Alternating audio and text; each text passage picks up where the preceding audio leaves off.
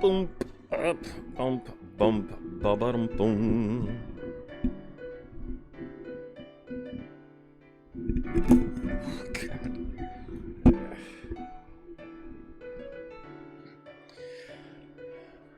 Bum bum bottom, bottom bum bum bum bum bump bump bump ba bottom boom.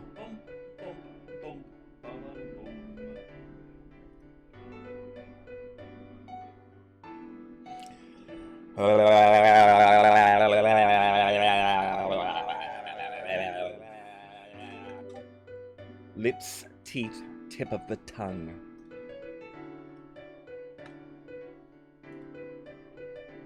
That old jazz.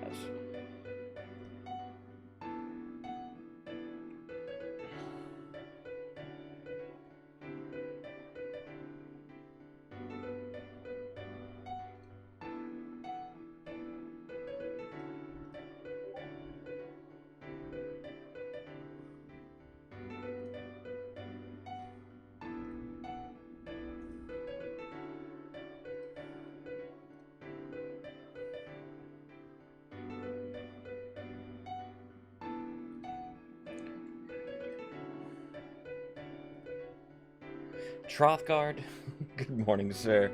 Amanda, Crystal. How are we doing? Everybody, welcome on in. Crystal, you are a Baroness for the game here. Your safe hat on, so you won't get brainwashed. Alright. Keep that. Keep that in mind. How are you doing, Troth? Miss Crystal? Miss Amanda?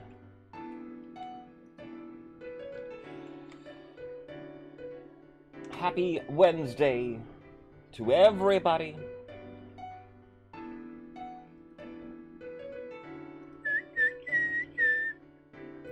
What is shaking? Mr. Trothgard, we are doing a Battle of the Bees League tournament here, everybody. All the teams have been competing for the past week and a half. There's but 3 more days left in the league play. These currently are our bottom 3 of the 5 factions. In 5th place, the Chiefs, they only have 1 win in all their games.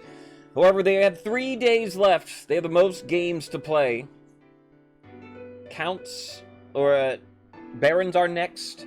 Barons didn't do well last week, but they got 2 wins on Monday. And then the Counts are in 3rd place. Can they secure that? Been busy the past month. Well, that is good. Busy is good. I hope everybody is busy. Boredom is a curse upon mankind.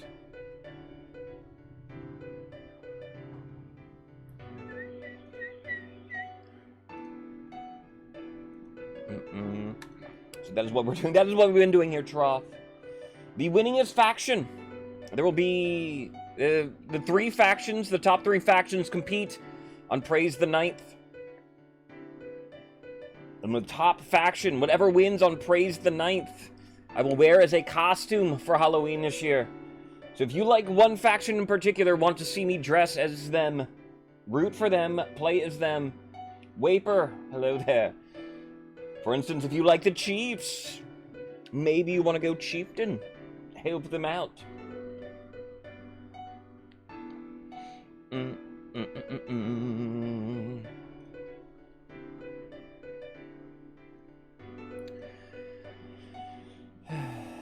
There was somebody on just playing King of the Castle, but they got off just as I was getting on. Glitch Marvelous. I wasn't playing, but I was watching.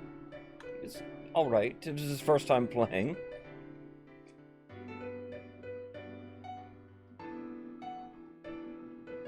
Waper, welcome to the Counts.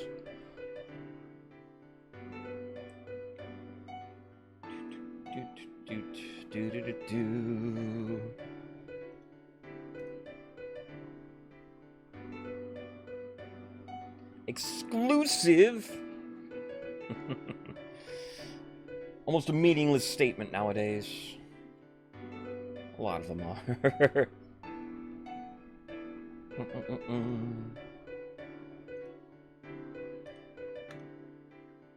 I'm an old man. Superlatives don't work upon me.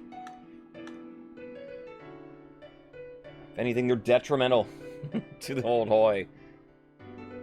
Too much fluff, not enough substance.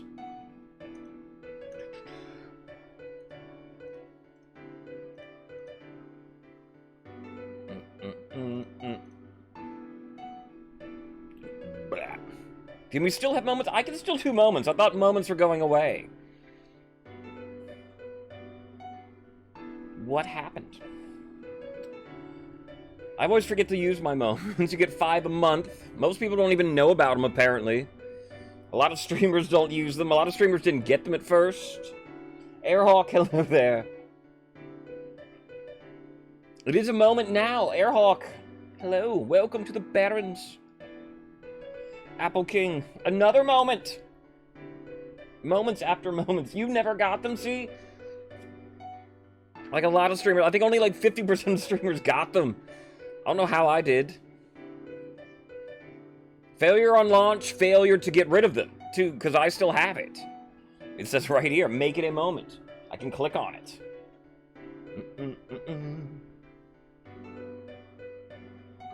This isn't a moment. This is not a moment.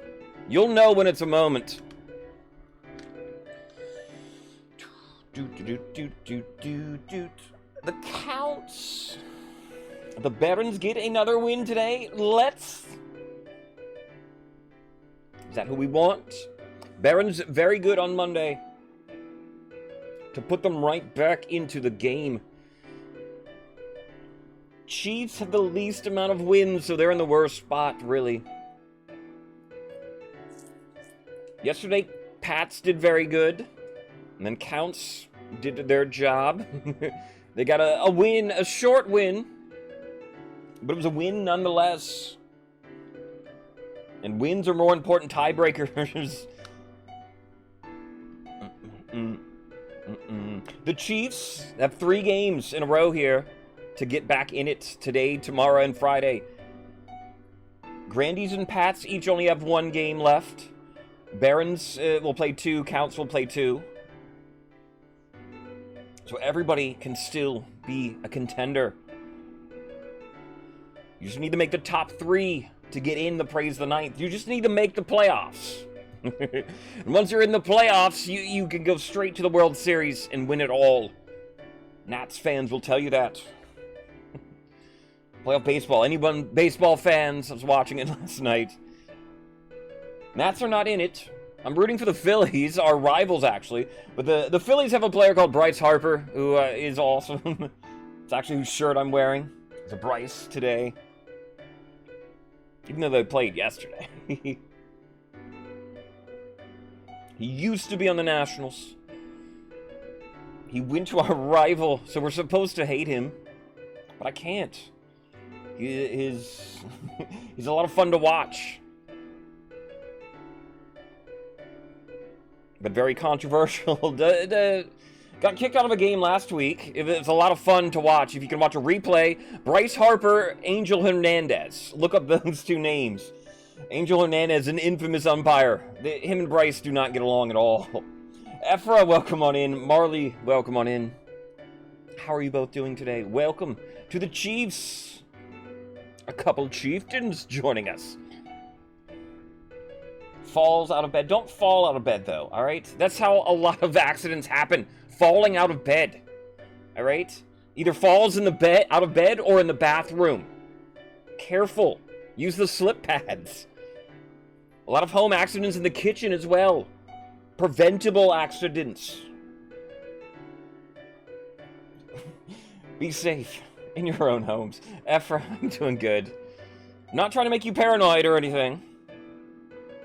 But most car accidents also occur within a mile of your home. Statistically speaking, you drive the most within a mile of your home. That's what that is. And then you're careless. You know, oh, I'm home. I can cruise. One hand on the wheel, one hand with a cig. Boom. That's when you hit a car. And your life changes. I love pastas. Leftover pasta is my specialty too. Just, you can just eat it cold still. You can eat it hot again. You can add stuff to it. Remember, yeah, it's true. It's damn true. I got a coffee this morning. I kind of want a longer stream today. Not to encourage you guys not to win or win quickly or anything. But yes, there's going to be a stream occurring very later today. I would love to raid into Mr. Kaji if we can, but that's going to take a long time. We need 2 long games for that to happen. We could have long games with these factions. A lot of infighting between all 3 of these usually.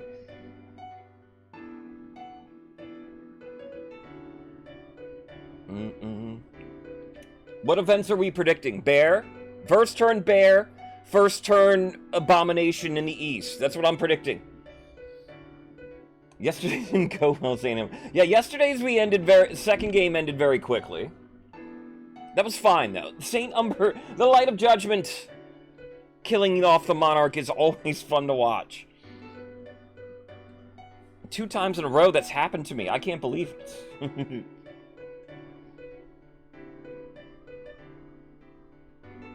I haven't been killed as a Monarch in all the ways yet. I've never been killed by a werewolf. I've only seen that one time, and that was in one of Kaji's streams.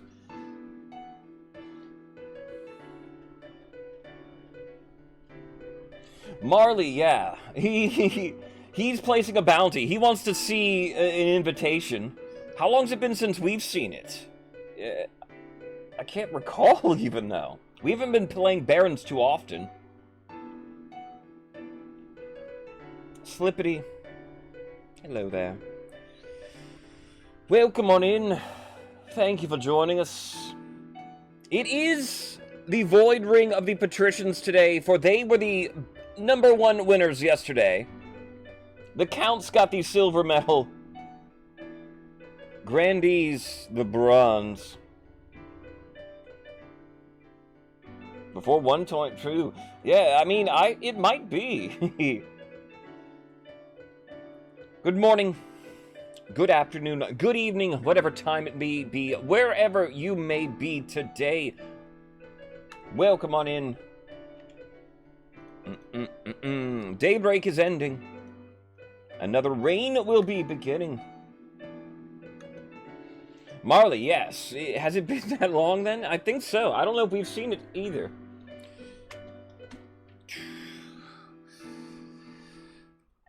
We are, of course, playing the Battle of the Bees League here today. Not many games left. 3 more days. These are the bottom 3 of the league, but there's plenty of room for them all to get up. You need at least 1 or 2 wins, maybe, to secure your places, everybody. Slippity, how are you doing now? Welcome on in. We will go path to victory first. No hiding it. I'm King Papa Smurf today. Because of the blue. I just immediately thought Smurf, so I'm Papa Smurf because of the blue hair and blue eyes. Even though, then my nephew then pointed out to me, I need a red hat if I'm Papa Smurf. I'm like, excuse me, nephew. Don't lecture me. Don't lecture me about Smurfs, please. Alright? I randomly picked it. And maybe I should have switched it. I could have made the hat red, I guess. Your Majesty, when you die, how do you hope the kingdom will remember you? Alright.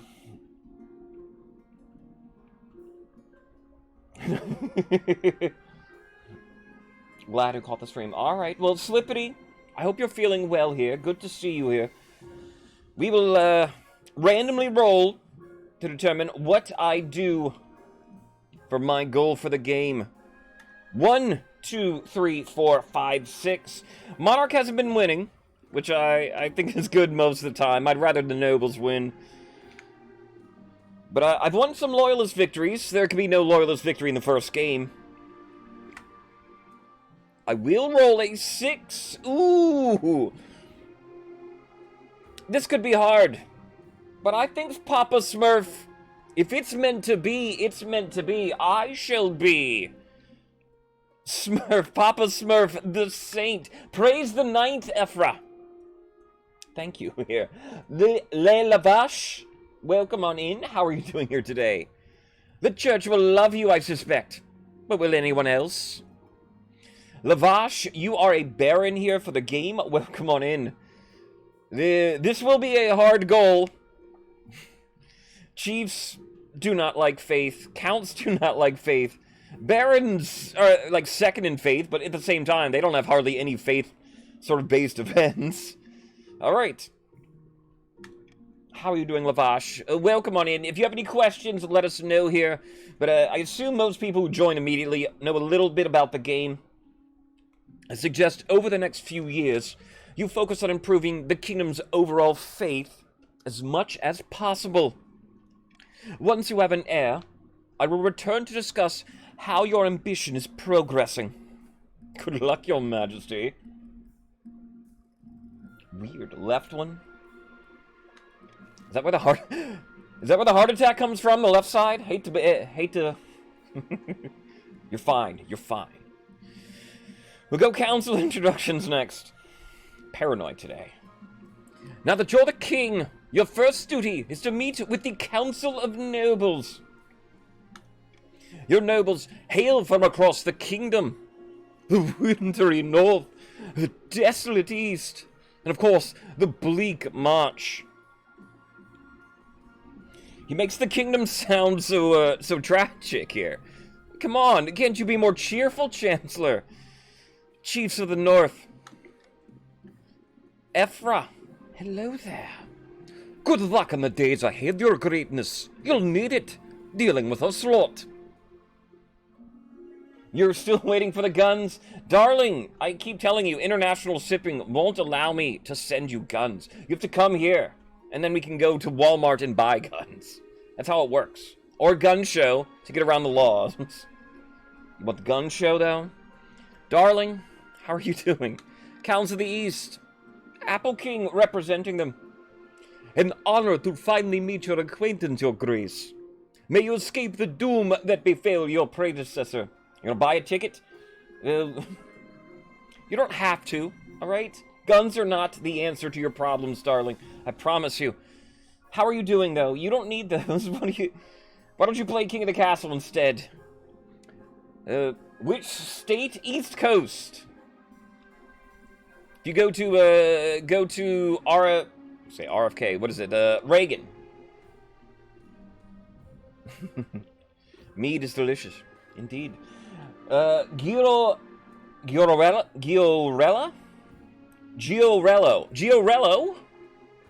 Welcome on in. How are you doing here today? Thank you for joining us. Am I butchering your name? Not butchering your faction. You are a chief for the game. Welcome on in. To Texas? Nay, I'm not in Texas. Morgramoon, welcome on in as well. Apple King, an honor to finally meet your acquaintance, your grace. May you escape the doom that befell your predecessor. Moon, you are a count yourself for the game. Welcome on in, Miss Moon. Rip, not Baron. Well, if you want the Barons to win, not that I'm encouraging everybody to sort of vote against your team's interest, but you can help the Barons a little bit here. We don't mind that these couple of weeks. All the factions have been competing the past couple of weeks in my streams. The best 3 factions through all the games we're playing. Is it 24 total games? 20 total games. Hail and well met, your highness. Under your leadership, we'll whip this kingdom into shape. Lavish, welcome on in. Barons can wear blue too. I'll try not to, Apple. But you know, it's just so tempting. Don't name something a Chamber of Secrets. It'll just make people want to go in it. With that, introductions are done. I have no idea why you kids insist upon coming into my mysterious closet of mystery. You're confident about my rule? Thank you, Lavash. I chose Saint as my goal. It was random. But I think I can really get Saint. The council hall immediately fills with raised voices as the nobles argue with each other and demand your favor. Is this what the council is like? No wonder your father told you to avoid the throne at all costs. Pikmin White JL, welcome on in. How are you feeling today, Pikmin? You are a baron for the game. Valacy, welcome on in as well. Valacy, you are a count. Thank you for joining us here. Joker, welcome on in. We're just getting to council introductions here. Nobody missed sort of a thing. Joker, am I seeing? Oh, you didn't join. You didn't join, Joker. Joker, welcome on in. Just hello. Hello there. How are you feeling here today, Joker? But if you want to join us, if anybody wants to join us that's still out there, we are getting to our first vote of the game, the coronation. It's very important. Your Majesty, I've scheduled your coronation to take place in a week's time. Shouldn't I be giving orders now? Of course, Your Majesty, but to delay any longer would make the nobles restless. And when nobles get restless, they take their daggers and look for the nearest bag. If you want to join, Joker, it is !join in the chat here. Space your pronoun then. Either he, she, or they is the default, or the 3 pronouns sort of available. And, you can see like a Valacy, if you can look up Valacy and Pikmin, you can see their chat is how you do it. I won't do it myself, because I don't want to join. There you go, just like that. And it puts you in one of the 3 random teams. You, for the day here then, will be a Chief of the North, the blue team. Haven't even picked our goals for the game yet, though, so... Roswell, welcome on in. If you have any questions, Joker, ask us. We know a lot about the game around here. Roswell, you are a baron for the game. Thank you for joining us. Joker, your fealty is much appreciated. Papa Smurf, King Papa Smurf will not let down the nobles. What must I do to stop you from scheming against me, though? As is tradition, the council will decide what happens to your coronation. Of course. Shall we call the nobles in? All right. And truly then, I am not playing this game. I'm just the dungeon master, the storyteller. You, the host of the party. You, the nobles, the council of nobles, the viewers get to decide what happens in the game. Here's your first important decision. You wound up... That's always good to wind up on your team when you miss picking it. Lazy, welcome on in. You are a count. Hopefully you wanted to be a count here, Lazy. B for money. Maybe. What do we have? ! Vote space A. Host a lavish party with jugglers and fountains of wine. B is invite foreign dignitaries and show off the wealth. C, throw the king into the river. Or D, the nobles must put on a vast banquet for the king. Alright. Yeah, B is a money pick. I will not veto or Monarch's vote. I won't use too many laws throughout this game. If Golden Choice comes up, I'll pick up Golden Choice. Wink, wink. In case somebody else wants to utilize it. B is a very popular option around here. B probably is very good, too. Nothing but good stuff happens with B. Berg, welcome on in. How are you feeling today? Welcome to the Chiefs. Join in quickly, everybody, if you want to make a little money. B gets everybody money. It lowers the treasury. It raises trade. Joker, you did plead fealty to me, and look at you. You wanted to put on a banquet all for me? That would have been lovely. But nay. We will invite the foreign dignitaries over. This is the large party. The big party's cool. I can't deny you a large party here. Dignitaries arrive from all corners of Celestarth, and it's only appropriate that you show off. A trained eagle drops a ruby encrusted crown and emerald atop your head as you stand on a golden podium. The awed crowd includes such influential figures as the Dukes of Sol, the Princes of Tavolin, even a pearl-bearer from Atish. Lucrative trade deals are struck at that evening's feast, and see nothing but good things here, really. Trade goes up for everybody. Every noble gains 300 gold. Alright, already ahead of the curve of anybody new that joins in. Only the Grand Pensionary of Kurth is not in attendance. What an insult! The Republic, after all, is fundamentally opposed to the very concept of monarchy. Voting queue, Avenue Q. If you want to play, darling, you're allowed to play here, dear. You can join in. If you just want to cause chaos, there are some chaotic people. We'll call at the end of the season, and we'll check in with the Barons. Dragnar, good morning, sir. How are you doing here today? Thank you for joining us. Bastion of the Airhawk bloodline. And then, darling, it puts you in to the Barons faction. It's the red team. Barons right now are picking their goal for the game. Bastion will be your leader of the Airhawk. Ooh, Airhawk. Your child, a notorious marcher general, stands before a blazing hearth, yelling at full volume. A general. I think you could follow him. Look at him. When have the Barons of the March backed down from a fight? Never! I know you'll do what it takes to put me, your rightful king, on the throne.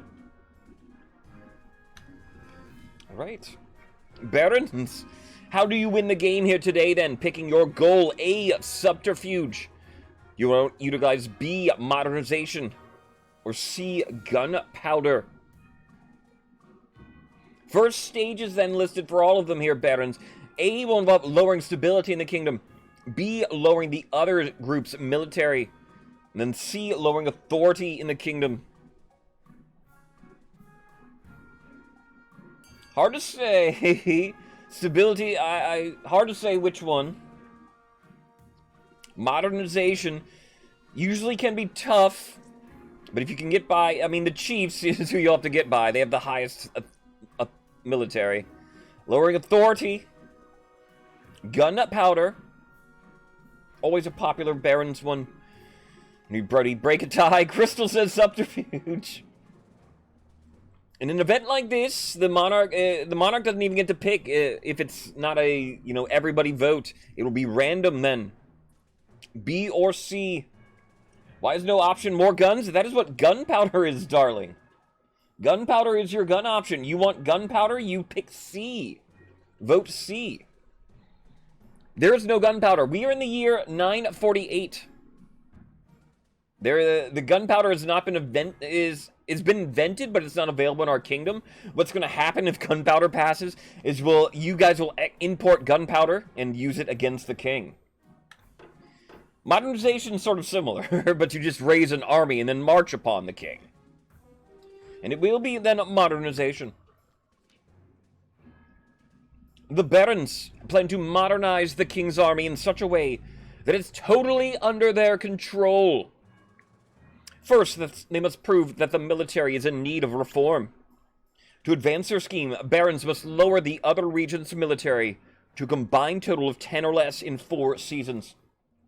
Lightsabers would be even better. Alright, Waper, then. Enjoy dinner with the family. Always nice. I hope you get something good. Keld of the Marley clan. Marley, legendary northern prodigy, stands precautiously on a longhouse crossbeam, spitting as they speak. Chiefs of the North, we all know that I should be on the throne, not the imposter King Papa. How do we make that happen? Chiefs, how do you make that happen? Turn your phone off at 1? What's gonna happen, Amanda? Chiefs can utilize sorcery. B, an uprising. Or C, hornblower. A, will involve raising authority in the kingdom. B, raising the treasury up. And C, lowering all regions' faith. Authority's at 5. Treasury went down with that first event. The Hornblower, all faith, is at 10 currently. Maybe a zombie or brain dead. Well, if you're on your phone too much, yes, that's true. Amanda, your phone will not turn you into a zombie unless you use it too often. Turn off your phones anyway. That's what I recommend. They're just want to be up high, looking down upon everybody is what I just picture. They're just like sitting up there, like Tom Sawyer. Like Tom Sawyer. That's what I picture. Sitting in the rafters, yelling at everybody, drunk. How'd they even get up there? I don't know. Oh, all right. Yeah, that's true. There's an emergency broadcast. No, Amanda, no. Don't listen to those people. It is an emergency broadcast in the United States. Do not... It's just testing it. It is nothing wrong with it. It's not turning anybody into zombies or anything you might have heard on Twitter. It is something, a very important public service. Alright? Do not worry about social media. They are just trying to hype people up because that's what social media does. Is a tie between A and C currently then, Chiefs. Anybody break a tie? I don't know if there's any other Chiefs sitting out there. What is social media, my king? It is an invention that will occur 1,000 years from now. I have seen it in a vision. It will not be good. It will bring out the worst in mankind and just amplify their voices. The Chiefs plan to dig up Oddheld's legendary horn and use it to take over the kingdom. First, they must win the favor of the gods by diminishing the kingdom's belief in the ninth. I am not a Decepticon. What? The Solar Dynasty. Yes, North. We have a dynasty that social media exists in, that we occasionally will play in. How are you doing here, North? Welcome on in. Where there is social media, I'm sure. We ignore it, though. We are a Hoi Dynasty is an isolationist country. We don't have cell phones or anything like that.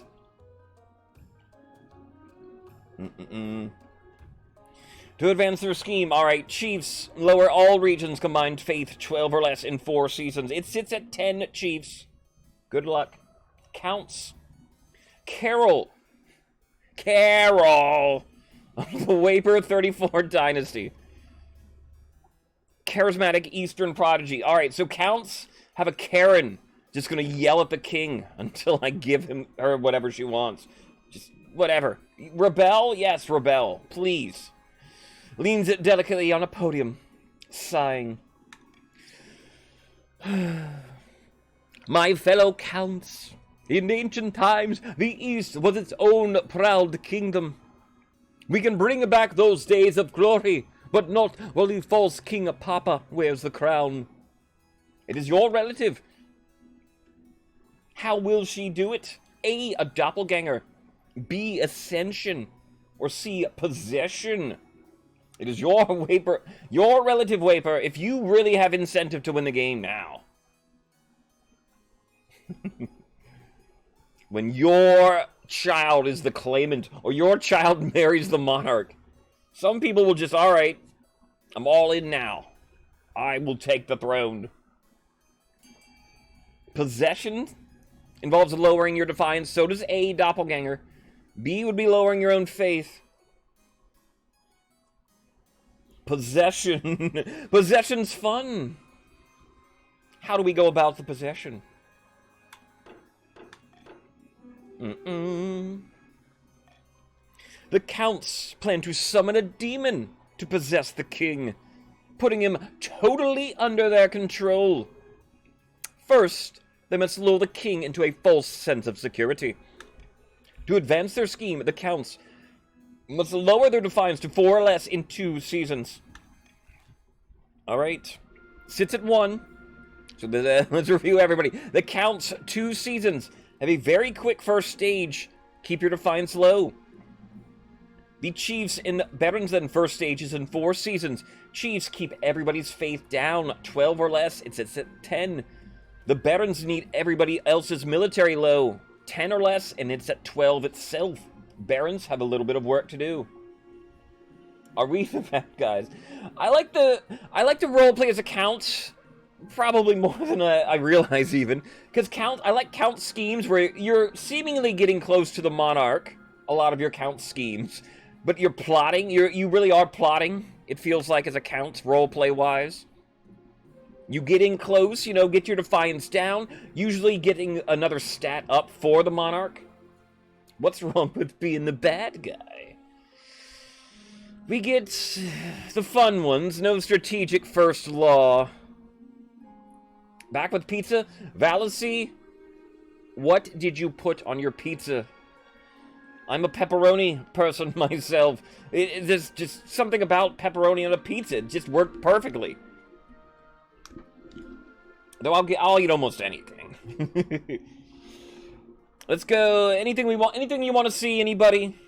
Anonymous voting will show that you won't show your colors in the screen here. Swing voting allows you to switch what you're voting for one season, for like a law. Reverse voting, you vote for what you least want to win. Hawaiian pizzas I like as well. Swing votes if we want to do. Alright, swing, a couple swings. Alright. Swing votes, it's only for like one vote at a time. You'll be allowed to change votes if I initiate swinging. We have our first events.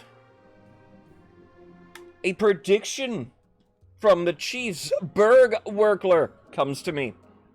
Your Highness, excellent news from beyond the sky. As Your Highness knows, I'm an amateur astronomer.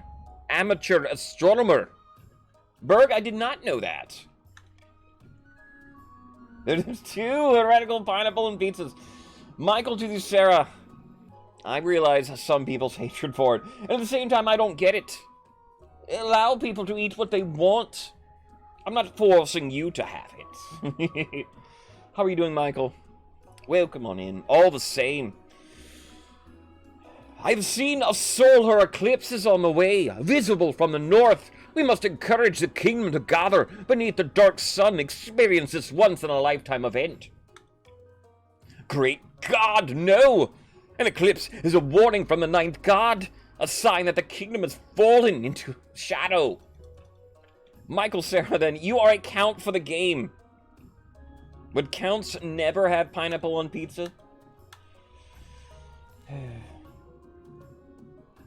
Jeez, pepperoni today. I don't mind it. And yeah, I really don't get why some people get angry about it. You can put what you want on a pizza. All the nobles start talking at once. Some are excited, some are horrified. All are very loud. Wolf Warrior. Hello there, sir. How are you doing, Wolf? Thank you for joining us. You are a baron for the game, then, sir? Alright. Some people get seriously mad. I don't know. People get mad on the internet is all. Lucy Ender, welcome on in as well. And if you can't get mad on the internet, where can you get mad? At your loved ones?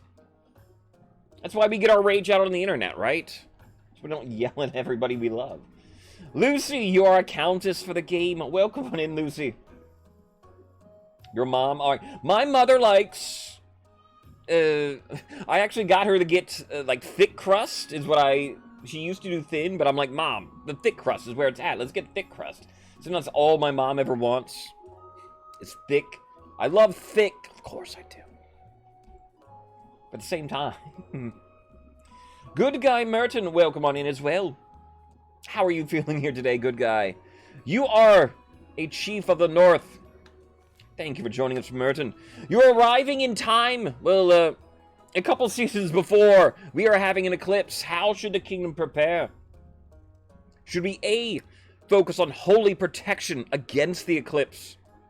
B, encourage visitors to the north to witness the event?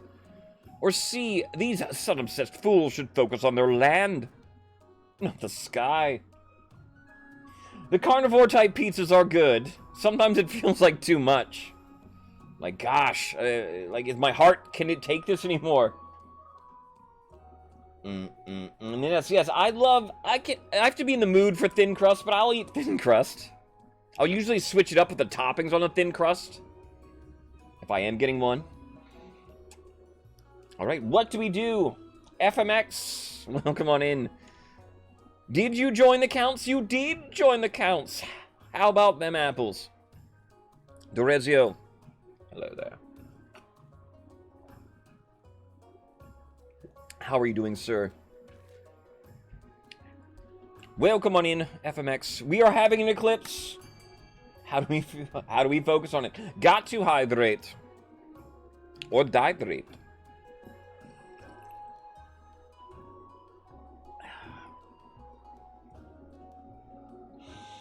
At least you're not a pat. There are no pats in sight, FMX.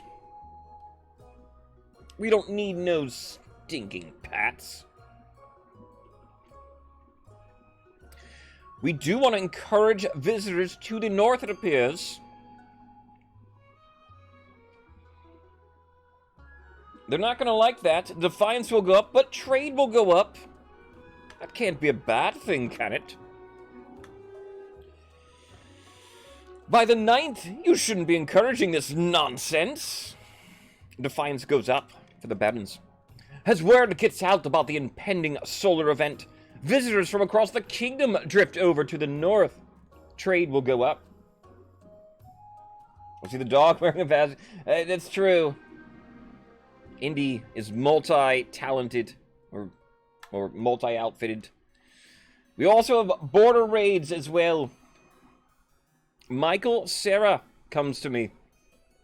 Your Grace, those damn chiefs are up to their old tricks.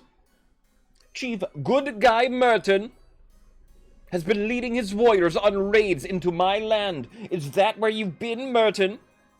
Just coming back? Nobody was hurt, but they shook down my peasants for petty coin and stole cabbages straight from my fields. East trade goes down, north trade goes up. Michael to the Sarah loses 300 gold. How dare you accuse me of something like that again? It's my axe you'll answer to. Your Greatness, I have no idea what Count Michael Sarah's talking about. Maybe he's had too much wine, eh? Too much wine, eh? Cabbages, really? Alright, Meme Drogon, welcome on in. Hello there. How are you doing today, Drogon? A fight between the chiefs and the counts. A, do we order Chief Good Guy Merton to compensate Count Michael Sarah for these stolen goods? Do we B, send the Spy Master to investigate the claims?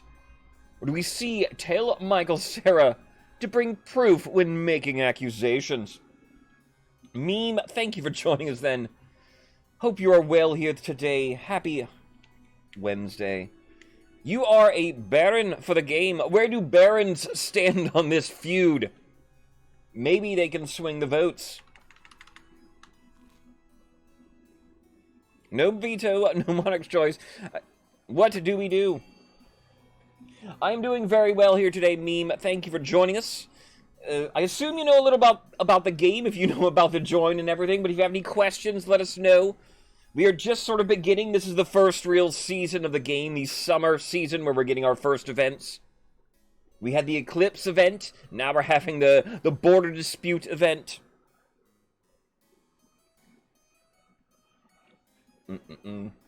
George Michael Sarah? I think so. Maybe. Maybe George Maharis is who we're thinking of. Close vote, but it appears we will send the Spy Master to investigate. The Spy Master will get to the bottom of this. She is most cunning. I'm insulted that the council doesn't believe me, says Merton. And I'm insulted that the council doesn't believe me, says Michael Cera. Defiance goes up for both chiefs and counts. You send the spy master to see if Count Michael Cera's accusations hold water. But the northern border is distant. It'll be a few weeks before she gets back. It is not... I know, Amanda. I just want to help you here to not be scared. And I know you are, sometimes. But a lot of the things you'll see on the internet are just for entertainment purposes. So don't worry about it. I'll be here. I'll hopefully be around then. Alright? We'll see if my phone goes off too. All our phones in the United States should go off, like at one time. We will choose the Honor Guard next. Because that should be... I hopefully will still be on. I wanted this to be a longer stream. So maybe I will be. One evening, you're sitting up in bed, reading some paperwork, when a filth-encrusted peasant wanders into your bedchamber, bold as brass. Hello, your Madge, glad I finally found you. This bloody place is a maze. Mind if I take a seat? Who are you? Oh, me? Name's Quacking Tony, your Madge. Pleased to meet you. Ephra, what are we doing? Listen, I've got a bloody great idea for you. What if we tied a bunch of birds to a knight? I reckon you could field some aerial troops and totally dominate the battlefield.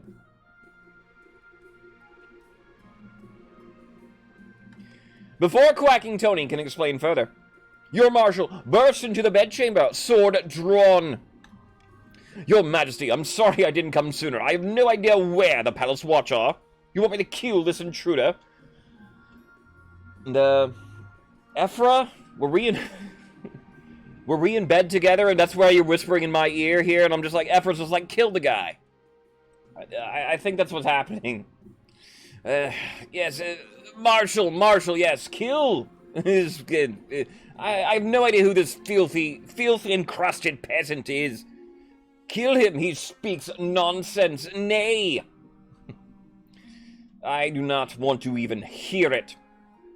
And, Pikmin and anybody new to the stream then, Ephra used a channel point redemption here to tell me exactly what to do. And, using it to strategically here, I can think of why people might want to do it here. We will kill him. Poor Quacking Tony. The marshal's sword flashes, parting the peasant's head from his shoulders. Blood spurts across his favorite duvet. Oh dear. I know, oh dear. Not often I execute Tony. My favorite duvet, too. Good riddance. I like the cut of that guy's jib. I mean... Jelly, how are you doing today? You've arrived in time for the execution of poor Quacking Tony. The Chiefs is your faction for the day, Jelly. How are you doing? Alright, if one thing's clear from this mess, you need an honor guard who can actually keep you safe, your majesty. Not like the pathetic watch. Think carefully, your majesty. These guards' loyalties will be divided between you and the region. Of course, you could just hire foreign mercenaries. They will be loyal to coin above all. It wouldn't happen. I know. Set the tone? Too soon. Old Tony.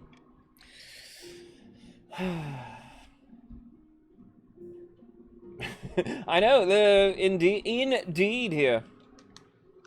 What do we have to choose from, though? Let us...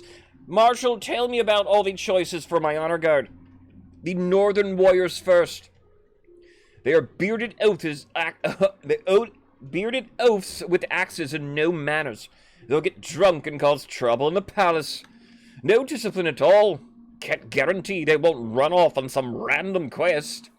But they're honorable, and in a fight, unbeatable. The Eastern Knights. The Order of the Drowned Rose are highly respectable. They'll understand palace etiquette, but it's been years since they fought an actual battle. They mostly write poems these days. The veterans of the march. These soldiers have fought more battles than they've had hot dinners. They'd be uncouth, no doubt, won't adapt well to life in the palace, but they're loyal and tough as nails. The foreign mercenaries do suggest. A band of fearsome fighter from the Tatterlands called the Battle-Bitten Brethren. They specialize in bodyguard work, but they're costly. Hiring foreigners will be considered an insult to the rest of the kingdom. I've made the decisions. I know, I think so, Ephra. If anybody would know. I wait your verdict with bated breath, Your Majesty. And, my two favorite honor guards are not with us today. Amongst these other ones, the East are deceptively good, everybody. Don't underestimate the poetry, ladies. The Northern Warriors, super strong. Veterans, always reliable. We won't do foreign mercenaries. Treasure. It's not been our bag. Friday, good morning here, ma'am. How are you doing here today? The Nuns and Gladiators. Yes, those are my favorite honor guards. The two sexiest honor guards, frankly. Friday, how are you feeling today? Welcome on in. We're picking up my personal bodyguards for the game. Friday, you are at Baroness Friday. Hope you're well. But I will be randomly picking these. Rolling a dice in the chat. 1, 2 will be Northern Warriors. 3, 4 the Eastern Knights. 5, 6 will be the veterans. We get a 1. I will make the arrangements at once. Defiance goes down then for who we pick. The North goes up for the other factions. The warrior heroes arrive a few weeks later. They swagger in with big grins and bigger axes, belching, singing, roaring out unsavory jokes. One of your courtiers faints. Sag. I'll teach them some manners. Alright, don't worry, everybody.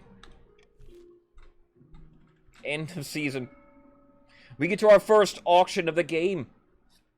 Exclamation point, fund, space, your choice, space, how much you wish to bid for an auction. The richest noble list is on the right here. Everybody's noble. Money, if you need to know, ask, I can tell you. If you're playing on PC, there's an extension in the game. Should be above me. Right there somewhere. Get the extension. A few people have 1,300 gold. For our coordination, we held a party. They gained a little extra. Otherwise, your starting stack, it's 1,000 gold in King of the Castle. Michael Sarah, of course, only has 700. Lost some money in a mysterious raid. Maybe the Chiefs stole it. Feels good to killing that peasant, Ephra. As long as it's in King of the Castle.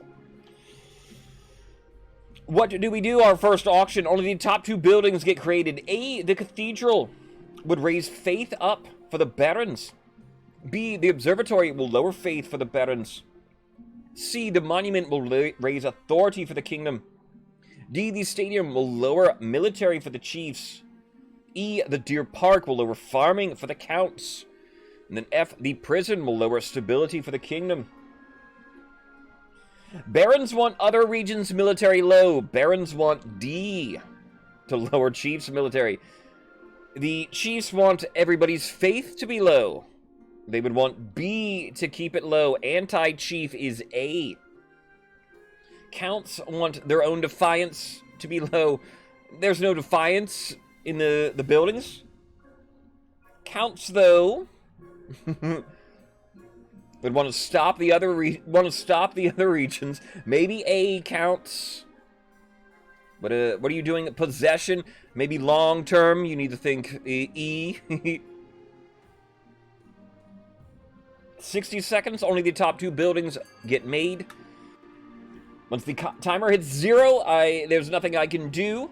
I recommend you getting your snipes in the last 10 seconds because of delays between the stream.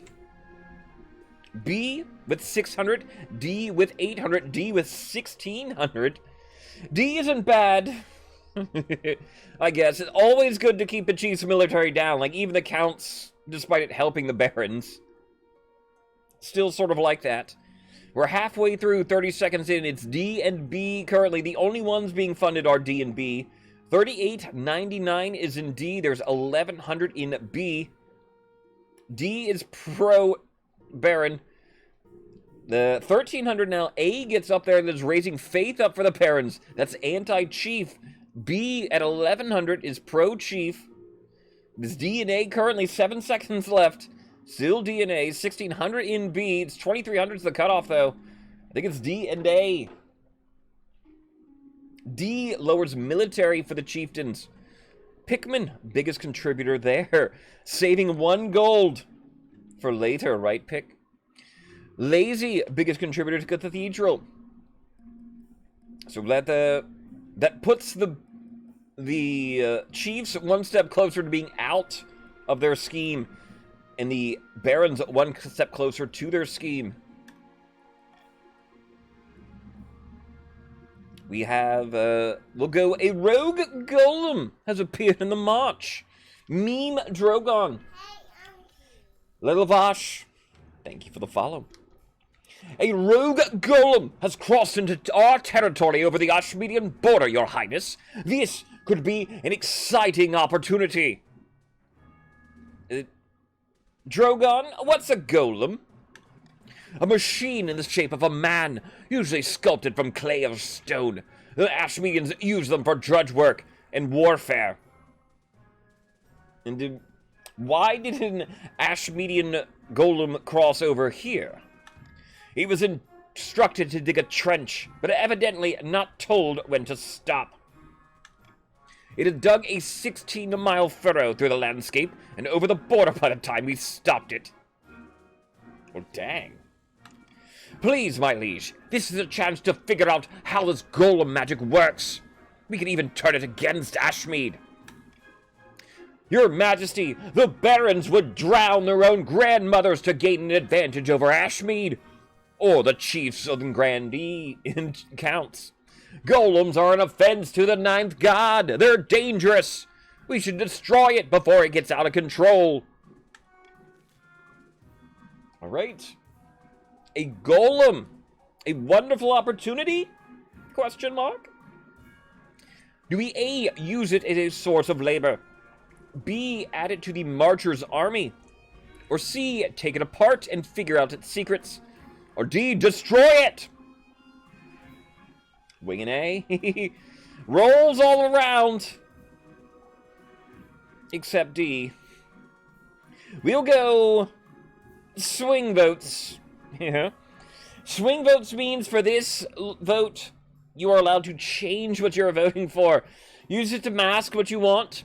Use it to switch an option. If, like, yours isn't going to make it, but another one similar, you can switch it on. Do what I do and just go A, B, C, D until your fingers fall off.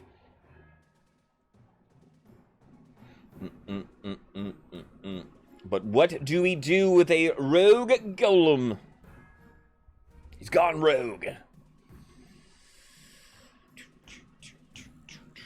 D getting the most support so far. There is A in second place. Destroying it. Or source of labor.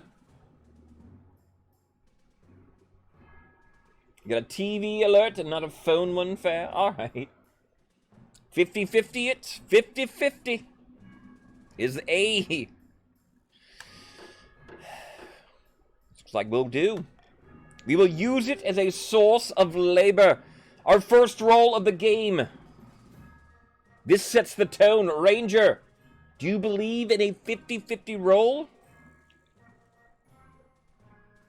Ranger, you are a chief of the North. Welcome on in. How are you feeling today? Source of labor? A capital idea. We'll hook it up to a mill. tell it to keep cranking a handle, and hey, presto, endless bread. Faith goes down for the Barons. 50% of the time, it works every time. At first, all does go well. The golem works tirelessly, grinding flour day and night. But then...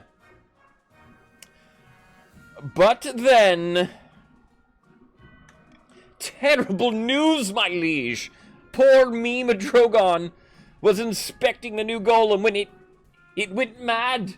Completely mad! Friday, this doesn't sound good. Alright, I hope you feel better, Ranger, then. Stream's going good so far, until a golem went loose. Friday, what happened? I seem to think Meme Drogon was a bag of flour. It picked him up, put him in the mill, and made bread out of him. I know, how does a golem go mad? I don't know, programming, sort of, I don't know, though, but, oh. They grinded your bones to make their bread. Meme Drogon has died.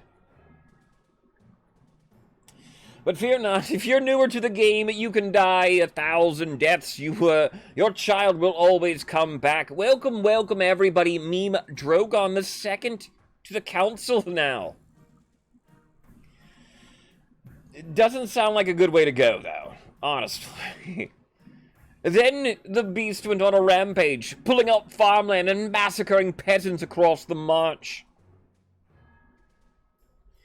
Farming goes down 2 for the Barons. Stability goes down 1 for the kingdom. Oof. We could have taken a death, but not our farms. Our soldiers were able to destroy it eventually, but it killed many of them too. The damage is irreversible. Marley, a nap would do you well, I'm sure. Thank you for being here, but sleep is nice. Military goes down 1. Unfortunately for you, Barons, it's your own military. If that had been somebody else, you would have been super happy. We have a solar discovery in the north. FMX is coming to me. Your Majesty, while scouting for up north for a prime eclipse viewing spot, my servants discovered a portal. It's a shimmering shadow hanging in the air, about the size of a door. We threw a rock in. It returned as a slab of polished obsidian. Is that good? I don't even know. How should I know? Naturally, I sent one of my servants through next. Naturally.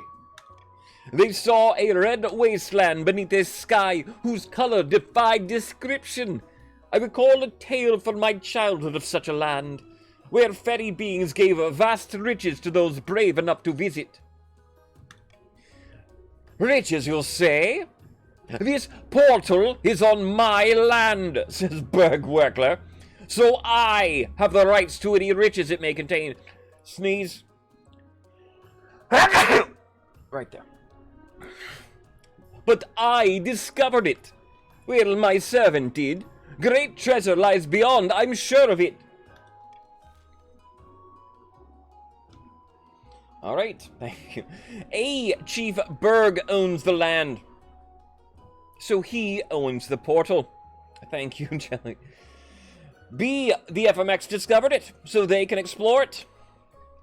Or C. Whoever has the most money should hire an adventurer. Berg has 1,300. FMX has 0. However, I will veto C here then, and make you truly decide who gets to explore. A. Chief Berg or B. the Count FMX.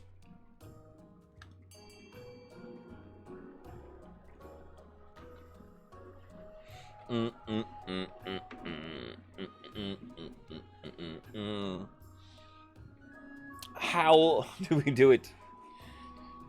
Finders Keepers is B.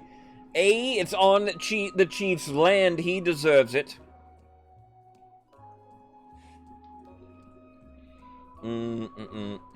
Counts. All in agreement there. Finders Keepers. The counts are delighted and start making preparations immediately. The kingdom awaits to hear what riches or horrors are within. Counts lose defiance. Meanwhile, complaints from the chiefs grow as the eclipse draws nearer. Defiance goes up for the chieftains. We are finding a spouse. In the twisty passage of the castle, you can avoid your advisors, the nobles, even the spymaster. But there's one person whom you can't avoid. Your mother. Why haven't you found a spouse yet? It's been almost a year. But mother, I don't want to get married. Nonsense! A king cannot rule alone, don't worry. I'll take the liberty of finding you eligible candidates. What is your preference, men, women? Or do you not mind?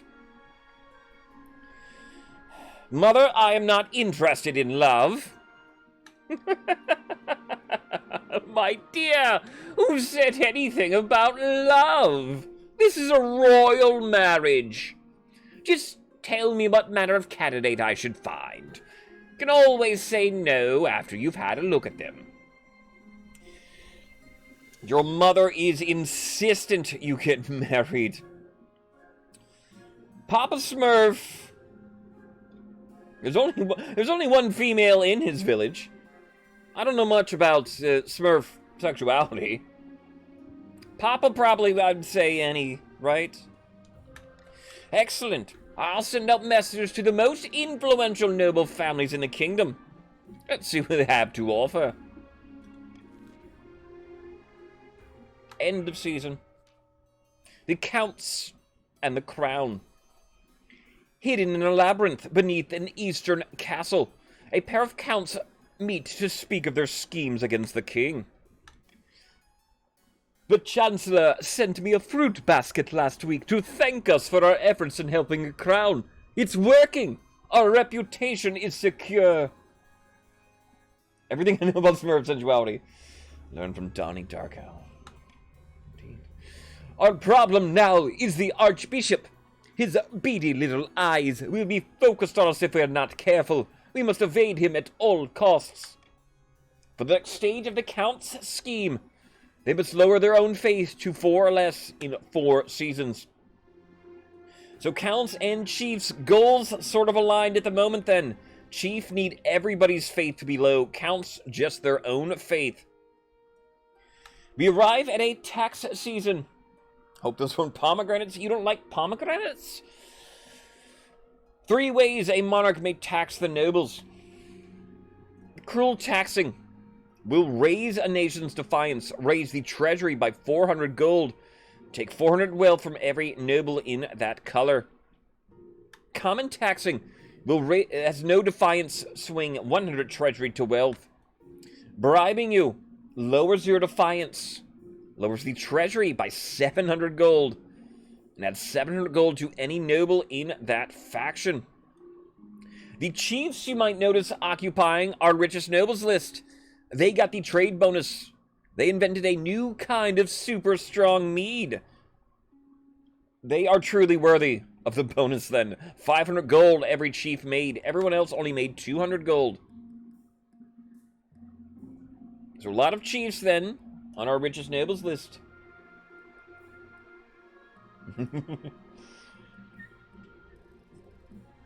Oh, you hope there were. I misread that. It's words. They are very messy, pomegranates, though. True. I will be, for the most part, common taxing, I think, most of these, as I have been for the past couple of weeks. We do linger, in case somebody wants to change my mind, though. Common tax is fair here, too. If anything, I'd be cruel taxing people. But common is good.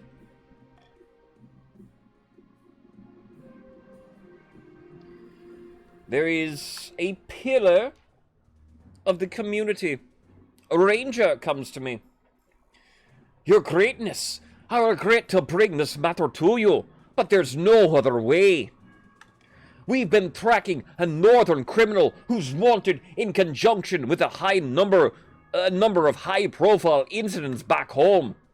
We thought she'd slipped the net until recently, when we discovered that she'd fled to the March a number of years ago. Lady Frost, welcome on in. You are a Baroness for the game here. How are you doing, Frost? Thank you for joining us. Somebody could have used coin, though, even. But the Barons are refusing to let us investigate further. Ranger, who is this criminal? We don't know her real name, but the common folk call her Widowmaker Ellie. She's lies, she cheats, she steals, and murdered even her way halfway across the north. Marrow, seeing what you are before I do, you are a chieftain. Welcome on in. How are you doing here today? Apparently, somebody's been ravaging the chief's lands here, this Widowmaker Ellie. Wait a moment, says Wolf Warrior. Are you talking about Old Lady Ellie? She's a pillar of the community back in Bergdorf. She arrived a few years ago from the north, used her wealth to invest in local businesses and set up an orphanage. Everyone loves her. Surely you'll jest. Old Lady Ellie. This woman is a bloodthirsty criminal and must be punished.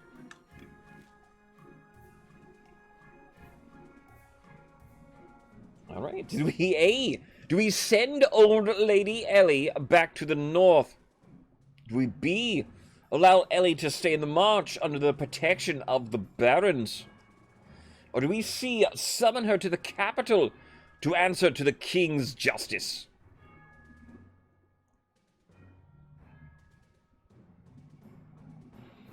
What was the other of it? We'll swing vote here. I don't see what the other event was. I won't use a veto. Vetoing C here. To make you guys pick is fun, but I didn't see the other event. I don't know if I need to save my veto. Swing votes means you're allowed to change what you're voting for here. You can swing away, my friends. I know the council loves to swing. Summon her to the capital to answer to justice before King Papa Smurf.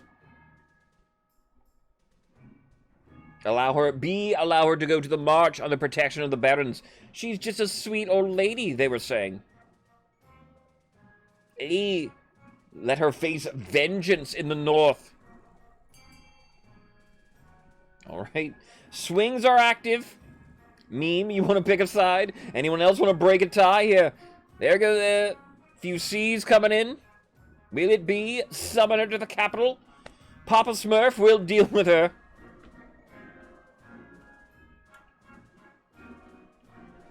Yes, it will. When Widowmaker Ellie arrives in the capital, she looks like any other sweet old lady. The sort of woman who gives local children candies against their parents' wishes. Hard candy. May I help you, dearie? How may I help you, dearie?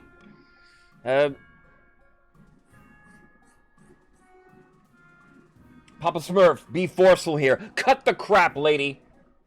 I know what you did. Suddenly, Ellie's face shifts. She adjusts her posture, standing up straighter, staring you straight in the eyes. Roll. I won't execute her yet. We'll decide what we do with her. All right, you got me.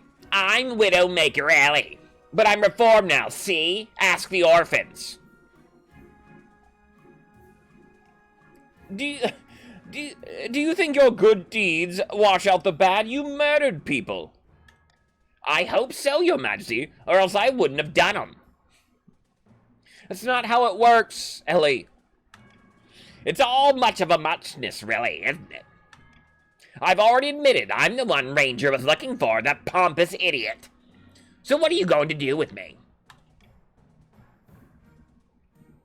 All right, and here's where we'll roll. What do I do now with old lady Ellie? Behead her. Old lady Eddie? She does lie, cheat, and steal. Behead her. Let her return to the march. Or hand her over to the chiefs. I'm an indecisive king. I will roll a d6. 1, 2, 3, 4, 5, 6. She called you. I know, she did call you an idiot.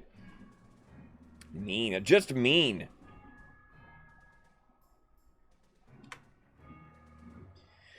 We will hand her over to face justice with the Brothers of the North.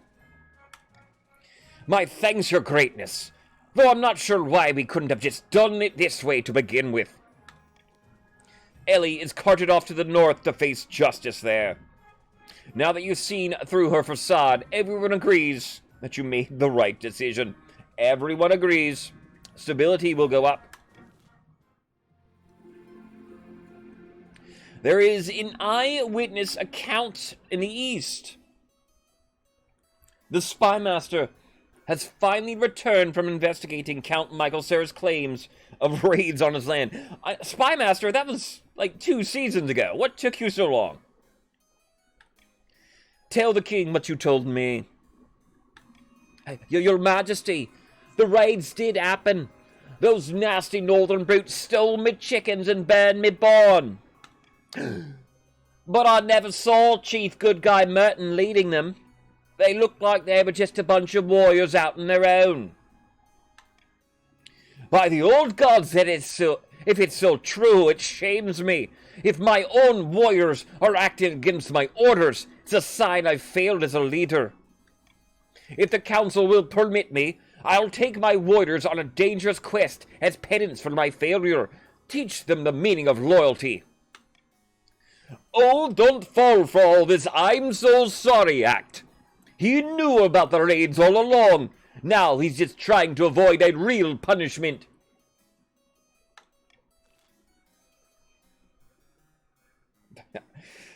Maybe a good point.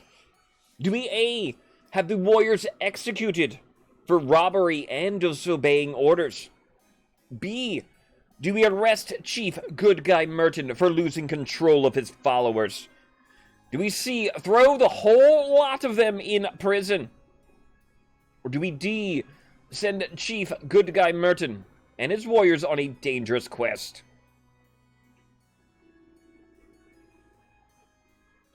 Right. What do we do? What do we do? Raids were taking place, but apparently not under Good Guy Merton's supervision here. He did not order them, he claims.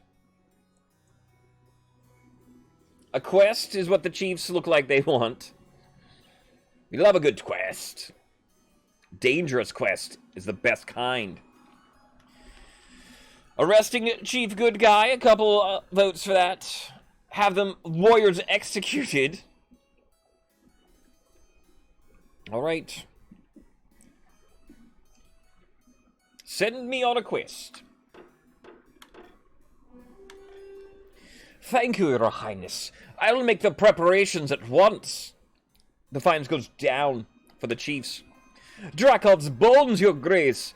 Northerners absolutely love going on quests and getting into pointless danger. This isn't a punishment, it's a reward. Defiance goes up for the East. Well, we'll see how it goes, alright? Eligible options. I have found 3 potential matches for you. 1 eligible young candidate from each of the kingdom's 3 regions. Choose wisely. You'll be securing a powerful alliance. And a partner for life to have and to hold. Don't forget, Mom. Okay? I suppose so. But the alliance comes first. Your mother leads you to the Great Hall. where she's arranged 3 portraits on easels. For now, each is covered by a cloth. Wait, I don't even get to meet them? There's no time for sentiment. You just need a match that befits your station and suits your political needs. She whisks away the cloth from the first portrait. This is Lascaux, firstborn son of the Northern Jelly Scuds clan. Jelly, your son. He's your typical northern egg, bald, beautiful. Big, brawny, and honest. In the same way an axe to the face is honest. Even among the northerners, he's made something of a name for himself as a fearsome warrior.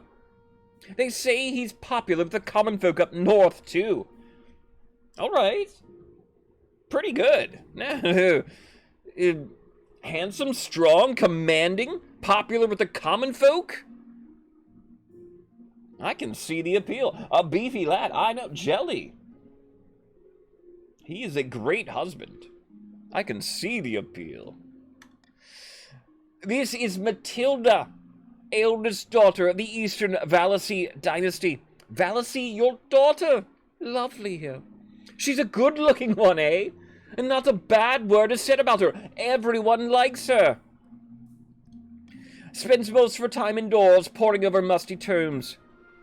She's left a trail of broken hearts in her wake. Oh, well, she has. A lot of that's very good. A very good candidate as well. The broken hearts. What's her body count? Do I need to ask?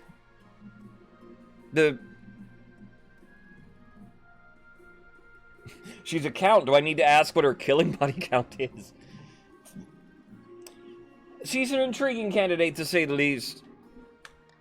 And finally, we have the March's offering. Evemi, scion of the prestigious Lady Frostiron bloodline. The Barons all seem a little scared of her, though I can't work out why.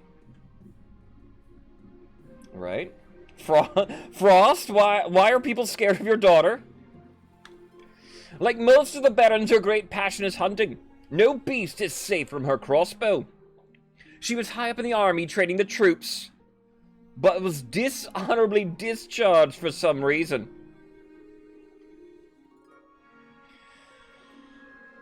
Frost, she's a lovely girl, but sounds a little unpredictable, we'll say. And, I don't know, unpredictable and crossbow don't mix, I'd say. Is that all? Meh. What do you think? Of course, by picking a candidate, you'll anger the other regions, but you'll gain a lifelong alliance. I've made my decision. Well, which of them do you wish to marry? And I'm rolling for my wife as well here, spouse as well. I like Lascaux and Matilda. Evemi still has just as much a chance. A D6, though. I will roll. 1, 2, north. 3, 4, east. 5, 6, the march.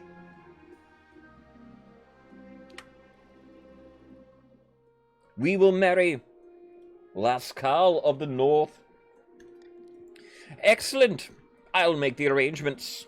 Defines goes down with whom you pick, goes up with the other regions. So currently, Chiefs and me, best buddies.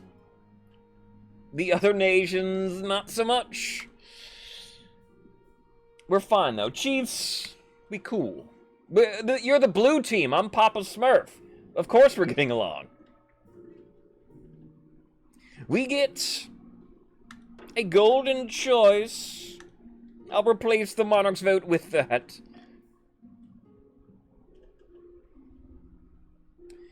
And we'll go, I want to get a missing noble out of the way. Uh-oh, who's missing? Northerners. In the capital, the solar eclipse does little except to make the day a little gray. But the North is a different story. Your Highness, says Berg, the moment the sun went dark, Count FMX entered the shadow portal and vanished.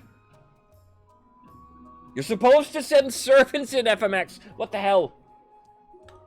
I'm not sure what they expected would happen, but I warned the council of their ineptitude. Alright.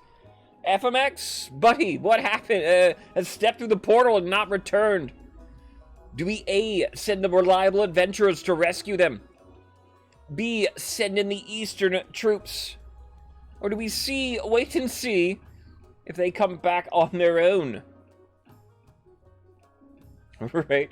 FMX in search of the colors, the pretty colors, in search of treasure.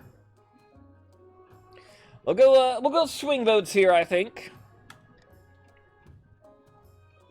Swing votes means you're allowed to change what you're voting for here. How do we deal with the FMX entering the portal situation? Has not returned. There's a magical portal in the north if you missed it. The eclipse, part of the eclipse event. The eclipse event can go very differently depending on what you pick at the very beginning. There's 3 sort of very big branches to the eclipse event. Swing votes are in order. Looks like A. Any late swingers sending reliable adventurers. Reliable is key word. The portal shimmers dormant in the air for 3 days before flinging out the corpse of an adventurer at incredible speed. Count FMX then emerges himself in perfect physical health. Descendants fan, welcome on in. Thank you for the follow. Count FMX, are you alright, buddy? What happened? Descendant, you are a baron. Thank you for joining us today. We have one of our counts entered a portal is now coming out. Treasury goes down. Beings of air, not voices, ideas, wanted forever. Look! Look, look, look, look! They pass a hand over the floor, and jewels erupt from the flagstone, cracking them open like a glittering earthquake. Soon the ground is awash with priceless crystals. Sweet King Mango, thank you for the follow as well. They swoon to the ground as more jewels emerge. After sleeping for 4 days straight, FMX awakes once more, having lost their new ability and much of their memory. On there, right in, you know, maybe astral projected, thanks to the portal. Still, the crystals remain, though Count FMX becomes known as an eccentric sort, walking only with arms extended, palms facing the ground. The counts prosper. Time is a weird soup, indeed. Sweet Green Mango, then, welcome in officially to the game. You are a baron? Thank you for joining us here today. The counts, then, clean up. They all make money. A lot of money. How much was that, counts? Ooh. Trade goes up 2. Your defiance goes down 2. Nice. Big Cheese. Hello there. How are you doing today, Big Cheese? Big, you are a chief for the day here. Welcome on in. You are arriving in time for a quest for redemption. Good Guy Merton. Your Highness, I've returned from my quest into the unmapped frozen wastes. Many fine warriors died to the ice giants or the biting cold, but it was worth it. I discovered a wonderful treasure frozen in a snow-swept ruins. The military goes down for the chiefs, but they found a treasure. I hope it's shiny. Chief Good Guy Merton holds aloft an enormous seed as big as a man's fist. This is a seed from the old fever heart trees. We thought that they went extinct in the days of our ancestors. One of these trees used to produce enough fruit to feed a whole village. This will bring prosperity to the north. Hang on, says Michael Cera. You found this seed while on a crest in penance for what you did to me. I should get the seed. The quest itself was penance enough. I lost 7 toes to frostbite. The seed is mine. That's a lot of toes, Merton. Alright, yes, the quest, we were sent to the chiefs on a quest because they were raiding the counts. Do we A, give the seed to Count Michael Cera as compensation for the raiding? B, let Chief Good Guy Merton keep the seed?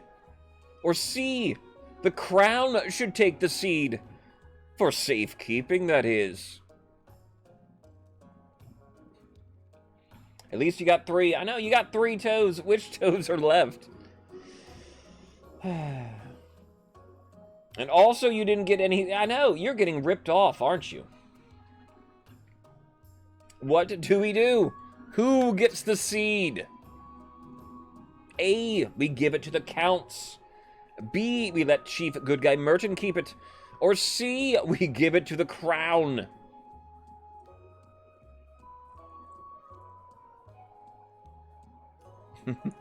Barons, what do you want? Barons seem to be citing C. 1 Baron in B, though. No swing votes here. Good Guy Merton, keeping it B.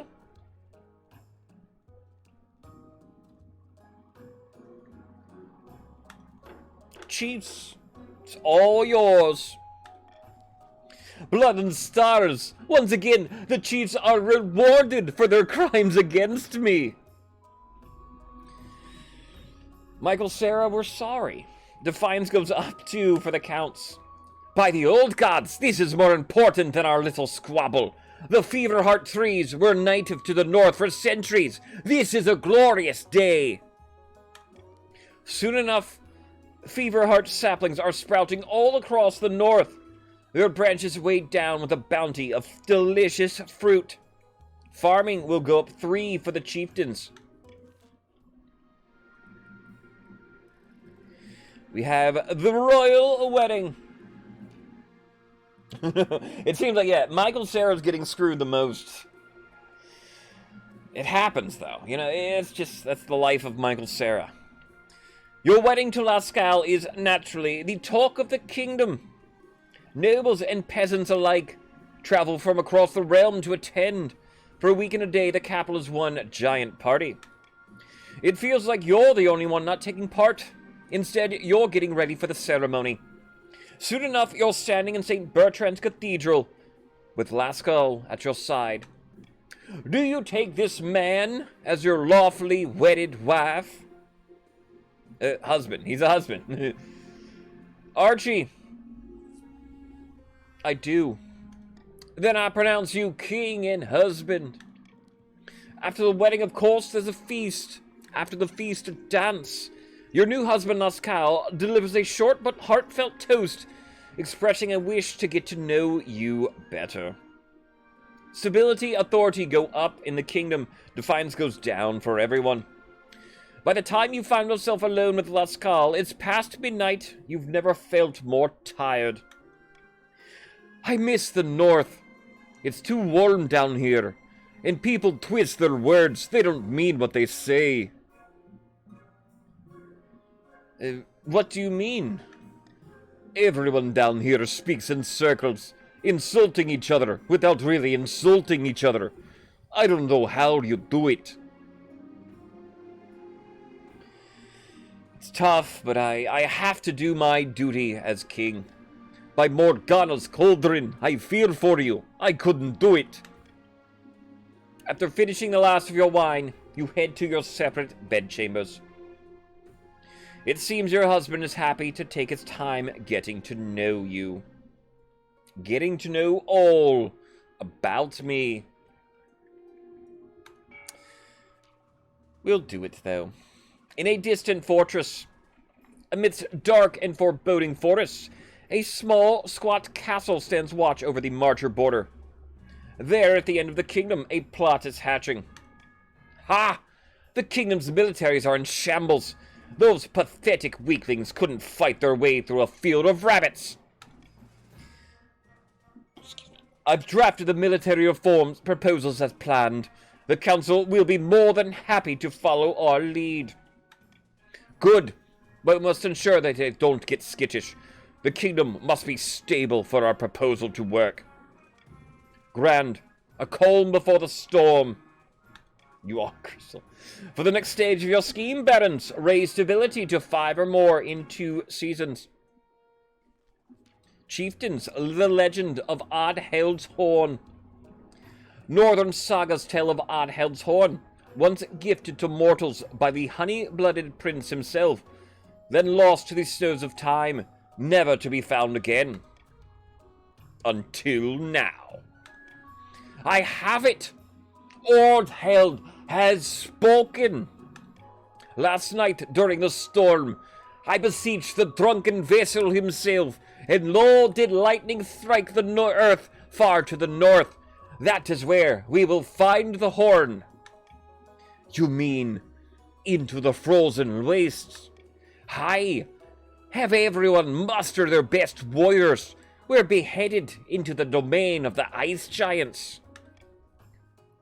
For the next stage, your scheme chiefs, raise your military to 5 or more in 2 seasons.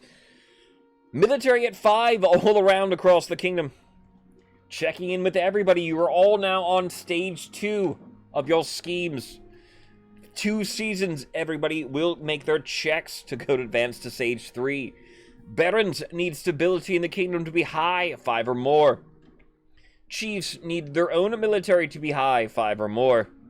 The counts need their own faith to be low, 4 or less. Everybody currently hitting their goal at the moment. There is a terrible curse in the march. Baron Descendants fan 343 rushes into the council chamber, breathless and in disarray. By the old gods, you look like you haven't slept for weeks. It's because I've been placed under a curse. Look, my hair is falling out in chunks. Perhaps you're just ill or old.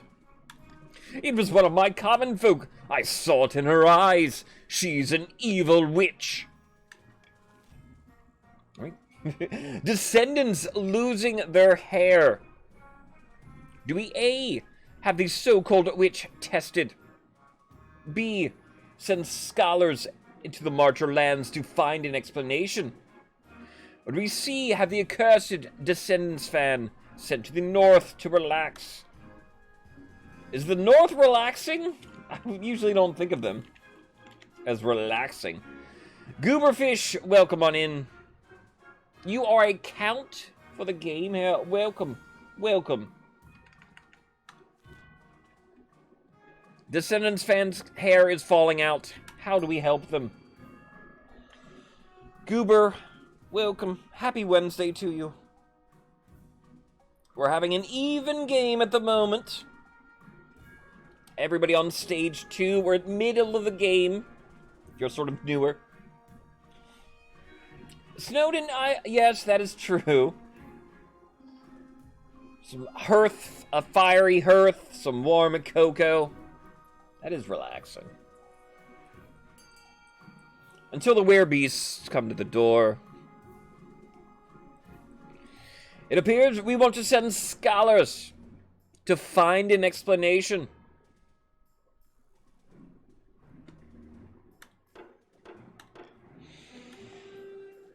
Sure enough, the scholars from Quail University discover a contaminated well on Descendants fans' estate. Not enough to kill, but enough to make their hair fall out and set their nerves on edge. Farming will go up. The water is cleansed. The accused peasant returns to her work. And these scholars have a new poison to investigate. Stability goes up. Barons love it. There are some rising tempers, however.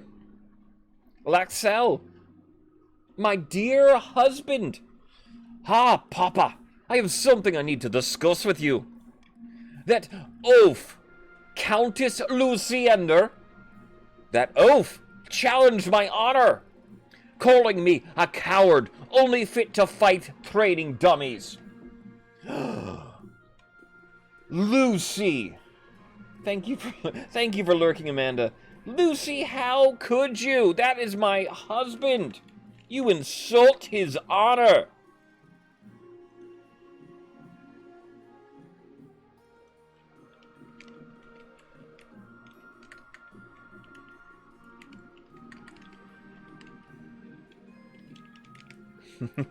Already getting it ready then.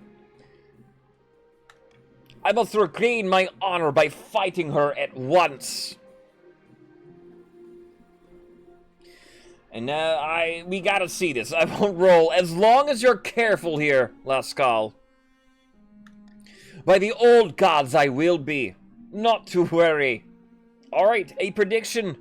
Going live right now. Who will win the fight? Either my adoring husband Lascal, or the honorless dog, Luciander.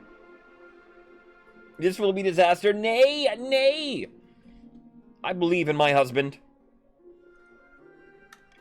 The very next day, Countess Luciander is summoned to the fighting ring for the much-anticipated duel. I mean, if you're going to show up to a duel in that, you've already going to lose, all right? My husband's got this. Look at that. He's perfect. Got the big, long broadsword. You've always been a coward, Lascal. Don't worry. There's still time to back down.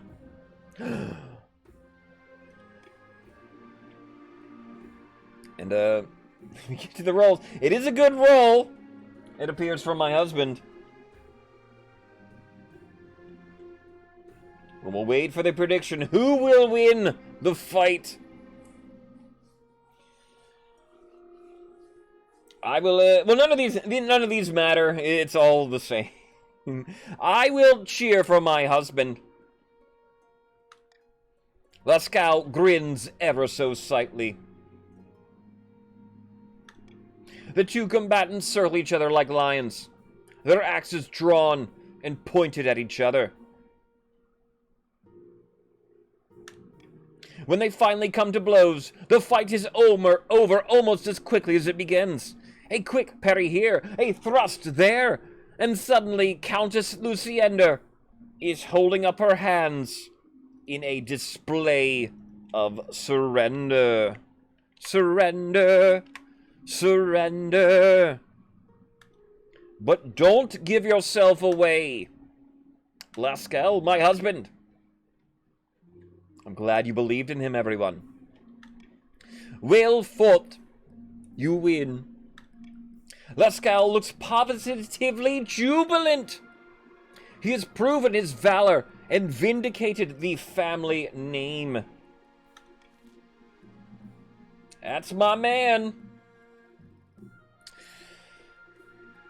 Bankruptcy looms? Uh-oh. The treasury is almost empty, Your Highness. Where the hell did it all go? I couldn't possibly say, Your Majesty. Perhaps you've been spending a little too freely. Apart from raising taxes, we have precious few options. You could get a bank loan, or sell off the crown jewels, perhaps crack open some of your predecessors' tombs. Most were buried with piles of gold. So I've heard. Alright. This event, the bankruptcy event, occurs when you are under 1,000 gold. What do we do about it, though? I own the Royal Mint, don't I? Make some more coins. Take a hefty loan from Salvant and Gaul Bank. Sell off some of the royal jewelry to wealthier nobles. Or is it time to crack open some tombs? I will roll here. One option is very interesting. They're all interesting, in fact. One of them, the Barons hope I don't get. 1 through 5, 6 through 10, 11 through 15, and then 16 through 20. We get a Nat 20 critical hits. Can we get, we find some really cool stuff in the tombs. That buried gold isn't doing anyone any good, is it? Time to desecrate some graves. The treasury goes up 1,500. You order the royal mausoleums dug into and looted. The result is quite the bounty. Gold masks, heaps of coins, precious jewels. Not everyone is as practical as your treasurer, however. The church denounced you as a grave robber. Nobles and peasants alike are disgusted by your greed. Defiance goes up for everyone. Stability goes down too. Barons are right there now. They need 5 or more. We'll end the season, and we'll get to our next auction of the game. Exclamation point fund, space, your choice, space, how much you wish to bid for an auction. Our richest nobles list, populated currently then by the counts. They made a lot of money thanks to that portal. Everybody's money does matter, though. Group funding helps out a lot for projects. What do we have to offer here today? A, the Deer Park lowers farming for the barons. B, the library raises stability for the kingdom. C, the fortress raises military for the chiefs. D, the stadium will lower military for the chiefs. E, the monument raises authority for the kingdom. And F, the observatory will lower faith for the counts. Could be a little spicier, but everybody has something they might want here. Barons need high stability, that is B. Chiefs need high military, that is C. Anti-chief is D. Counts need low faith. Maybe they want F. 60 seconds for an auction. Timer stops immediately upon hitting 0. How much cash do you have? If you need to know, ask. I can tell you here. Roswell, you have 600 gold at your disposal. If you're on the PC, I recommend the extension. It'd be above me here. The extension can tell you your personal wealth and your goal currently in the game. Only the top 2 buildings get funded. What do we build? A will get some immediate funding, 1,000. C gets a single coin. F gets 1,669. That's a nice number. A and F then currently being funded. F getting reinsured at 2569 in F currently. That lowers faith down for the counts. A lowers farming for the barons. 490 I see is in C. There's 99 in B. Now 100 in D. We're about halfway through the auction. C gets up there now. 1390 is our second place.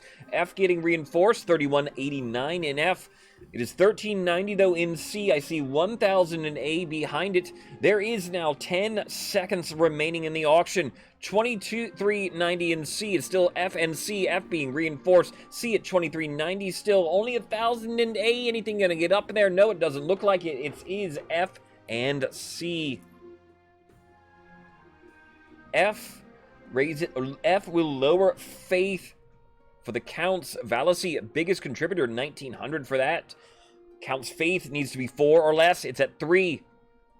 Chiefs get their military up. Ranger, amongst others, big contributors to that. Your military needs to be 5 or more, chiefs. We will end the season, and we'll see what we get. We have a terrible secret. Your Majesty, I bring urgent news. The counts are deliberately eroding the power of the church in the East. But the Counts, they've been so helpful lately. It must have been a ruse to give you a false sense of security. But what's more alarming is why they're doing this. The Counts are planning to hollow your mind and summon a demon to fill the void and take possession. By the time they're finished, you'll be nothing but a shell. Your body will the demon will take over. Body and soul. By the 9th. My thoughts exactly, Your Majesty. We must bring this sacrilege to the Council's attention. Alright. What do we do about the Count's event? A. Do we spread the word about the dangers of demons? B. Do we have the king bathe in holy water twice a day? Do we see the Counts are hardly a threat? Leave them to their business. FMX attempting a pack here.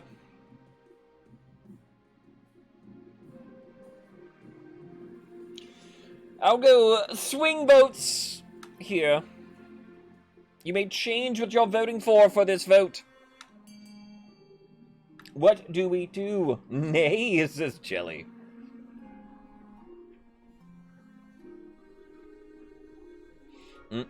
We do not have 3 delay events here at the moment. If you paid attention, you'll see what the other one was. Swing votes are in order. It appears Barons on A, Chiefs are on B, Counts are on C for the moment. Very divided is our council. Meme goes to B. The Barons, alright, Barons swinging on to B. We'll do it then. We'll delay them. Morning and evening, you take time out of your busy schedule to bathe.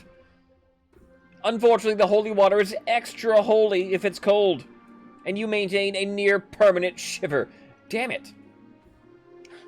That sounds horrible. Maidenless, welcome on in. Maidenless, you are a baron for the game here. How are you doing here today? Still, you detect no signs of possession. The Count's efforts have been hampered. Their stat goal will not be evaluated until the end of next season. The Long March North. Good evening, Your Majesty. Tell me, have you heard of Oddheld's Horn? Sounds like the punchline of a bad joke, frankly. The Horn of Oddheld is a northern legend, a horn gifted to mortals before the Knight's triumph during the Cursed Age. Pagan superstition, surely.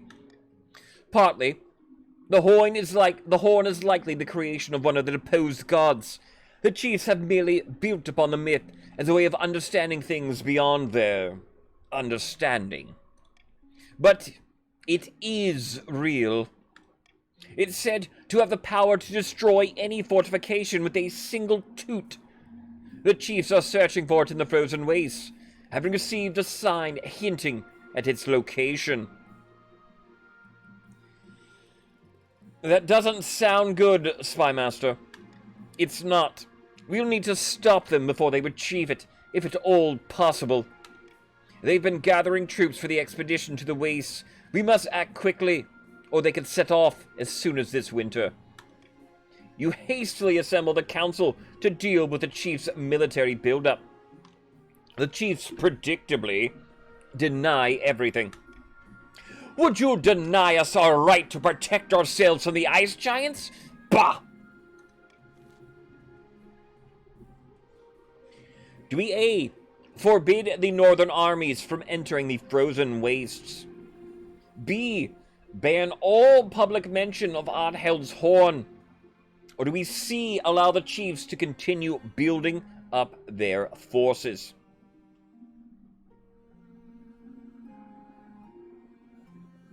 The counts were delayed for a turn. The barons won't get a chance to delay. Lady Frost! Is there something I do here? A golden A. They'll listen, right? If I forbid them from entering the frozen wastes, no, they won't enter the frozen wastes. I wouldn't even need to golden choice it, but I will. Forbid the armies from entering. It's a great idea. I love it.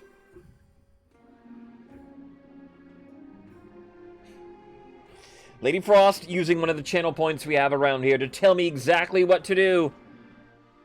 And A isn't bad. Now, A's good. I like it. Golden choice is on A.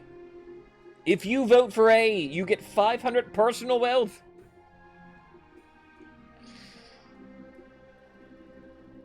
Ouch counts. Ouch counts. You're trying to do it, but is it too little? Counts trying to delay.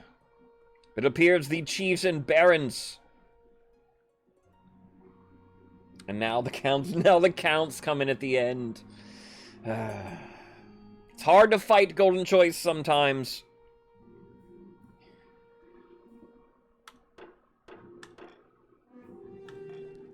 You think a piece of paper will stop us? Ha! You don't know what a northern chief is made of. Defiance goes up for the chiefs.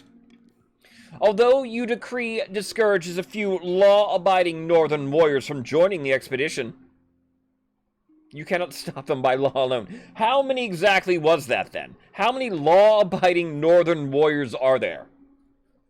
That doesn't seem like their MO. Chiefs lose 1 military. Authority will go down 1.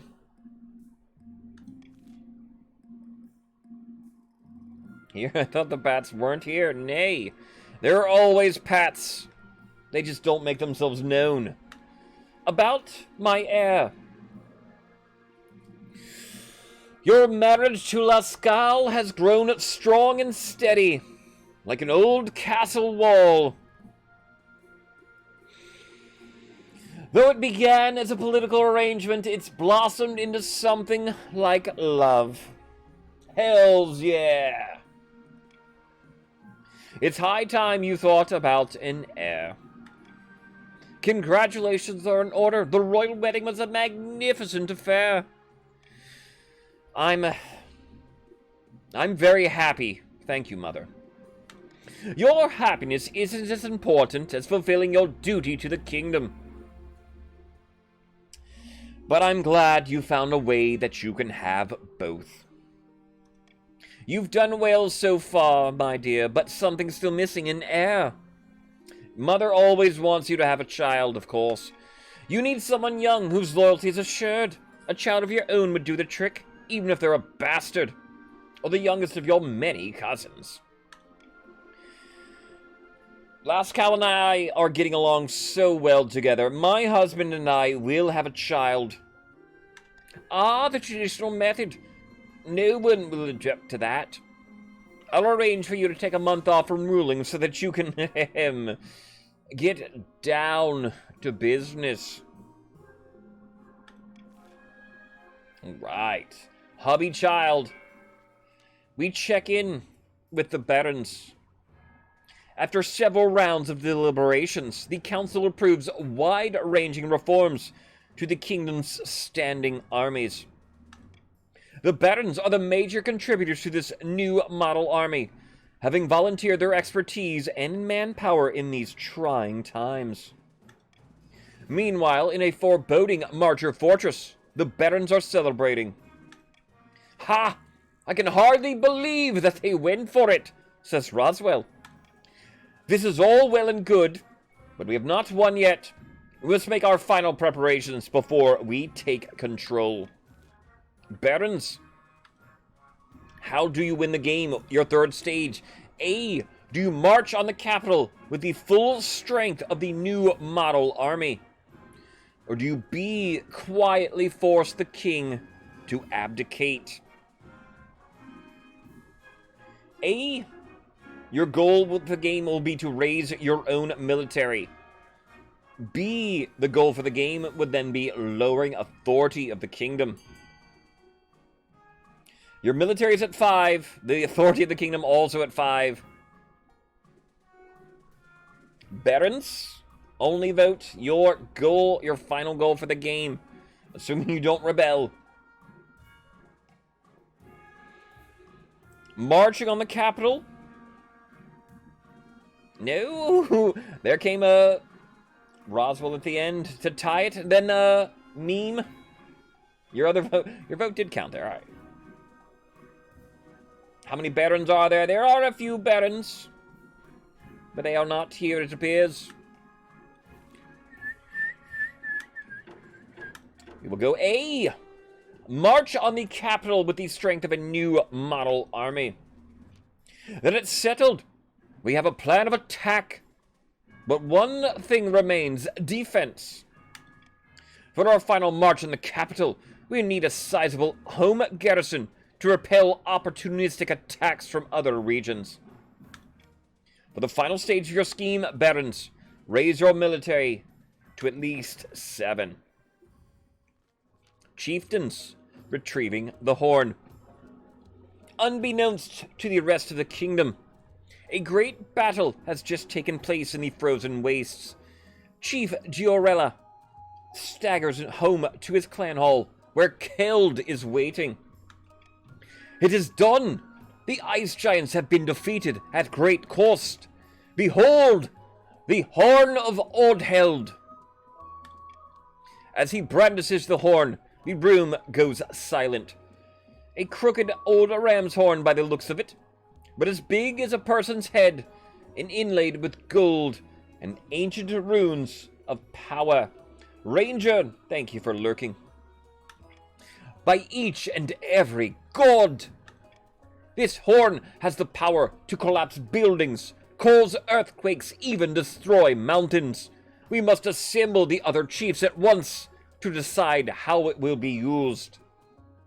Chiefs, how do you utilize Odheld's horn? Do you A, threatened to destroy the kingdom's food supplies? Or B, sneak into the capital and collapse the palace onto the monarch's head? What did the barons do while you were AFK? They do well. They do all right. They're attempting to march on the capital. You're going to need more military here, descendants. The chiefs, first goal A, lower others' farming. Second goal B, lower authority in the kingdom. Farming currently at 17 across the board, A. Authorities at 5. You don't want to be against the king? Somebody has to be. If you want to help me win, you can. Somehow. You are not. Collapsing the palace is a fun way to toot. Good luck, chieftains. A bit too sneaky for my liking, but it'll get the job done. You are British? Well, we'll make sure that the security is lax enough for us to sneak in. I'm sure we can convince the king to relax a few restrictions here and there. For the good of the realm, of course. For the final stage, chieftains, you must lower authority to 3 or less. Alright. Our next tax season of the game. 3 ways the monarch may tax you, the nobles. Cruel taxing you. Raises up your defiance. Raises the treasury by 400 gold. And takes 400 wealth from every noble in that color. Common taxing has no defiance, swing 100 treasury to wealth. Bribing you lowers defiance. Lowers the treasury by 700 gold. And gives 700 personal wealth to any noble in that color. Trade bonus goes to the counts. They impose harsh taxes on their serfs. Every count made 500 gold. The rich get richer. Everyone else only made 200 this turn. Common tax is my MO. Common tax is fine here.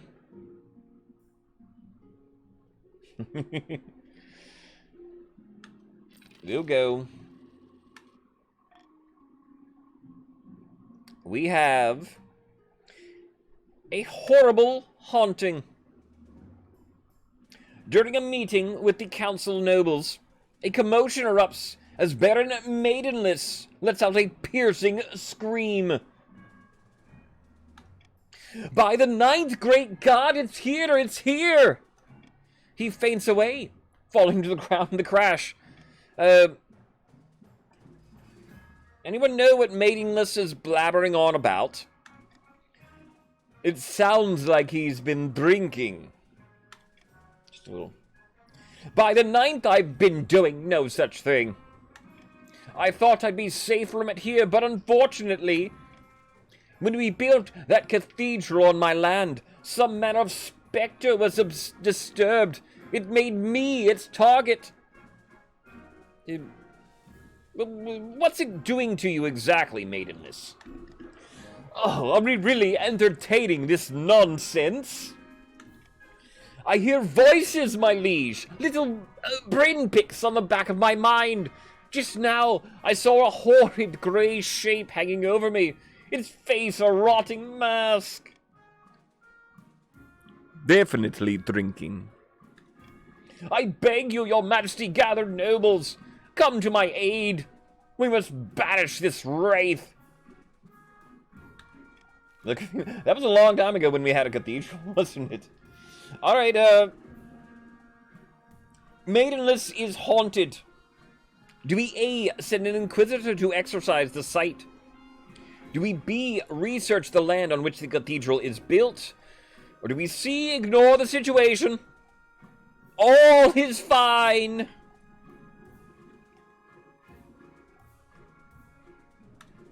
We'll swing. The toaster burnt my toast. Aw. Descendants, I'm sorry. Worst thing ever. I don't mind crispy toast, but burnt, no. Time to get a new toaster.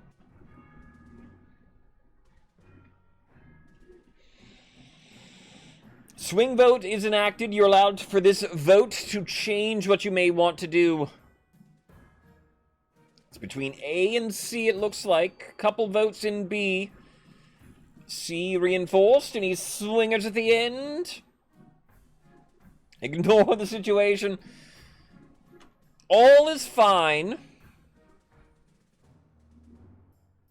Ooh, well, at the end. Maybe not. Swingers come in. And A will pass. We'll go for the 40% chance an Inquisitor will exorcise the site. The High Inquisitor sends a team of her most pious agents to investigate. They report back swiftly. There was a spirit hanging around the cathedral, Your Majesty, a powerful one with a strong connection to Maidenless. But my Inquisitors can handle anything. They stayed awake for 3 days, performing a ritual with holy water and candles.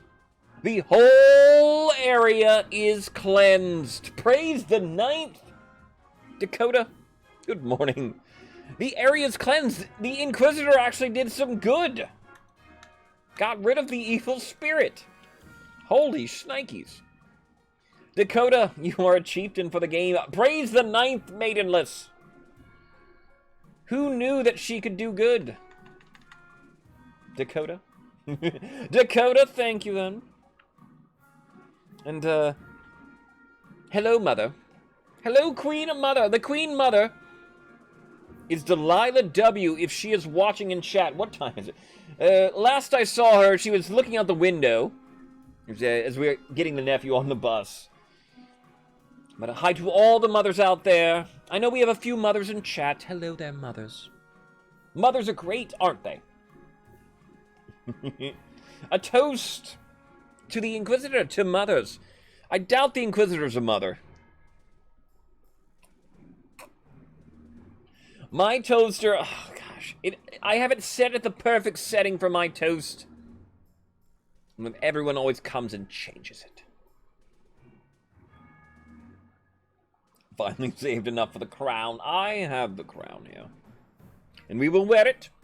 Crown courtesy of Ghostwood Customs. Yes. Don't blame the toaster yet, until AI toasters become a thing. And I'm sure they already are. Maidenless sends you a nice gift as thanks. He's sleeping much better these days. Defiance goes down for the Baron's treasury goes up 500 gold. I'll take it. There is a heretical discovery in the east. Meanwhile, Inquisitor, another event. Your esteemed highness, I bring troubling news. Someone took the Ninth's name in vain again. Not quite, your highness.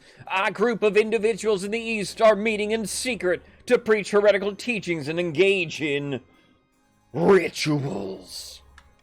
They are disciples of the 10th. They believe one day a prophesied 10th god will save us from the apocalypse that the 9th is setting in motion as we speak. Dangerous nonsense. Regrettably, I require the Council's permission to launch a proper investigation. Otherwise, my Inquisitors will have destroyed the cult before it had a chance to spread. I'll hold a vote on the matter. Alright. Dangerous cult growing in the east. Duh. Do we A, send the Inquisitors into the east to investigate the cult? B, deny the Inquisition access to the east? Or do we C, repeal the law that prevents the High Inquisitor from investigating at will?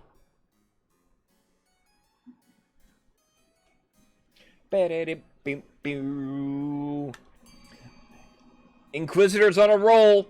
She just cleansed one area. She wants to come and cleanse the east as well.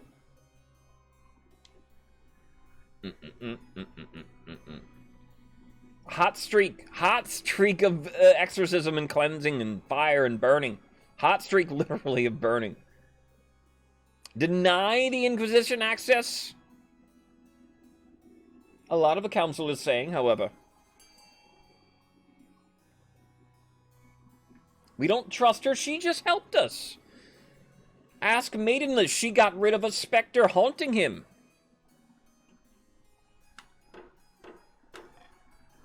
Okay, though. With nothing left to rein them in, disciples of the 10th thrive in the faithless region of the East, spreading their influence and gaining followers by the week. No one expects the Ninth Inquisition.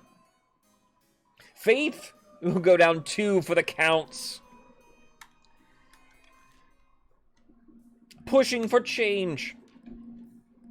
After a particularly long session at council, Lascaux comes to find you in your chambers. My husband, Lascaux! Can't those nobles pull together once in a while? Don't they realize the good that they all could do? Alas, Lascaux, that's the way things work around here. I was thinking, what if we did something to make things better? I want to plant a forest in the march. It would help train the troops, give them a place to practice ambushes. All right. Not a bad idea. My loving husband, Lascaux, has an idea here. How much is that? 2,000? Absolutely not. Or absolutely make it happen is the first choice. We'll need to be careful with the budget, or we can't possibly do that. I want to help my hubby here. I will roll a dice, though, to determine what we do. A D6. 1, 2, 3, 4, 5, 6. And let's sigh. Lascaux, darling. Sweet Lascaux. I'm afraid we don't have it in us. We can't possibly do it. By the old gods, I will do something to help this kingdom. He sighs and leaves your chamber. Oh. Sorry, buddy. It's fine. He'll be okay. He'll get over it. End of season. We check in with the counts, inviting a demon. A countess rides to a remote, unremarkable spot of moorland. Soon, another joins her. Morgramoon. Many peasants are moving east as they lose faith in the church. Priests don't dare show their face in public. Farming goes up for the counts. How exquisite! This is the perfect time to make our next move. We must invite a demon to possess the king. The ancient books describe 2 demons, each attracted to a different aspect of the mind. We do not have D4. I have a D8, a D6, and D20 are the dice I have for chat. Which demon counts do you summon? Rakamasa, the mad tyrant, the cockroach queen. Or B, Murmuriac, Duke of Greed, the face of all coin. A means you'll have to raise authority for your final stage. B means you'll have to raise the treasury for the final stage. A would put you against the chiefs. Chiefs want low authority. B, raising the treasury. It's at 2,600 right now. Counts. Anybody pick your final stage? Rakamasa, it would appear. The mad tyrant. The cockroach queen. The cockroach queen was once a favored servant of the 9th god, but when she betrayed him, he banished her to the deepest caves, where she became a twisted agent of the 7th. She desires to rise to power once more. She will be attracted to a powerful monarch whose authority is unquestioned. For the final stage of your scheme counts, you must raise authority to at least 7. Samatsuro, welcome on in. How are you doing today? You are a chieftain for the day. Welcome on in. Everybody is on their 3rd stage right now here. You're arriving sort of for the end game. The chiefs themselves, your goal. You need authority 3 or less. The counts need authority to 7 or more. The barons worried about their own military need it at 7 or more. Having a good day. Well, thank you for coming in. I hope you are enjoy yourself while you are here then. If you have any questions, I assume most people that join up immediately know a little something about the game. But we are very knowledgeable around here. It's a very close race at the end of the game.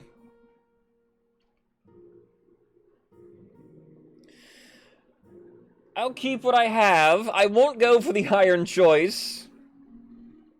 That might be a little favoritism count-wise. So we'll stick with what we got. Swing votes has been fun. Golden choice. Veto. And then we have a city in flames first. Why not? Thank you for lurking, Dakota. For the north. Combo lurker. Your Grace, I didn't see you come in, Combo. How are you doing, sir? There's been a terrible fire in the city of Mezagurn. While once there were dozens of buildings, there is now a field of smoldering ash. Dozens of peasants have died. A tragedy, to be certain. But what caused the fire? Mastodon, welcome on in. A cow kicked over a lantern, your majesty. Some milkmaid was burning the midnight oil and must have unexpectedly cold hands. Mastodon. You have a baron. Welcome on in, Mastodon. I hate it when someone has cold hands. Or do I like that? Just out of frame here, Hoy. That's it. The poor cow, though. I feel sorry for the cow. I was hoping the Treasury might unlock some funds, the Council might unlock some funds from the Treasury, so that we could rebuild. Alright, we cannot afford B, but do we do A, rebuild the city exactly as it was? C, offer no help? Or do we D, find and punish the milkmaid responsible? Roast beef! They have the meats!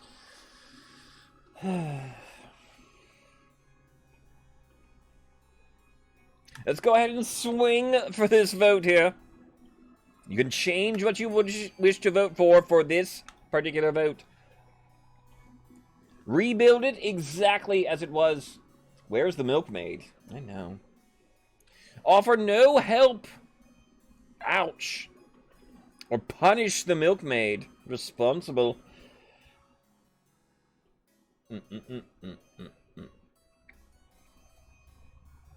Not many votes to rebuild. Sorry, Counts. Ephra then, yeah.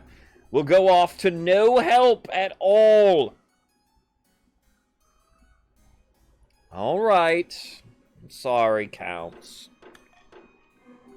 Nothing we can do. You send word to the Counts of Mezzagern that they will be expected to rebuild their own city without the king's help. The Counts lose money in the process then. Their fines will go up, their trade goes down, stability goes down. How much money did you lose there, Counts? 300? At least? Plus, maybe. 7, take us! What's the point of having a king in the first place? Famous cuisine.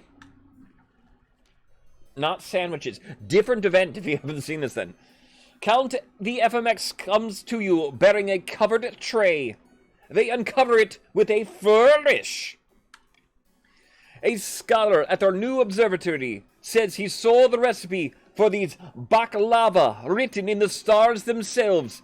I think he's a little barmy, but no one can deny that it tastes amazing. Your Majesty, would you care to try some baklava? Happy National Taco Day to everybody today. Already, when I went shopping the other day, I knew it was Taco Day today. We're having tacos tonight. It's going to be so good. Baklava, too, is very good. If you haven't had baklava, it's a dessert.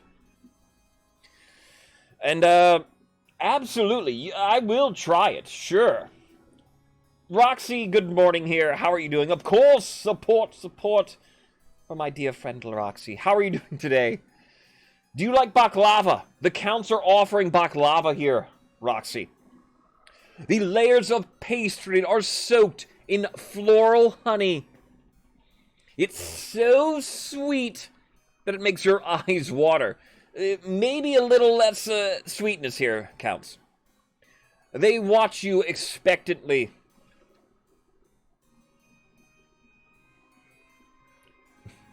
I'll roll. I think it probably is delicious, but I'll roll. Taco Tuesday yesterday. I know they sandwiched in between Taco Tuesday and Thursday. That's why it's good to have my day-to-day calendar so I know these things. Let's roll. Let's roll. 2. This is delicious. Most pleasing. I'm delighted that you enjoy it.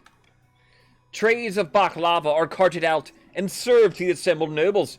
Many are enthusiastic, but Chief Dakota shakes his head in disgust.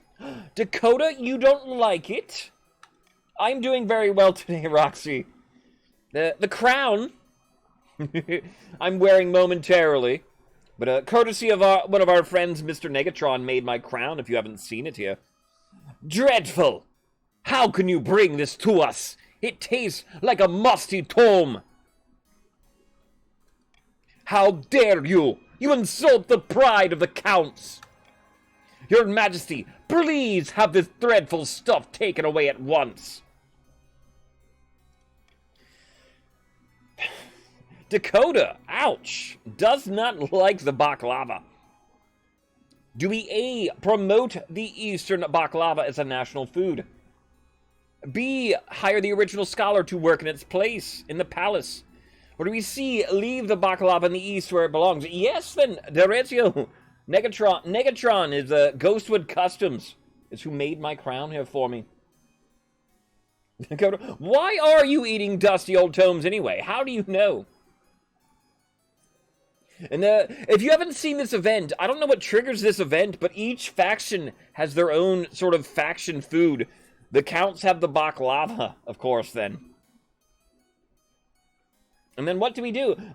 Baklava is pretty good. What do we do with it?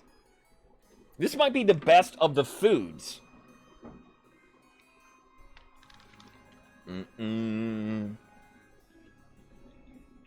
How do we promote it?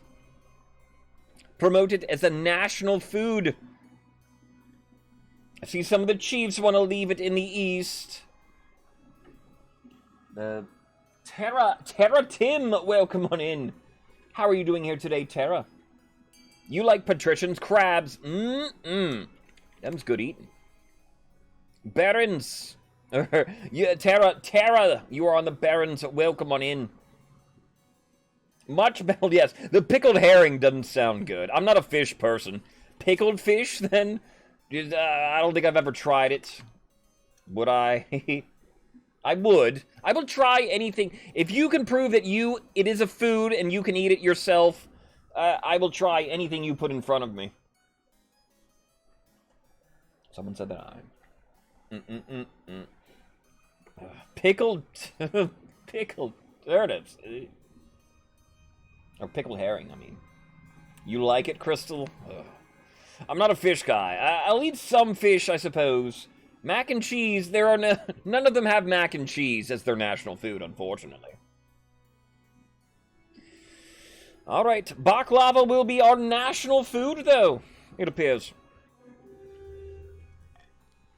Hunger for baklava spreads, and the observatory becomes a culinary landmark. Chefs make pilgrimages there to learn the recipe, and the dish is soon a staple all across the kingdom. If you could email some food, you'd send me some kangaroo sausages.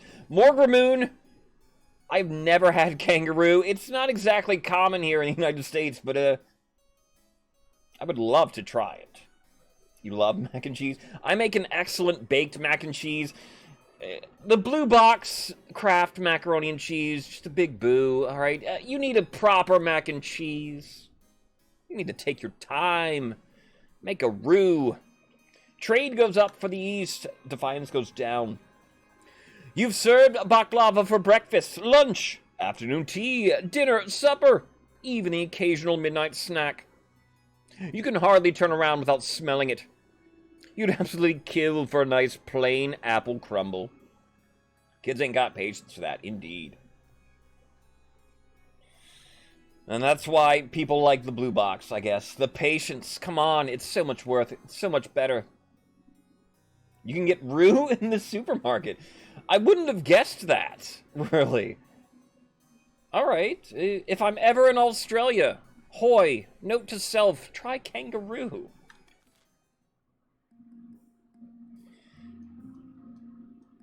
There is a board royal. Lascal, my husband. This has been a very husband-heavy first reign. I really hoped being the king consort would mean I could actually do something useful. I don't want to be a figurehead. That's not what I was in the north. It's not what I'll be now. Okay. Lascal is bored. I'll give you funds for some charity work in the capital. Rescue some animals and adopt them as pets. Or you're the king consort. Being a figurehead is your job. Horse is illegal in the U.S., really? And yes, indeed, I can understand that, Morgramoon. You have tree milk here in Canada. Syrup. Alright, I'll roll here for what I tell my husband to do. Counts are hoping for something.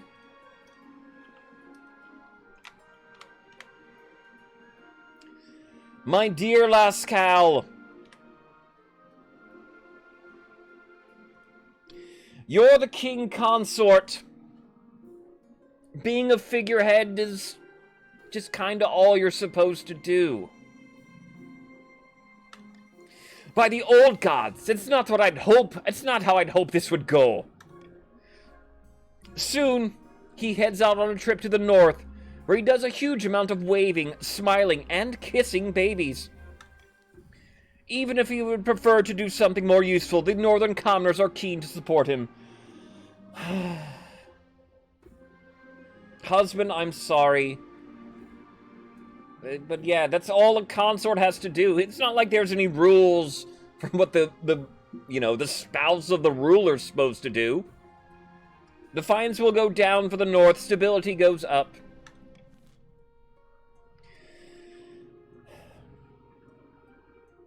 End of season.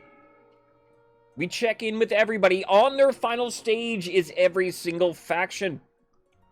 The barons need their own military to go up to 7. While the chiefs and the counts have a tug of war for authority in the kingdom. The chiefs need it low at 3 or less. The counts need it high at 7 or more. It has remained at 5 for a little while here. Nobody trying to afford to swing either way.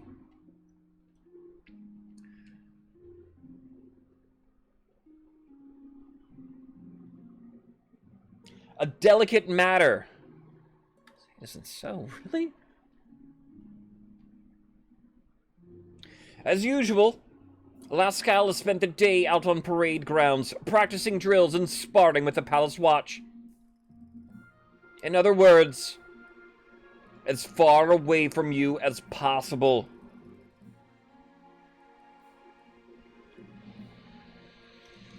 But after you've eaten your separate dinners, he approaches you looking worried, but resolute.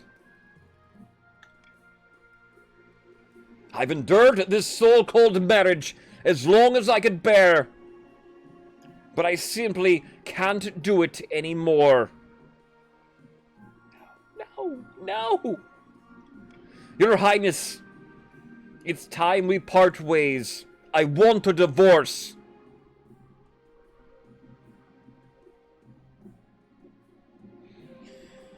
We can't stay together for the kid, Lascal, but I care about you. I did. I still do, Killian.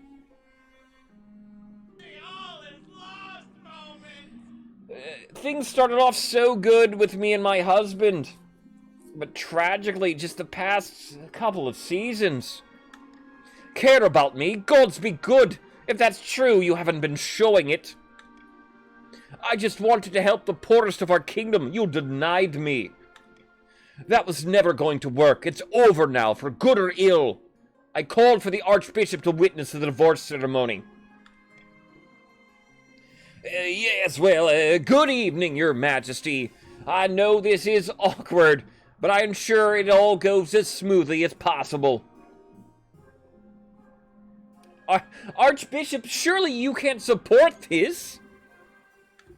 Your Majesty, I care about the kingdom, and King Consort Lascal was very convincing that the kingdom is better without him being married to you. All right, let's get this done, Your Highness. I know. Oh, I don't know what to say, really.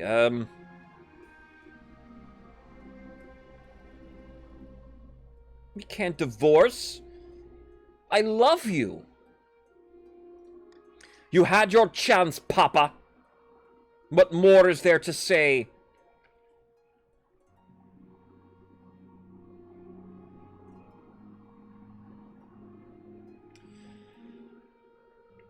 I'll roll here. Is there anything to change your mind? Can we separate quietly or very well divorce it is?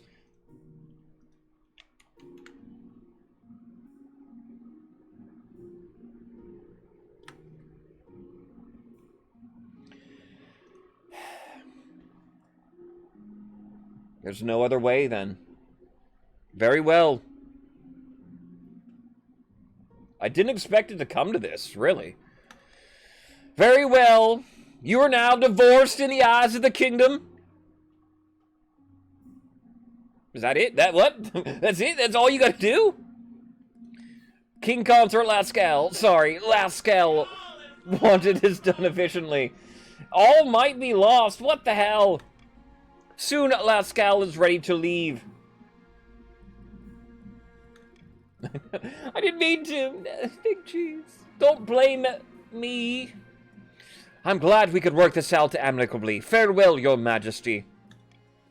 Then, he's gone, leaving you in the palace with no one but your honor guard, your huge household of servants, the palace watch, your inner circle of advisors, practically alone. Word quickly gets out. The kingdom is shaken by the news. In the capital and beyond, everyone's gossiping about what has happened. Stability goes down. Authority goes down.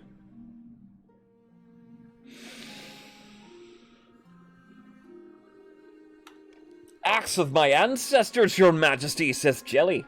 You rejected my dear Lascal. Egregious, outrageous, preposterous. This is an outrage.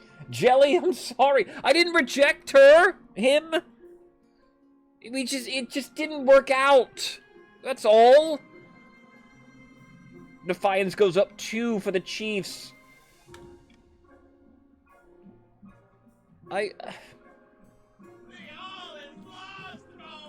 I've been crying all week, Jelly, I didn't want this. I promise. Well, good. I and my fellow chiefs work hard to put a dowry together for poor Lascal, tailor his outfit, prepare the feast. Now that the marriage's dissolved, I petition the king to refund the cost of the wedding. Nope. No? What? No? I don't refund weddings. Personally, it was a Hoy choice. What? Do we A, hand over the capital's best farm animals as an alternative gift? B, refund the cost of the wedding? Or C, the king will hand nothing over? Alright, yeah, Jelly very mad then. This was his son. What do we do about it? 60% of the time, it does work every time. That is A. We'll go swingy dingy votey wotey. You can change what you're voting for this option here. What do we do?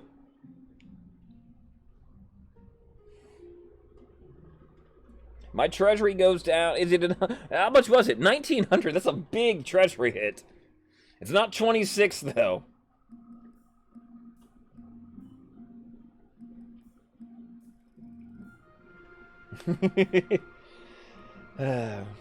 You want some ducks? We got ducks. We got plenty of ducks, Jelly. But, yeah, personally, the wedding's over. You can't ask me to refund the price of the wedding. That was a year ago. That was 2 years ago we got married. That money is gone. The king will hand over nothing.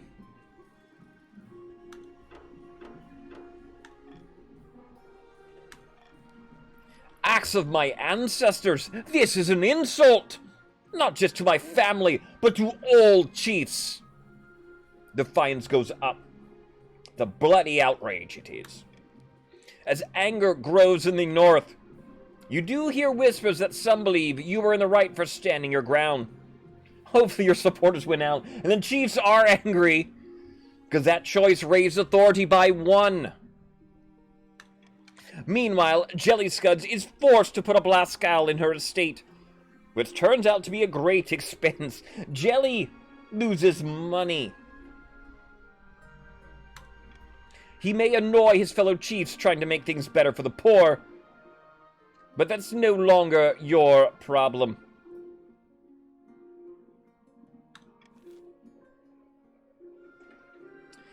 My heir. In the meantime, somehow, Your quest for an heir is finally complete.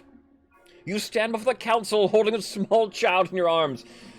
One of us, before he left, I think he left it on the doorstep as he was leaving. Should I die, I ask that my crown be passed down to. The council hall is filled with nervous silence. My son. The assembled nobles break out into polite applause.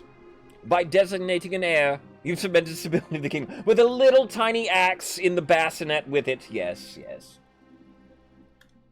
Your Highness, may I be the first to congratulate you on the birth of your son. What is his name? Mastodon. This is Papa the Second. Grand, Your Highness. I'm sure little Papa the Second will grow up to be a chip off the old block. Congratulations on finding an heir. Now you just need to fulfill your ambition to win the game. Expect a visit from the Spy Master soon. Papa was a Rolling Stone. He was. He's Papa too. He is little P2. He is, son. For now, he is just son. He must earn his title of Papa. We have, though, in the East, there is a call for apprentices. A magical event. How did we have a child? It was hard. It sure was. Combo Lurker. Grim tidings, Your Highness. A meddling wizard has set up shop in Kalstov. I believe it is Athmorel, the Stormbringer. Storm Mommy, you'll say. Tell me more about this wizard, Combo. Or, the Chancellor, I guess. Tell me more about the wizard. Wizards have managed to tame creation itself. They wield untold power, are naturally distrusted by the Church. Even the High Inquisitor won't dare move against them openly. Me. Athmorel. Who wants to be Athmorel's unyielding apprentice? As the name suggests, is the wizard whose domain includes sky and storm. She's put out a call for new apprentices, which is a rare event. This is a once-in-a-lifetime opportunity for many, Your Count. Droves of unwashed, glory-seeking peasants from all over the East are lining up for their chance. And we do know it's not going to be Combo. But it's not just peasants. It is I. Samatsuro have also decided to apply. The competition will be fierce, but those villagers are no match. I will be the most powerful noble this council has ever seen. You got that look in your eyes, Samatsuro. You couldn't put your clothes on if it wasn't for your servant's help. We can't let this go ahead. To have a potential wizard on the council would present a clear and dangerous conflict of interest. I want to have Harkavabra. A conflict of interest? How, Combo? Wizards answer only to themselves. Their power is unmatched, such that entire kingdoms cannot stand against them. Even an apprentice on the council would be disastrous. Chief Samatsuro could use magic to interfere with votes, or you for that matter. That's a good point, I suppose. Let's assemble the council to decide. Thank you, Your Highness. All right. Do we A, allow the chief to become Athmorel's apprentice? Do we B, require he forfeits his noble title in order to become an apprentice? Or do we C, forbid Samatsuro from traveling to Kalstov? He has then 1,000 gold at his disposal. We're always itching for this event. What do we do?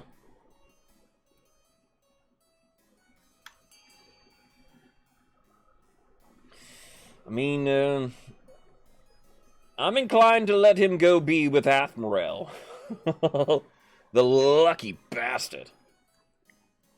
There are 5 wizards in the game. This is random, whether it can be random which wizard appears here. I don't know if there's I think I've seen Gordias the most. I don't think Gordias is sort of programmed to be the one more often, but I think I see mostly Gordias, it appears, for, like, the wizard here.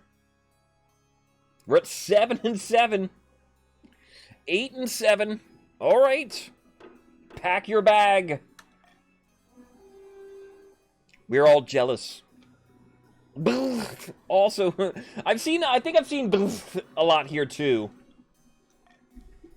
By Zenya's ashes! How will he keep up with his noble duties if he's spending all his time in the east with this wizard? Defiance goes down then with the chiefs, goes up with the other nations. And what if, Ninth Preservus, he actually passes the apprenticeship? There's never been a wizard on the council before. We'll just have to cross that bridge when we come to its combo. You've nothing to fear from me, your greatness.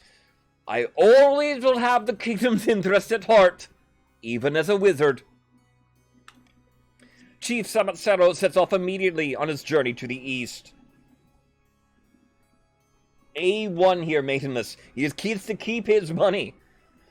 B in this event will take all the money that noble has and give it to the treasury. So it's a very scary event. Athmorel's presence in Kalstov attracts all sorts of visitors, though the power of her latent magic starts to wilt crops for miles around. Farming goes down for the east, trade will go up. We'll end the season and arrive at our next auction. Exclamation point fund. Space your choice. Space how much you wish to bid for an auction. Richest noble list is on the right. I see many counts there. Counts have been accumulating lots and lots of money. Though everybody's money matters, not just our richest nobles. Group funding passes many buildings in this campaigns.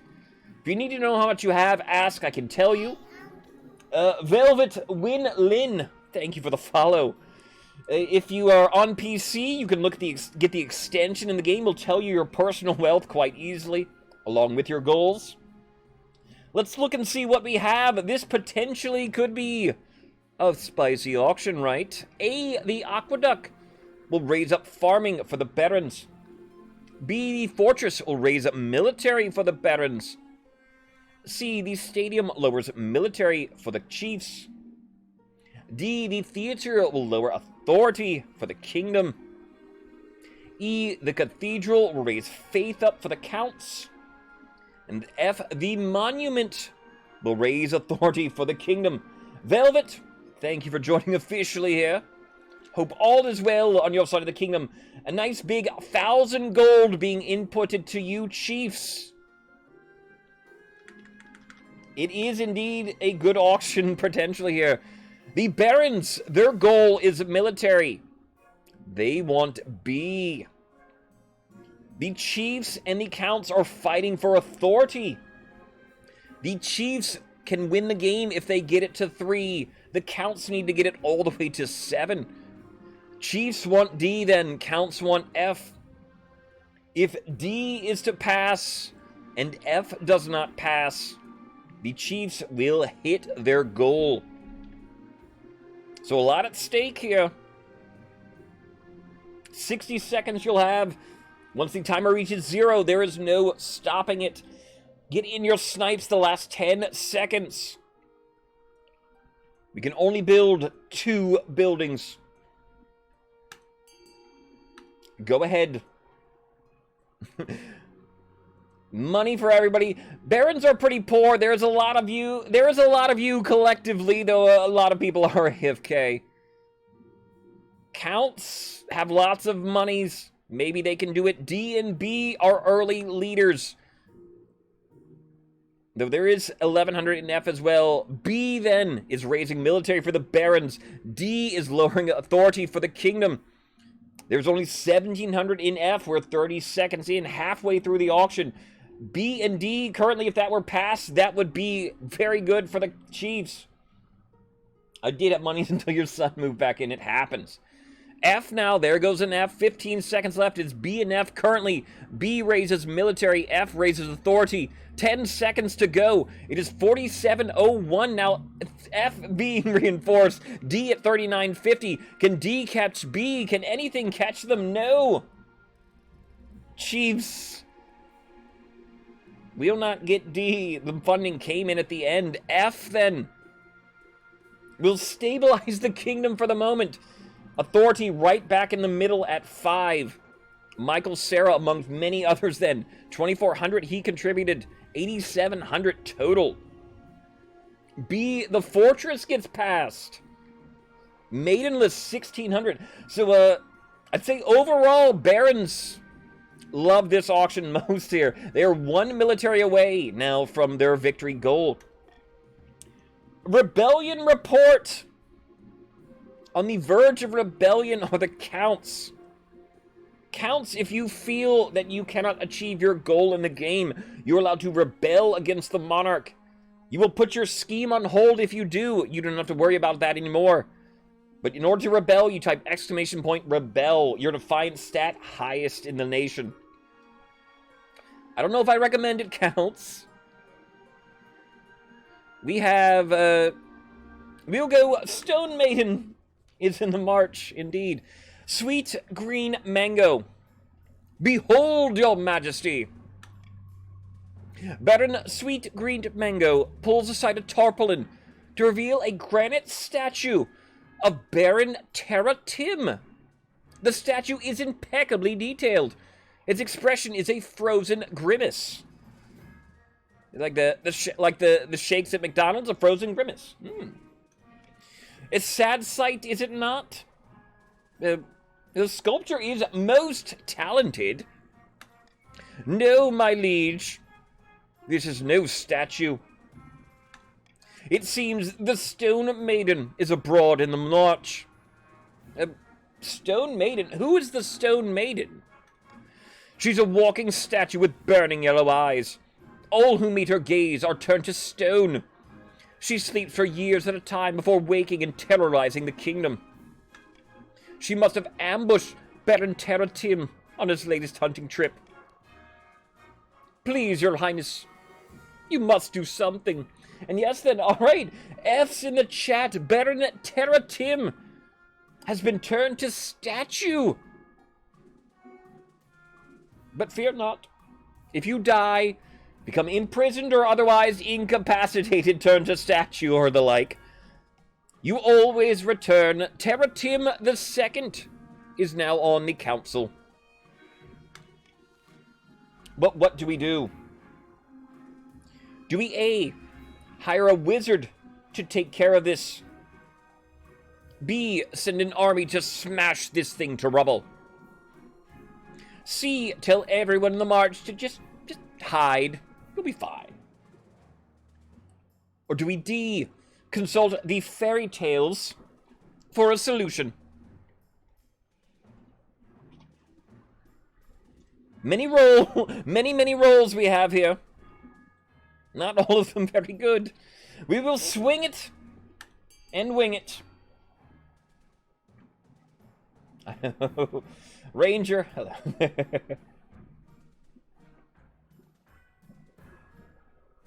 Who gets to have the statue? That's what I want to know. It's a lovely piece.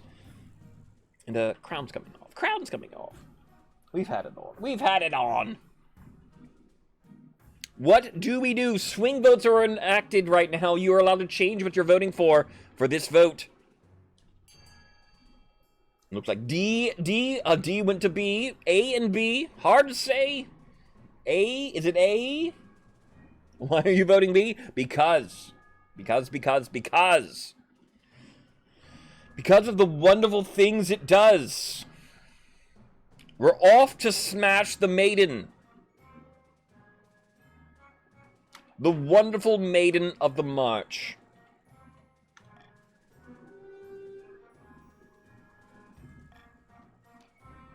Marcher troops find the stone maiden waiting for them in a foggy swamp, her eyes blazing through the swirling mist. She beckons.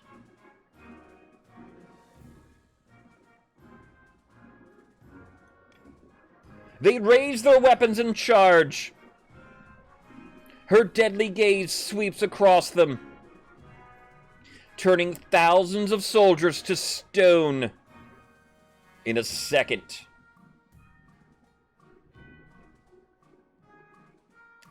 Military goes down 4 for the Barons. You should have seen this coming! You can't fight the Stone Maiden with an army! Defiance goes up. The Stone Maiden, enraged, stalks the march for weeks on end, turning thousands of peasants into twisted granite figurines. Farming goes down to 1. Stability goes down to 2.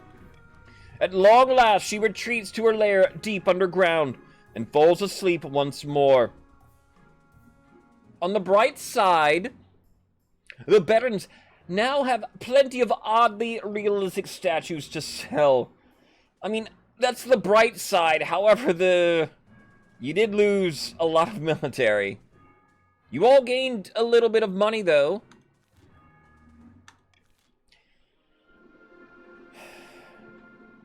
Should you just rebel? Barons, I can't say not to. Crop blight. Pardon me, your majesty, but a terrible blight has been affecting our turnip crop in the north. What can I do about it? It breaks my heart, your majesty, but we need to abandon the harvest and raise the affected crops. Hopefully this will contain the spread, though it'll mean a hard winter. My honor guard are chiefs of the north. Don't listen to these ignorant common folk, your greatness. They're overacting as usual. Burning the crops would cause far more famine than it would prevent. What do we do then? A. Raise the blighted turnip crop.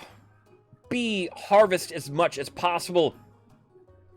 We cannot even attempt to see. The North's faith is too low.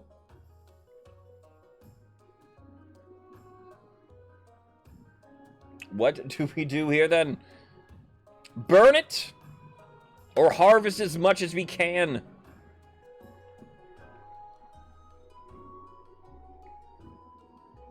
We can't even prage. That's sad.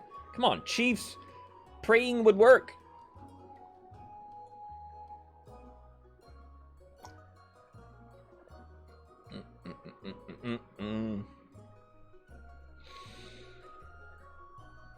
Yeah, Barons rebelling. Hard to say if you should or not. If you do rebel, your military is low, and it will drop down the authority if you rebel. It's hard to say if you should or not. It feels like you should. I mean, your first instinct, your anger instinct is to rebel, I'm sure. But I'm not I don't know.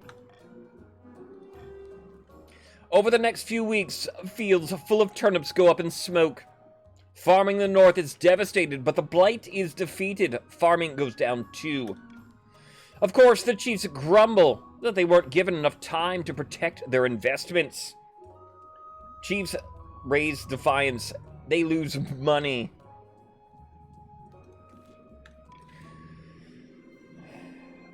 My ambition, in the meantime, the monarch, my ambition, I'd say I'm not getting it. At the start of your reign, King Papa, you said you wanted to be a saint. If all 3 regions rebel, it's not good for the monarch, is what I'll say. If all 3 regions rebel, it would be a vote off between the two highest statistic regions. But so far, you've done a dismal job of it. Faith in the church has never been lower, Your Majesty. It felt like we were doing good as a kingdom not too long ago. What happened, Papa Smurf? Your current ambition isn't working out for you. Oh yes, true, the heir. You can vote in the heir, too. If you want to stop the nobles from overthrowing you, you need to pivot, change your image. My advice will be to infiltrate each region with loyal spies. Defeat their schemes with schemes of your own. But your other advisors have other ideas. We should crush those disloyal nobles, smash their armies, force them to submit. The military, we just sent the military after the Stone Maidenless. It didn't work. The common folk are a sleeping giant that even the nobles are afraid to wake. If you become beloved by the peasants, the nobles won't dare overthrow you for fear of revolution. So that's why we're talking rebellion a little bit. Do barons rebel? Does anybody else rebel?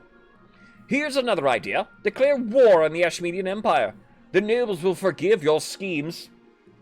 The Stone Maidenless. Alright. My own goal of faith isn't working out.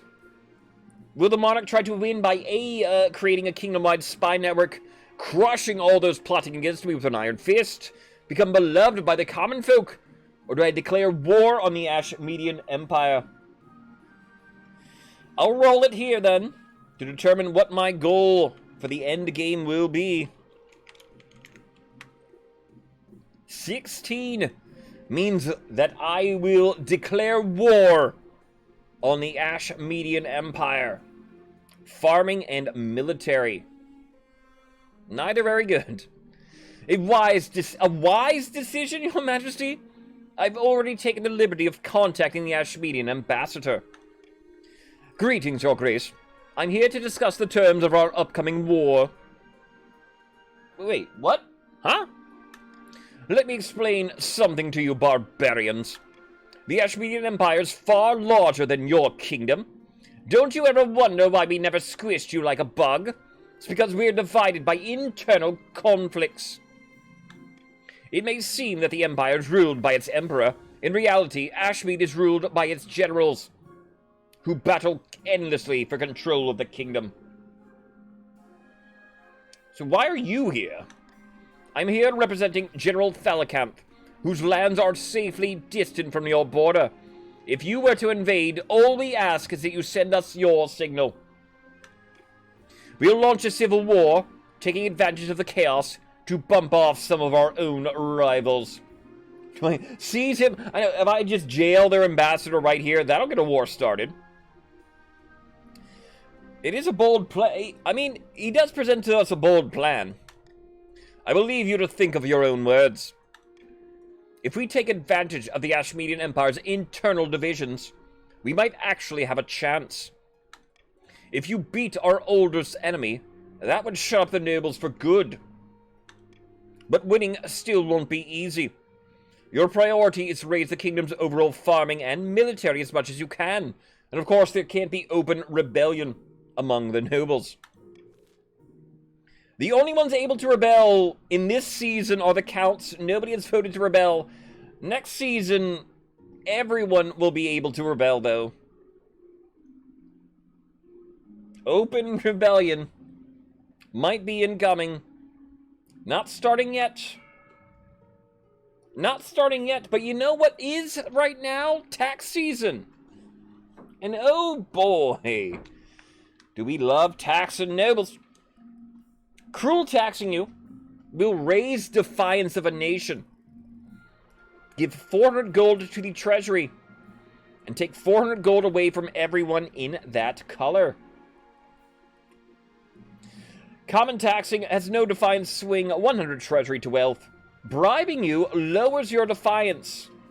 Will lower the treasury by 700 gold and add 700 wealth to anybody in that color. The barons got the bonus this turn. They entered a partnership with a local mercenary guild. Every baron gained 500 gold. Everyone else a mere 200. There are a few counts still atop the leaderboard. A lot of people spent money in the last auction. Hard to say where all the money is right now, then.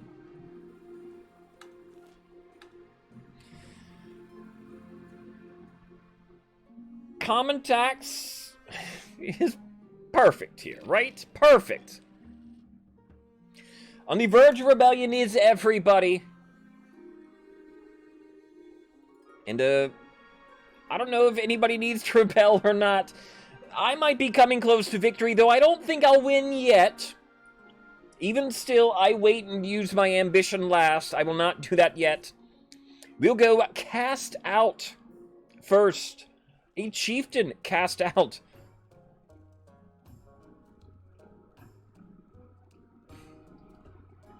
It's an outrage. It's undignified. She can't do this by the Star Flayer.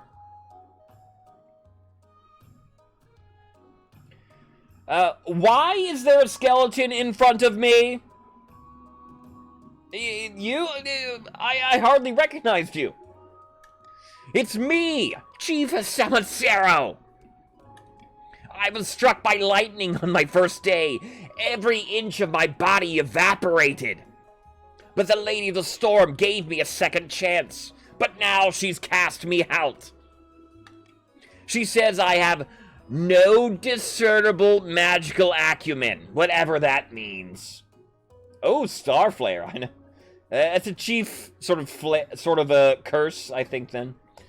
I demand vengeance. Show Athmorel what it means to insult a member of the King Papa's council. All right. If you missed it a little earlier, oh, hey-yo. Samacero was chosen as Athmorel's apprentice. It appears that he was not very worthy, though. Do we A, do nothing? B, demand compensation for the loss of Chief Samacero's flesh? C, arrest Athmorel for skeletonization. Skeletonization is illegal. Or D, a skeleton cannot be a chief. Samacero's lands must be forfeit.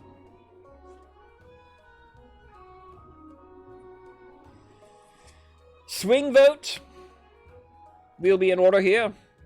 You can change what you wish to vote for. What do we do?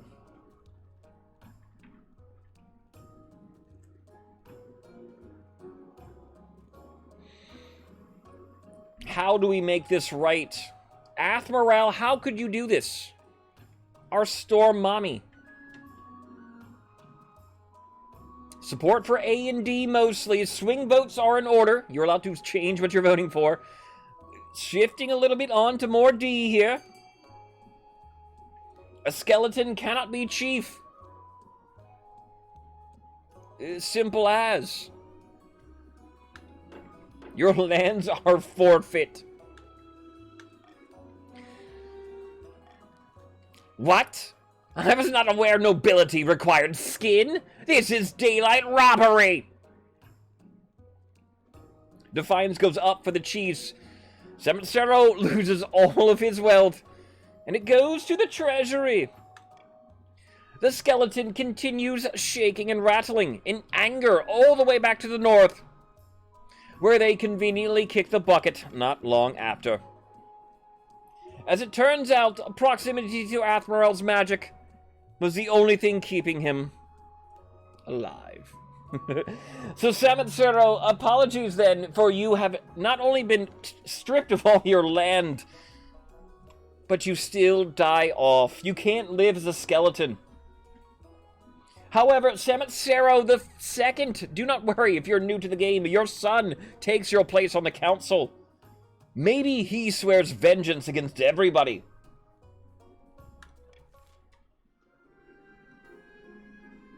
There is a fossil unearthed as well. Good news, Your Highness. The stadium is already attracting visitors from all over the north. We've already started expanding the stands. Well, there is a small problem. Joker, what's the problem? While digging more foundations, builders found bones in the rock. From the size of things, the beast they came from must have been larger than the stadium itself. How exquisite? I don't know. How do I react? Bones, so what? They're bones, aren't they? He lowers his voice. The builders are saying it might be a flying reptile. No one dares say the name these days. It's been 700 years since a dragon was seen in the kingdom. And back then, it was catastrophic. Do we A, carry on building? Who cares about some old fossils? B, carefully excavate the bones. Or C, don't mess with dragons. Abandon the stadium entirely.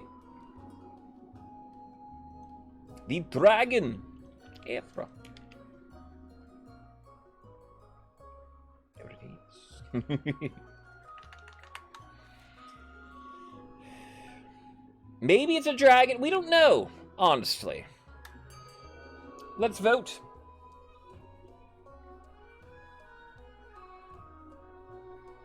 Don't mess with dragons, say a few chiefs. Carry on building? Who cares about fossils? What are they gonna do? Come to life? Carefully excavate the bones. Many chiefs see, don't mess. Dragons, abandoned stadium. Hop, hop. Carry on building, though. Very close. It appears A. A and C. In a situation like this, when a vote is tied, the monarch breaks a tie. I roll to determine, is what I've been doing. But there it is. Who cares about some old fossils? Joker's D Captain bows, looking relieved. Progress continues, though the workers report rumbles in the ground that cause sleepless nights. Defiance goes down 1. Ambition? Conquest. For the last few months, your marshal has been crisscrossing the kingdom, drawing up troops in preparation for your first strike against the Ashmedian Empire. Today, at last, she returned. She'd brought one of the counts with her. Your Majesty, the nobles are proving reluctant to commit their soldiers to your cause. They've sent a delegation to speak with you. Your Grace, of course we will support a war with the accursed dogs of Ashmead. Of course we do. We're more patriotic than anyone. But we're concerned about the harvest. Your marshal telling us to raise all able-bodied levies. If we do that, who's going to gather crops? The kingdom could starve. No, we wouldn't want that, would we? Just damned cowardice, if you ask me, Your Majesty. But all the nobles are echoing this nonsense. The fools are worried about going hungry for a few years. Until we can persuade them the kingdom will survive, they won't commit their full forces to our banner. Right. In order to win the game now, the monarch must make 2 rolls for his chosen statistics. I will assure Countess Luciander that the kingdom can survive a few bad harvests.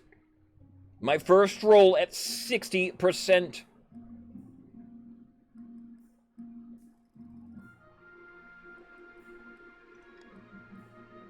By the blood of the dead, Your Majesty, you're right! The kingdom can survive a few winters, if it means teaching those Ashmedian bastards a lesson. That's the spirit. I trust we have the backing of the counts in starting this war, then. Yes, Your Majesty, let's do this. One by one, your marshal approaches the nobles of your council. seeking their approval for the launch of a war against Ashmead. When it comes to a war, you can rely on the barons, Your Majesty. Let's go give the Ashmeadians a kicking. Hi, Your Highness. The chiefs never back down from a fight. You have our axes. The nobles are united behind the idea of a war on Ashmead, Your Majesty. We'll see how long that lasts. I'll assemble the troops at once. Farewell, Your Majesty. When your marshal returns to the capital a month later, she is at the head of an army. The soldiers set up camp outside the city walls, their armor gleaming crimson in the light of dawn. My second role, then, it will be a military role. 60%. Let me personally inspect the troops.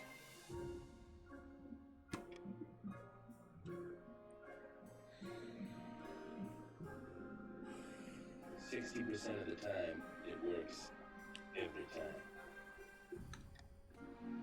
The camp stretches for miles outside the walls of the city.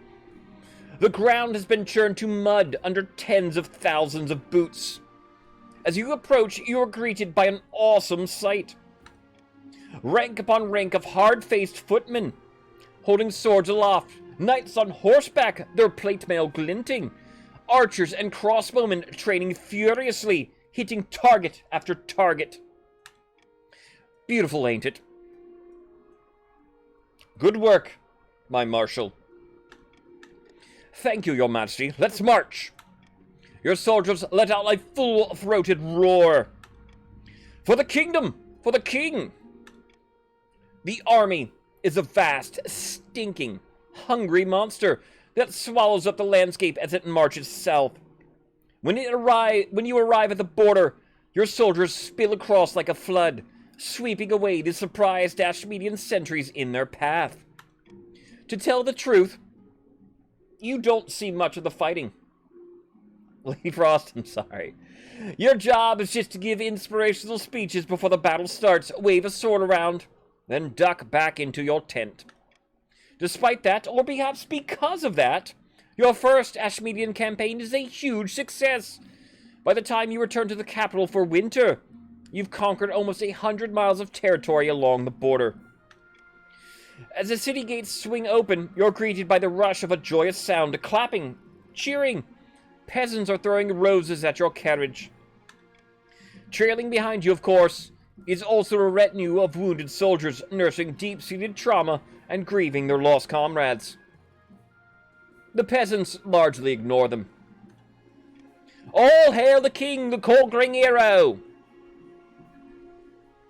I will wave to my adoring fans. The cheering somehow gets louder. They really think you're a hero, even though you spent most of your time in a tent looking at maps. As you step back into the council's presence for the first time in many months, no faction will win, indeed. The nobles all look upon you with trepidation. Welcome back, my liege. Let me be the first to congratulate you on your victory. But now, can we get back to the business of ruling? There are many votes that need your attention. Did you forget that there's a war going on? What? But what about democracy, the Constitution?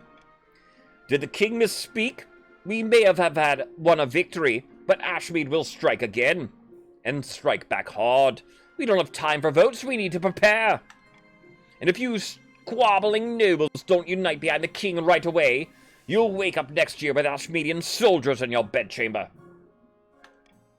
Do I make myself clear? Crystal.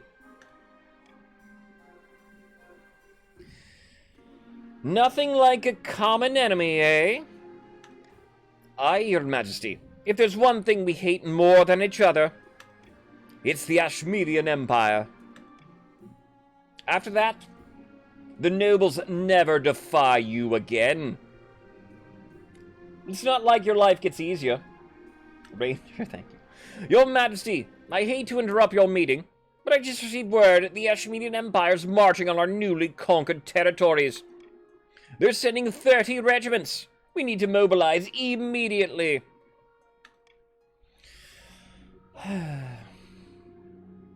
You head back to your chambers and begin strapping on your armor. Here we go again.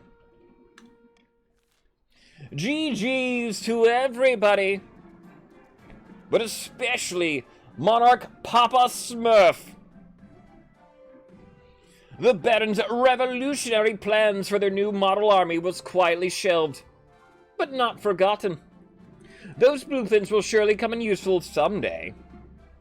The chiefs abandoned their hopes for Oddheld's Horn, which passed into legend once more. A treasure fit only for seducing adventurers into the frozen wastes, where ice giants or hypothermia awaited them.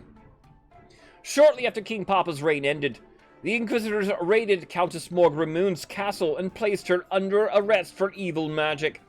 As she burned, she screamed the secret name of the seventh god. King Papa's reign spanned another 15 glorious years, mostly spent fighting in foreign fields. He conquered land from Tablin and Ashmead, lost it, campaigned to get it back. By the time the old warrior died, he was battle-scarred and celebrated as a hero. But most of all, he was tired. King Papa the Bold! No spouse for my husband left me. Oh. Richest noble, Apple King. Samatsero lost all your money at the end. Statistics for the kingdom, treasury gonna be good. Stats overall. Barons at the end. Oh, that poor, poor stone maiden. Papa the Bold. We will play one more game of the Dynasty here. Give me a few minutes. I must walk dogs, use restroom, all that jazz. But thank you all for playing in the first game, the Smurf Dynasty. King Papa II will continue the legacy set forth by his father. Thank you all for playing then. One more game. Appreciate you all for being here. Give me a little bit. Hopefully, I hope to have another sort of longer game. Appreciate you guys.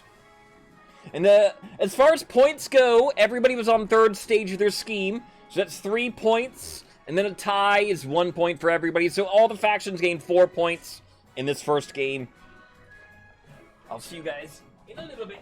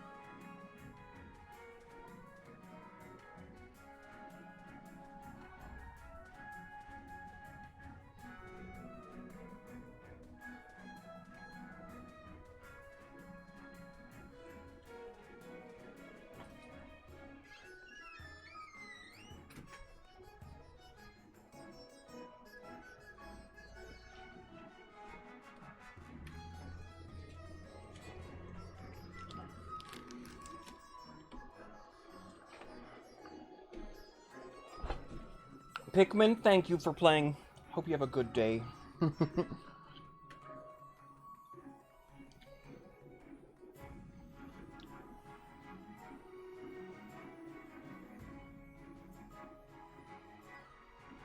No loyalist scheme. No, there will be no loyalist scheme. As your monarch is a victory.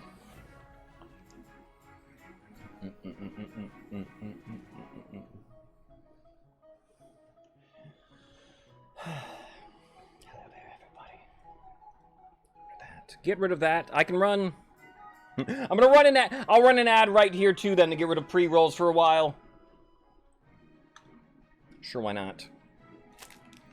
If you are seeing me, then I'm eating crackers. I have some peanut butter crackers. Did that work? I think that worked. North is hopeless. It is not. The North always has hope. And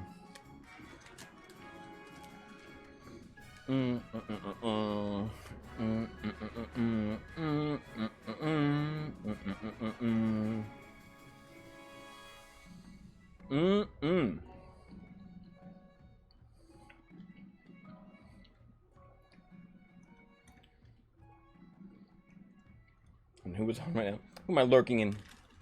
Miss Anna is on. Shoutouts to my lovely Anna friend. Samatsero! Thank you for the follow. Appreciate your being here. I'm sorry the wizard apprenticeship didn't work out too well for you. That happens.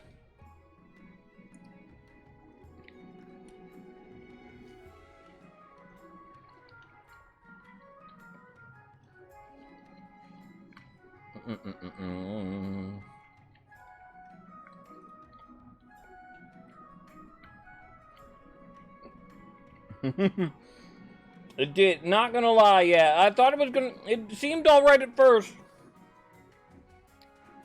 We had high hopes, didn't we?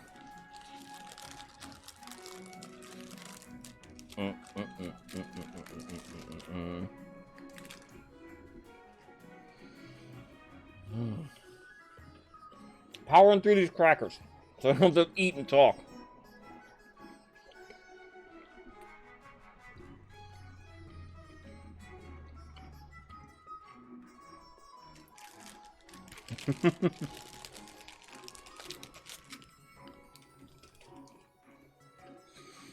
I'm hot.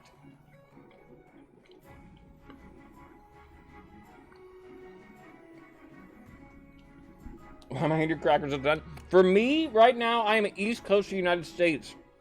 It is 12:19. It is about noon.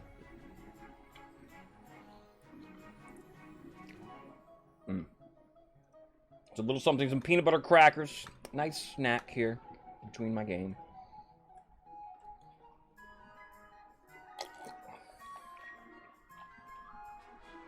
And we'll get in. Yeah, I'm East Coast of the United States where I live, so it is just in the afternoon. And I stream at 9 a.m., yes. I'm a morning person. A morning streamer for me. I started streaming during COVID. Just, you know, something to do instead of waking up feeling that the world is going to end. So that's what when I started streaming. I streamed, at first the first game I streamed mostly was World of Warcraft.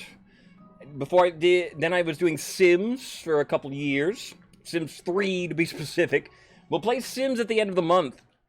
Because I love Sims so much. And then I started streaming King of the Castle when it came out. And we have not looked back since then, hardly. Alright. Chiefs, you are strong.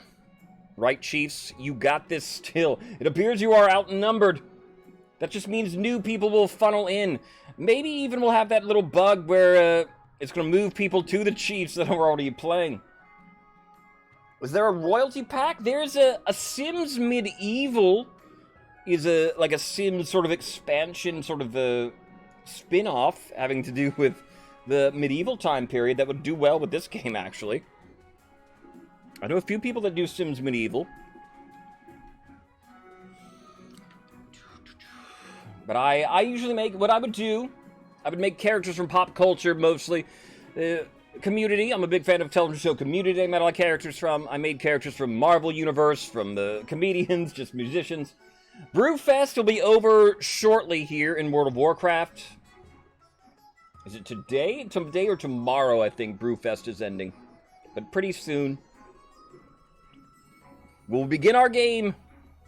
Game 2. The Reign of King Papa. If you missed our first game, everybody, where the heck were you? It was a Monarch victory. Our first true Monarch victory throughout these Battle of the Bees League. You guys were coming close to stopping me, though. The Rebellion, I thought I was going to miss one of those rolls. The Rebellion was going to hit, and all would have been well, but alas, I won. I'll go my path to victory. Your Majesty, you have some big boots to fill.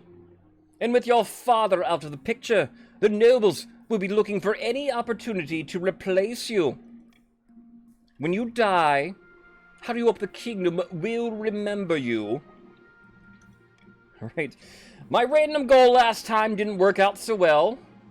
The first goal, that was. Let us roll a d6 here to determine what my goal will be for the game. And we roll a 1. King Papa II will be a conqueror. A warrior king is sure to be remembered fondly if he wins more battles than he loses. I mean, this is what my father wanted to be a saint, had to switch to a conqueror. I know, Papa, he is just following in Papa the First's footsteps. I suggest over the next few years, you focus on improving your kingdom's overall military as much as possible. Once you have an heir, I will return to discuss how your ambition is progressing. Good luck, Your Majesty. Council introductions. Oh no, really? Come on, baby. Come on, baby. Hear me, baby. Hold together. Uh-oh. And it won't let me click on it either. There it goes. All right, phew. Now that you're the king, your first duty is to meet with the Council of Nobles. All right. First, the chiefs of the north. Marrow, good luck in the days ahead, Your Majesty. You'll need it, dealing with us lot. The Counts of the East. Apple King. An honor to finally meet your acquaintance, Your Grace. I was dismayed to hear of your father's passing. Thank you, Apple. Barons of the March. Hail and well met, my liege. Under your leadership, we'll whip this kingdom into shape. I hope we do, Decadence, alright? This will be a glorious, prosperous reign for the entire kingdom. And with that, the introductions are done. The council hall immediately fills with raised voices as the nobles argue. Is this what Papa the First, your father, fought so hard for?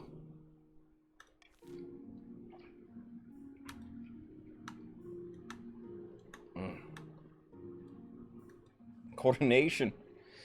Your Majesty, it was an honor to serve your father, but now it's your time to wear the crown. As is tradition, the council will decide what happens at your coronation.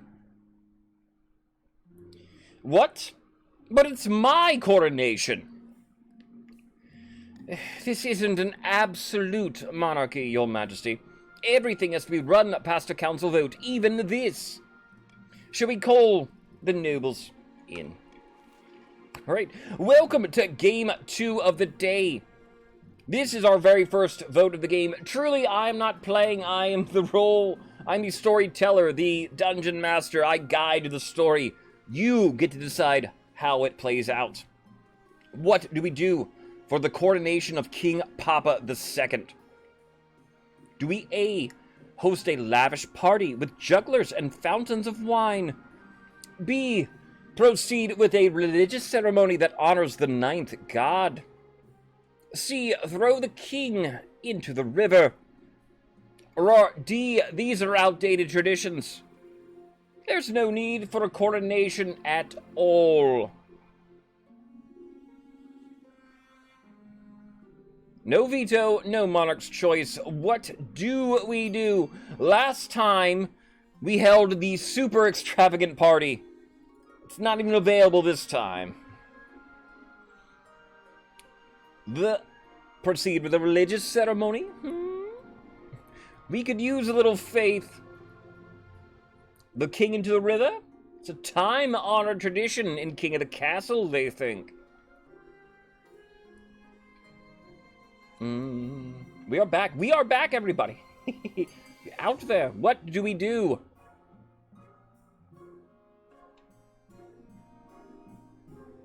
Between religious ceremony, outdated traditions, throw the king into the river, we don't know what we want around here.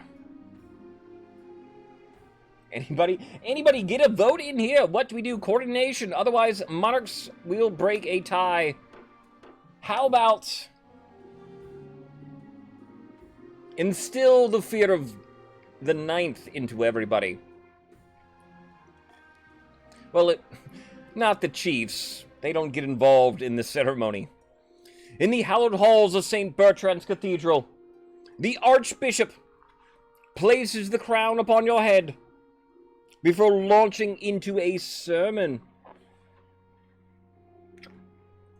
Faith goes up for the march, goes up for the east.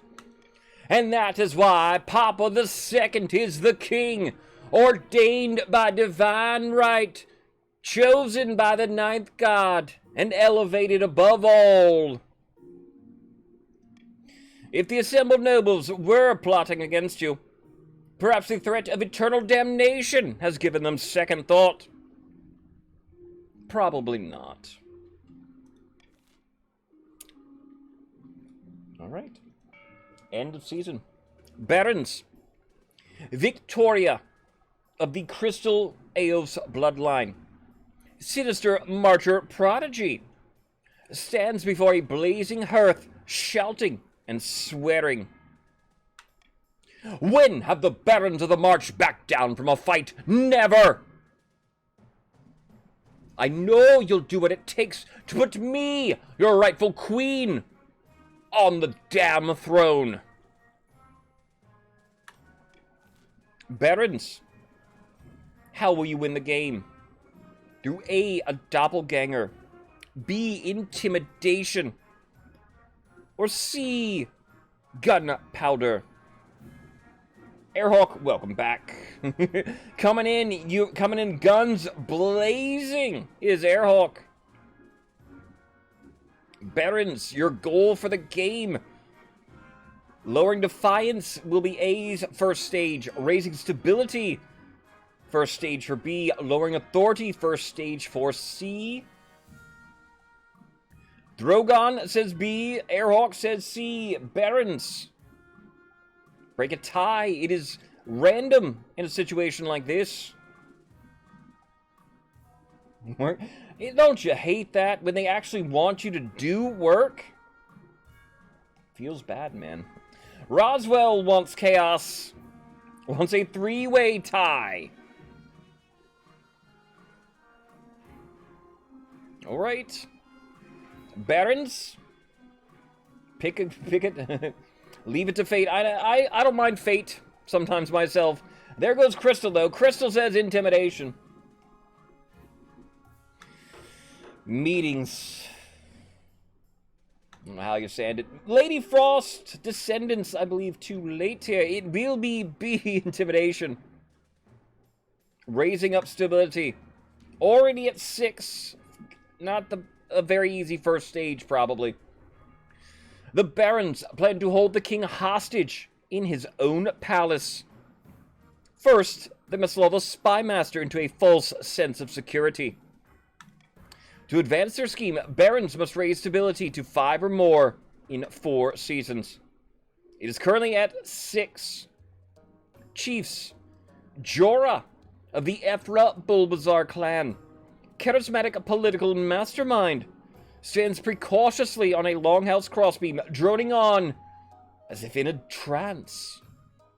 My child, yes, Jorna. Chiefs of the North, we all know that I should be on the throne, not the impostor King Papa II. How do we make that happen? Chiefs, how do you make it happen? Through A prophecy, B, Ragnarok, or C, Hornblower? The 3 Chiefs exclusive ones. Prophecy, Hornblower. Sam, do you have a preference here? Maybe even B to make it random? A, involve raising authority. Alright. B, raising your own military. Or C, oral faith. Chiefs, you can win all of these. I usually pick the unique schemes myself because they're more fun. Alright, Chiefs. Valhalla guide you.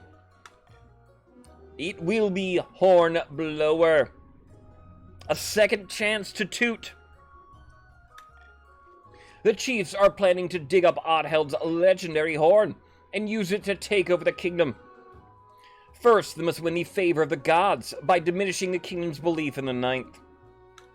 To advance their scheme, lower all regions' combined faith to 12 or less in 4 seasons. So remember, you were doing well last time. Remember, stick with that. Maybe you could do it again here. Sasha of the Waper 34 dynasty. A sinister Eastern orator. Leans delicately on a podium.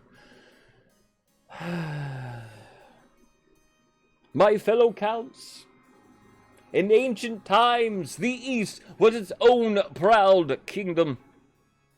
We could bring back those days of glory, but not while the false King Papa II wears the crown. Counts, how will you win the game? Through A, subterfuge, B, an uprising, or C, ascension. No possession this game. Counts, what do you pick? A involves lowering stability, will put you against the barons. B, raising the treasury, already pretty high at 3,700. C, ascension, lowering your own faith, will ally yourselves momentarily with the chiefs. Combo, you rolling to what you're gonna pick here, sir? He is indeed. Ascension? Okay. I gotta watch you carefully, that means, Counts. A B came in at the end, but not enough. The Counts plan to induct the king into their secret cult and offer him immortality in exchange for the throne. First, it must reduce the power of the Eastern Church. To advance their scheme, Counts lower your faith to 4 or less in 3 seasons. It is at 2 currently. So Counts and Chiefs sort of have similar goals. They're both concentrating on faith and keeping it low. The Chiefs need faith low across the kingdom. Counts worry about your own faith. The barons then, interested in stability of the kingdom. They want it high, 5 or more. My first law. It was working out well for us last time. Let's pick a golden choice. And our first events. The Songstress. Combo Lurker. Your Highness, a bard who calls herself the Songstress has been making waves in the East. Her performances are attracting huge crowds, so huge that there have been brawls and stampedes as people push closer to the stage. There have been no deaths yet, but it's only a matter of time. With every concert, the riots grow worse. What can we do to nip this in the bud? Alright. Taylor Swift. Quite popular in Celestath. Do we A, ban her from performing? B, ensure that her shows have adequate security? C, invite her to the palace for a private show? Or D, this is not a matter for the council's attention? Alright. The songstress gaining some popularity. What do we do? Let her cook? Try to stop her? Invite her to the palace private show? Wink, wink. Or do we just ignore it? Why should I be concerned about some songstress? A, B, C, and D. We're doing this on purpose. Nobles! What is going on? What is going on, nobles? Very close, as you can see, then, between everything. A and D, the most support at the moment. Ban her? Or just ignore it? This is not a matter for the council's attention. Anybody haven't voted? I know, is this a call? It's not a call for unity. Voting is happening. Anybody break a tie that hasn't voted yet? A and D are our front runners. I will randomly pick one with the roll of my magic dice. The magic dice play no favorites. They are as chaotic as anything.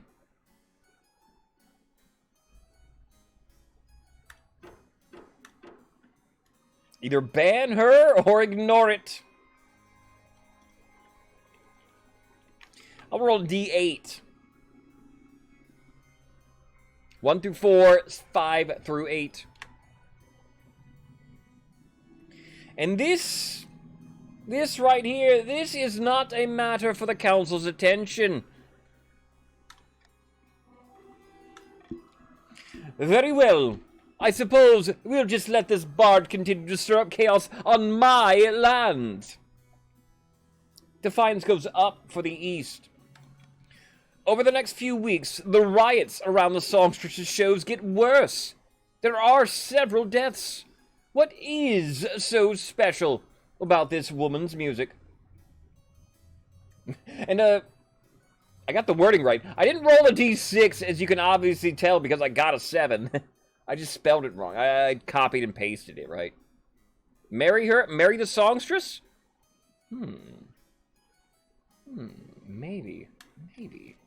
We can try. Oh, we can try. On the other side of the east is my distant cousin, Lazy. Your Grace, I have a matter of some delicacy to speak with you about. Good day, cousin. How's the old kingdom going, eh? I always thought it looked like a lot of work, but I suppose you get a fancy hat. The east, the west? Nah. It was like, the first event was in the south of the east, now we're in the north of the east.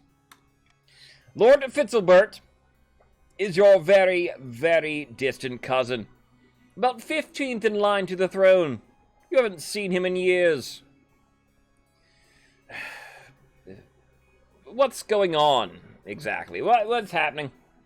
Lord Fitzalbert's been staying at my estate for the last year, Your Grace, but tragically there have been some financial impacts. He's been borrowing money from me for months. And, Gooberfish, no, you cannot marry the songstress, I don't think. Saying he'll pay me back when his luck turns, but now my coffers are bare. Yes, poor resident Lazy couldn't even afford a little banquet to see me off. I'm sorry it's come to this, but I must petition the court for funds, Your Majesty. Alright, my distant cousin. Should we A, pay Count Resident Lazy for his hospitality? B, leave Lord Fitzalbert to sort this out himself? Or C, Lord Fitzalbert should be put up in the palace instead?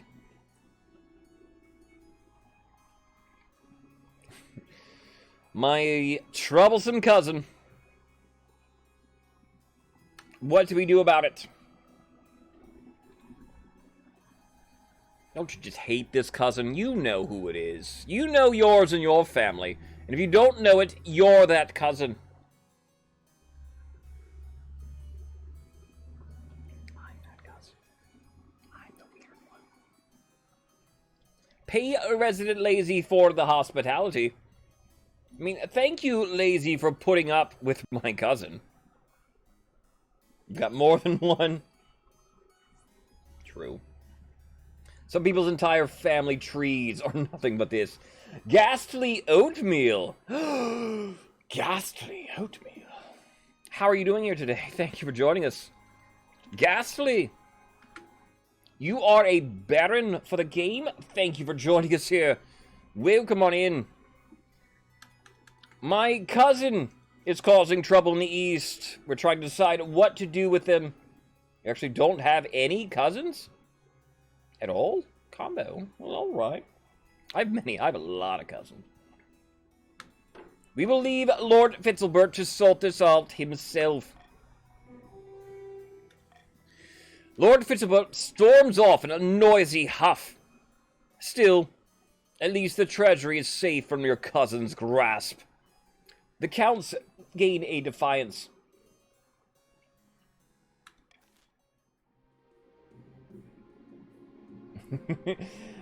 Moon. Maybe Moon. I don't know much about succession or lines. I'm American. I've been having trouble. We're sort of having trouble. But I think the map bug sort of works now. Your Highness, I have a brilliant idea. Why don't you hold a battle royale to choose your honor guard? Apple King, I can think of nothing better. Holy shnikes, love this event. And we'll go on up here. We'll get it ready. Who will win?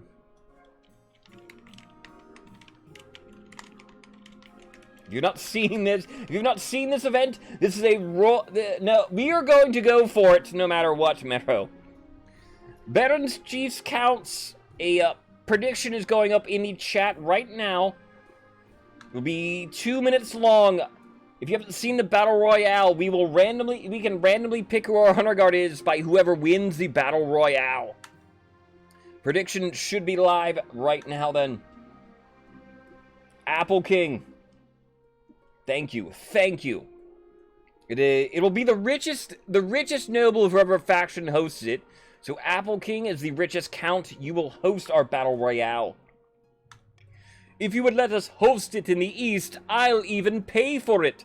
This spectacle will boost our economy massively. And of course, I'm confident the Eastern Knights will win. Indeed. Alright. Your Majesty, this is pointless. Why don't you just choose your honor guard and have done with it? It seems a little out of character. The Marshal loves bloodshed. Don't you want to see us to have, like, the best honor guard possible? Like, the strongest, fighting each other. Blood and vinegar. Marshal, we will hold the Battle Royale. Most pleasing. I'll begin organizing the event at once. So Apple King personally pays for it. Thank you, Apple.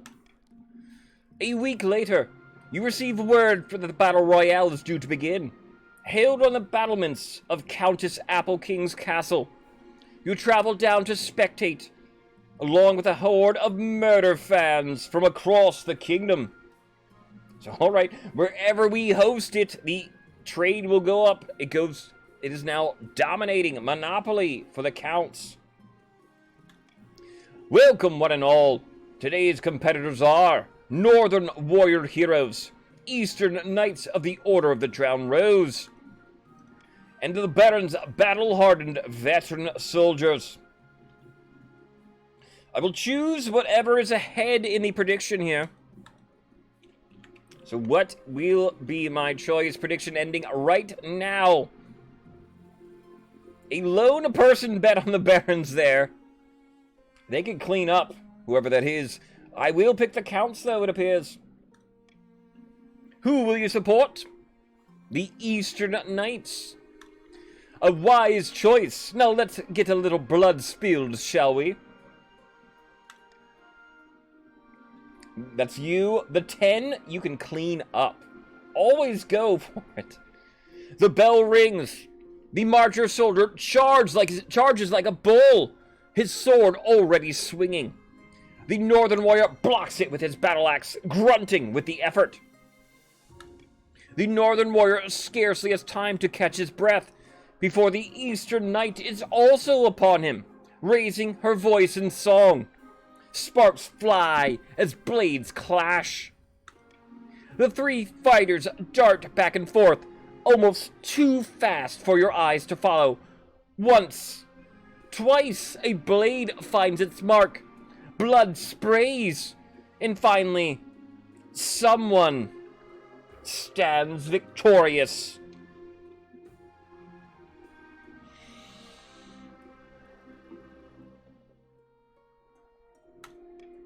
It's the Marcher veteran. His scarred face speckled with blood. His opponents lie dead at his feet. Crystal, the only one who believed in the march.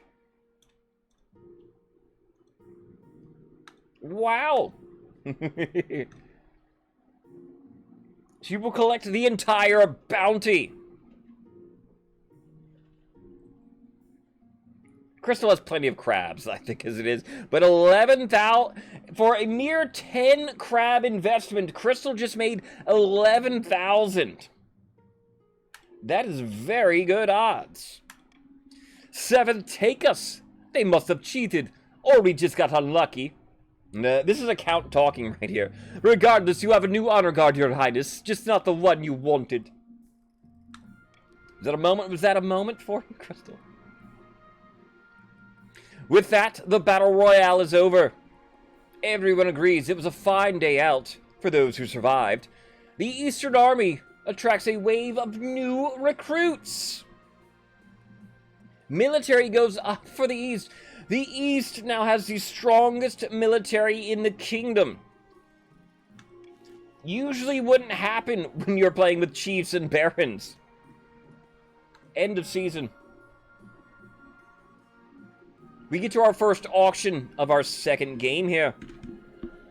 Auctions played a vital role last time. Exclamation point fund. Space your choice. Space how much you wish to bid for an auction. The richest noble is Waper, followed by Apple King. The wealth seems to be a little spread. The chiefs, there's only 3 of you. You don't have much money. Good luck, I suppose, chiefs. You'll still do fine. Let's review everything we have. A, the library raises stability for the kingdom. B, the Thieves Guild will lower trade for the barons. Combo, be well here. Take care. Your popcorn, I'm cooking. I'll get some for you. C, the stadium will lower military for the chiefs. D, the theater will lower authority for the kingdom. E, the fortress will raise military for the counts. And F, the observatory will lower faith for the counts. The chiefs and counts want low faith. The only faith option is F, lowering the counts' faith. The barons want high stability. They are at 5 right now. They need it at 5 or more. The only stability is A. There's military swings. Counts can raise theirs. Chiefs, you can lower their military. You have 60 seconds for an auction. Only the top 2 buildings get created. Get in your sniping funds the last 10 seconds. Always at least what I recommend. Maybe even more, maybe even longer. B will get an immediate sort of 1400. F at 1. B and A now at 1400 and 1200. B lowers trade down for the barons. A lowers or raises stability for the kingdom. 1,400 now for both of those. F at 101. We're halfway through. F now at 901. B at 1,500. A at 14.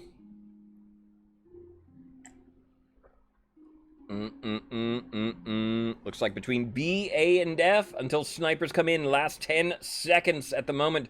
1,400, 1,500 for B and A. There's 901 in F. Anybody coming in at the end? Are we going to play nice? We are.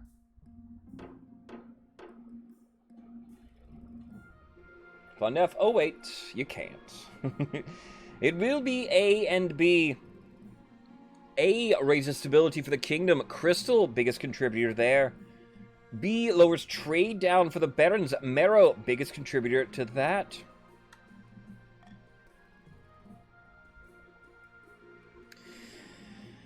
There's my complaining cousin.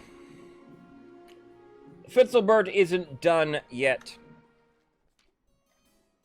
Interesting news from the east.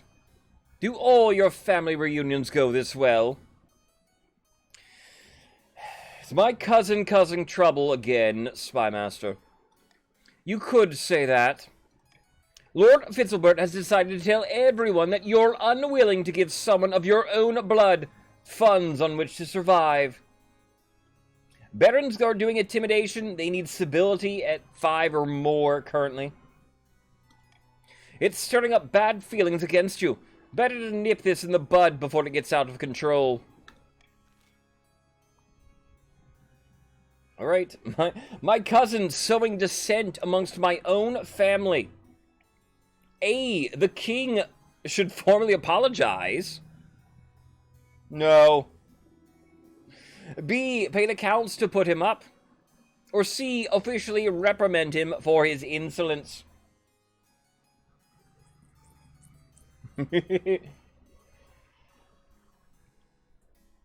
Alright, my cousin. What do we do about him? Should I apologize to him? A. Should we pay the counts to just put up with him for a little while longer? Or C. Should I officially reprimand him for his insolence? You knock that out, Fitzalbert. You disgrace everybody. 50% roll. We're going for it.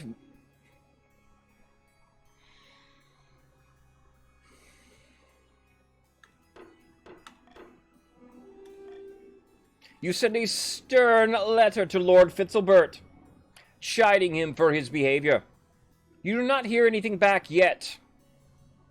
Perhaps he's changed his ways.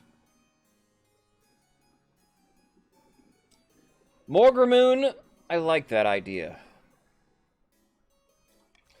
Perhaps he's changed his ways. We'll have to see, don't we? Devotion. Combo Lurker comes back to me. Your Highness, ignore everything I said about the songstress. I was completely wrong. I hired her for a private performance to see what all the fuss was about, and by the blood of the dead, I've never heard anything so beautiful. I was so moved, I immediately gave her all my money and the keys to my keep.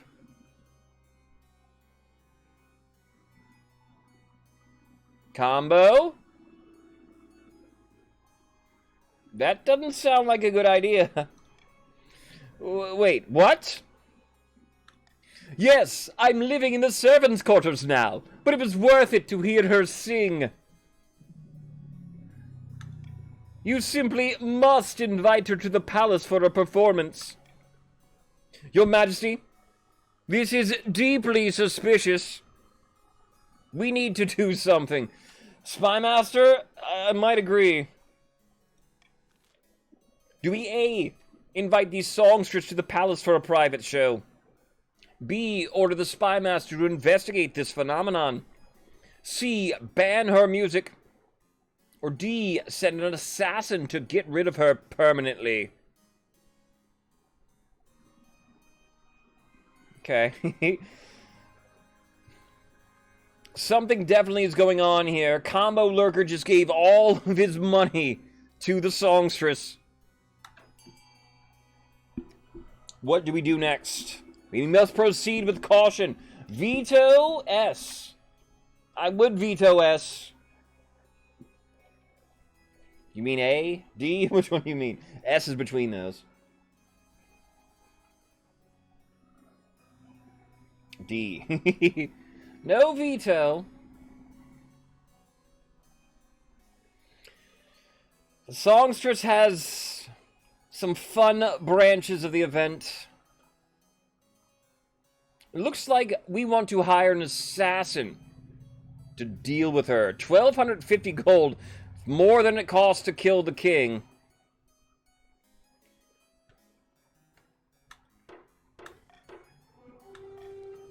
Assassinate her? Absolutely not. I won't let you. Combo.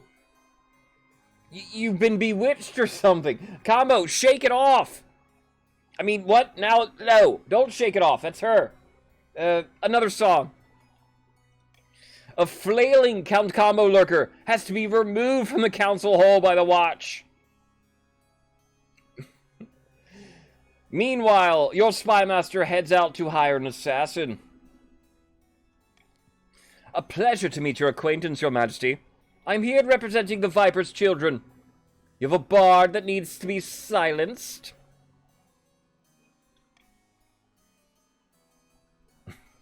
Correct? Don't just silence her. Murder her! Regrettably, it's the only way. I know. We're not being subtle here. Don't just silence her. Yes, that's what I... Never mind. Give me the coin. Believe me, this songstress won't be a thorn in your side for much longer. Alright. That should take care of things, shouldn't it? Come on, baby, hold together. Get up there, get up there.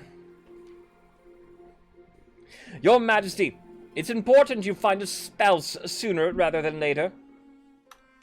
I'll take the liberty of finding eligible candidates. What is your preference, men, women? Or do you not mind?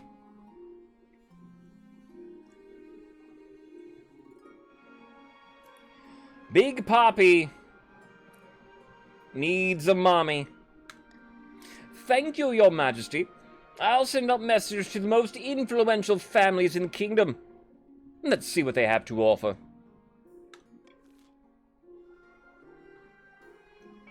End of season. Our first tax season of the game here. 3 ways a monarch may tax the nobles. Cruel taxing raises defiance, raises the treasury by 400 gold, and takes 400 wealth from every noble in the color. Common taxing you, no defiance swing 100 treasury to wealth. Bribing lowers your defiance, lowers the treasury by 700 gold, and adds 700 gold to the coffers of any noble in that color. Counts, you are fortunate to get the bonus. A new fashion of capes profits the counts. You all make 500 gold, everyone else 200. There is a bit of a wage gap, I think, between some nobles. There are some rich nobles, there are a few poor nobles.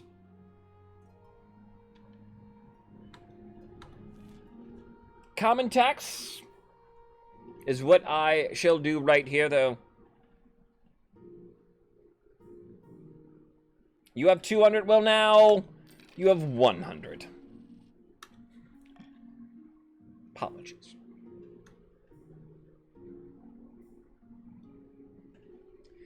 Your remorseful cousin, Fitzalbert, comes back to me. Oh, my dear cousin, whatever can I do? I must throw myself on your mercy once again. We told off Fitzalbert last turn. What happened? Did you run out of snuff boxes?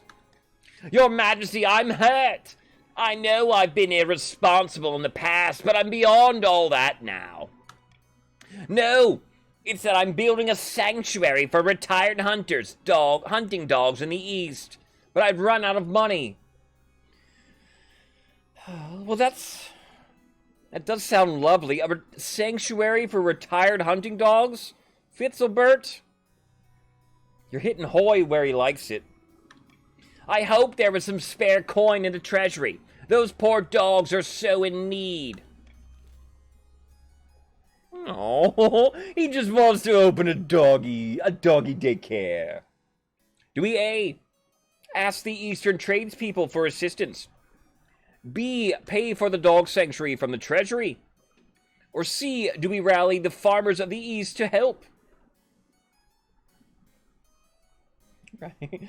Alright, what do we do? Yeah, what do we do here? Fitzilbert has an actual good plan. I think. Rally farmers. Maybe. The world needs more dogs. We can all agree on that, right? And the poor retired hunting dogs. Aww. Or rather the farmers in the East to help? Paying for the dog sanctuary from the treasury? Neck and neck. But 60% of the time, you know what happens. The farmers of the East do not have the time or resources to support what they see as a vanity project. Lord Fitzilbert stubbornly keeps his sanctuary going for a few dogs, but it does not become popular. Oh, bother.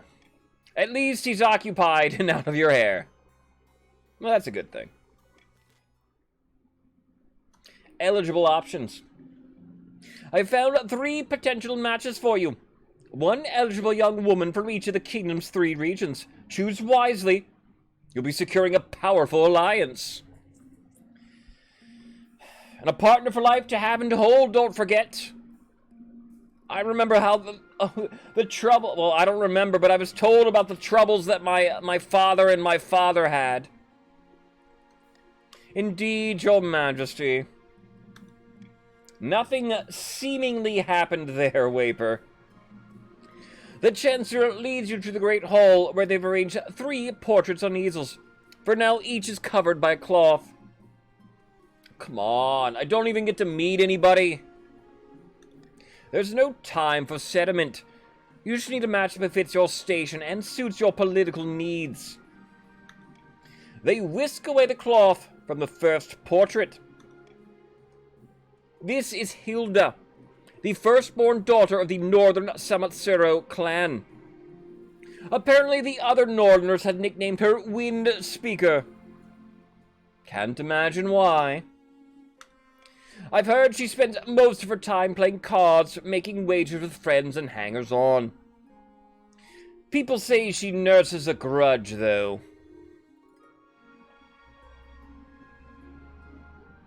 Let's go, daughter.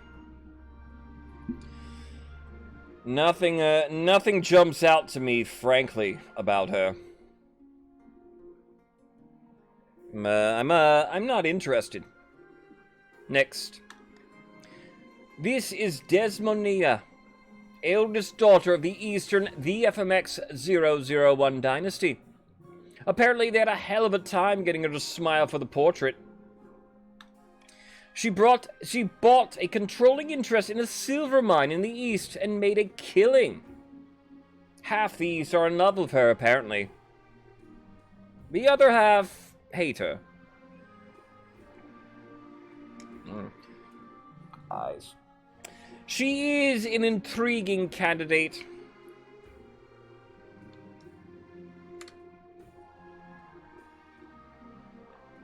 Chip off the old block. Finally, we have the March's offering. Helaman, scion of the prestigious Airhawk bloodline. She's known for her blunt honesty. The kind of honesty that makes you enemies. She had a meaningful encounter with a wizard a few years ago, and now she spends most of her time brewing strange potions. Oh, and she's not popular with the peasantry.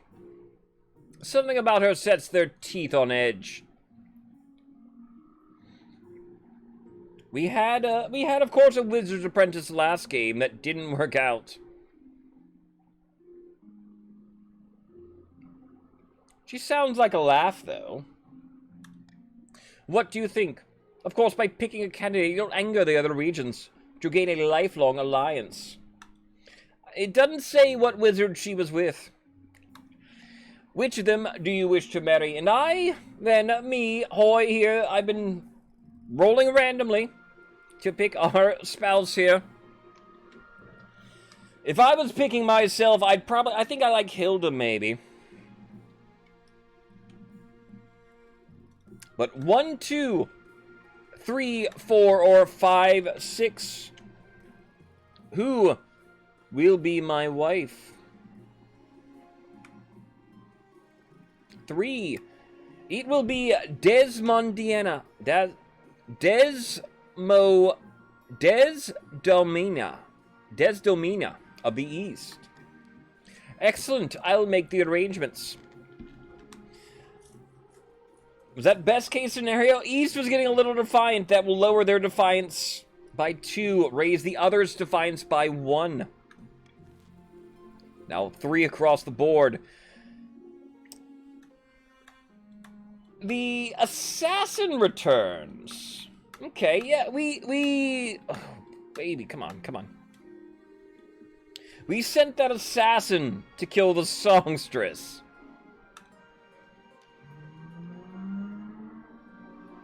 It's a night like any other. You're lying in your king-size bed alone. I can't have a concubine or two? Come on. Something wakes you up. A sudden and pressing lack of oxygen. You gasp for air, but none comes. A huge, leathery brown python is wrapped around your throat.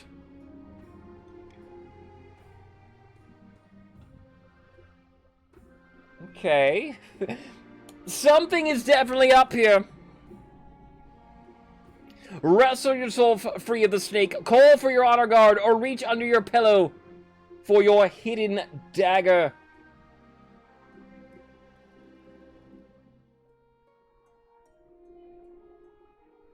Do I roll here, or do I just call? I think I just call honor guard. Is what I do here. Or do I go for the A, wrestle myself 50-50? The hidden dagger doesn't work. Roll.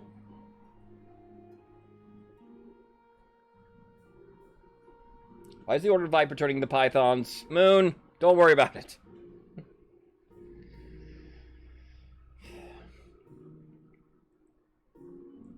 Roll. I'd rather not die so immediately. Keep it random. Keeping it random is what I should do, but at the same time, I also don't want to die.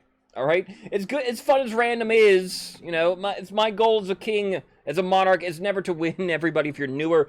I want longer games, and then if I do die here, might not be good. I will call for my honor guard if I can.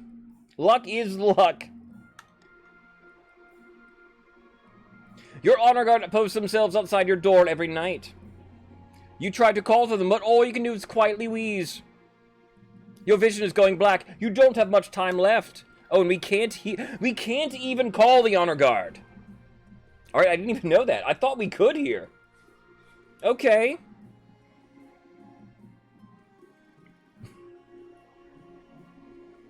I don't think the dagger works. I think I have to wrestle myself free. All right.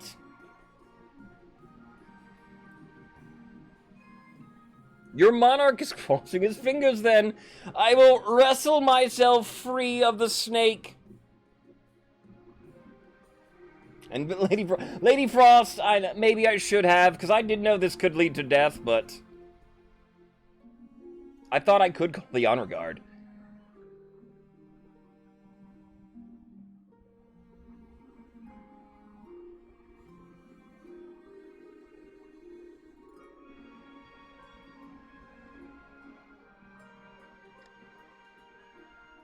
Digging your fingers under the snake's coils, you snatch a precious breath of air. Call out for my honor guard again. You wheeze out another cry for help, this time loud enough. Alright, I had seen the honor guard help this situation before. For your honor guard to hear. Upon hearing the shouting, your marcher veterans burst into the bedchamber, their swords drawn. Your Majesty, stay with us. Can you breathe?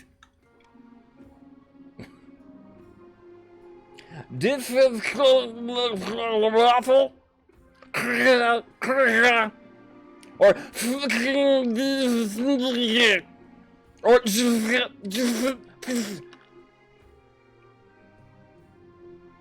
roll. I'll roll. This is probably important, right? Is it I saying something with all these? I don't know what I'm trying to say, but we'll roll. 2. All right, first one.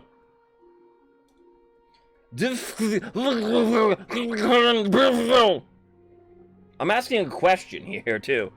The strong hands of your veterans wrestle the serpent away from you. You gasp for sweet, sweet air. The enormous snake twists out of your honor guard's grip and writhes into a new shape, a hooded, cloaked figure. You recognize the assassin that you hired to kill the songstress.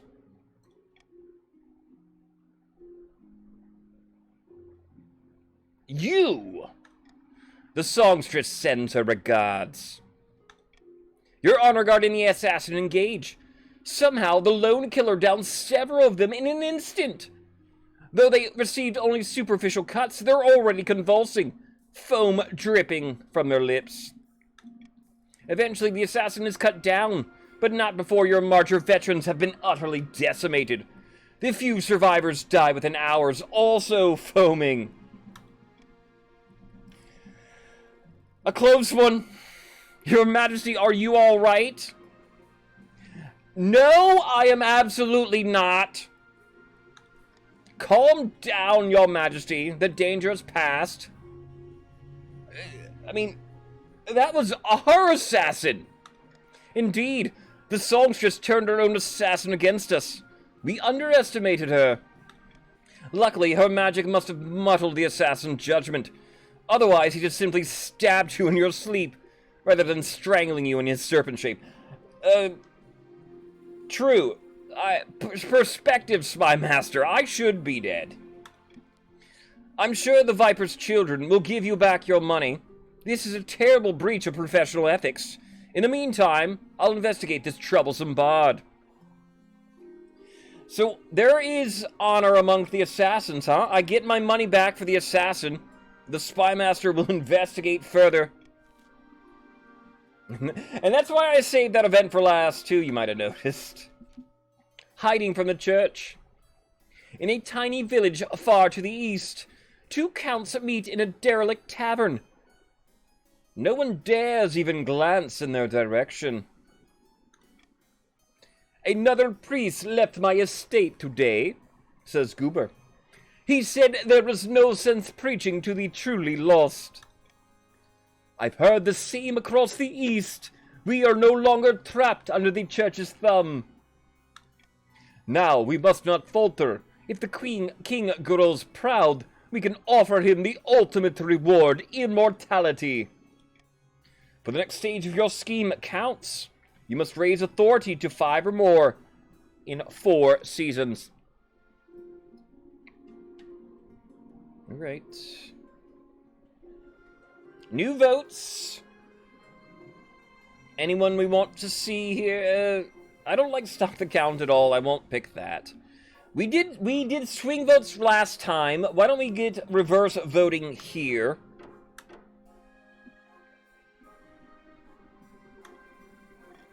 I think so, Ephra. I don't know. It's hard to. I don't know. I don't think I've had a battle royale honor guard die. Let's get right to the songstress secret. Sir Slippity, welcome on in. You are a returning count for the game here. 3,100 gold in your coffers. Welcome back, Sir Slip. You just missed the songstress sent my own assassin back at me. The spymaster is investigating her. Your spymaster silently appears at your desk. She's returned from her mission to investigate the songstress. You scan her for signs that she's lost her will. Just like, you're saying, spymaster? You're not gonna come at me, are you, right? You're not influenced by her and gonna just stab me too. Tell me you found something. What? Have you gone deaf? She pulls out a pair of plugs out of her ear. The songstress is a witch, drawing power from her lyre. It's made from magical wood. Some wizard who accidentally turned himself into a tree. When she sings while playing the lyre, people obey. But without that, she's nothing. Aha! The secret to the songstress. Do we A. Send Eastern soldiers with earplugs to arrest her? B. Hire a thief to swap the magic lyre for a mundane one? C. Have a deaf crossbowman snipe her from a distance? Or D. Allow the songstress to keep playing? Kill her. A few different ways we can try to do it. Why don't we do here? I usually will announce it, though not often here. A little show off reverse voting here. If you haven't seen a reverse vote, for this vote, vote for your least favorite option. For whatever option receives the least amount of votes is our passing option. Reverse vote. The deaf crossbowman does sound kind of fun. And very effective. I mean, that's ingenuity. So reverse vote. Vote for what you don't want to pass. The least voted option will be what we pick.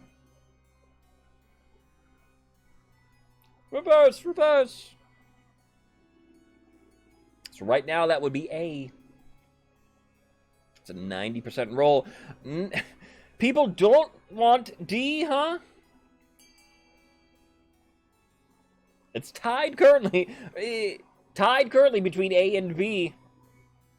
For the lowest is what we want, is what will pass. And it looks like it will be A.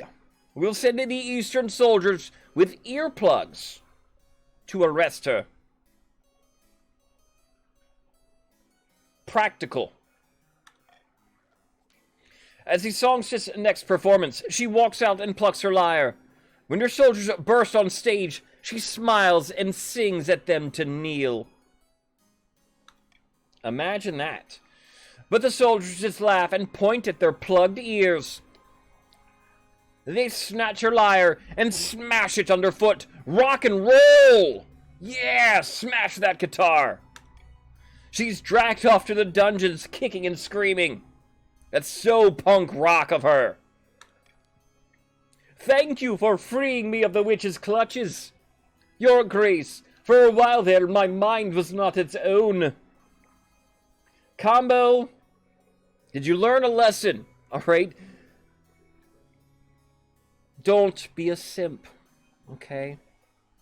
A lesson. Lesson for everybody. Combo gave him all of his money to the songstress. Defiance goes down 2. All across the kingdom, as if though a spell has been lifted, the common folk forget the songstress entirely, moving on to some new obsession.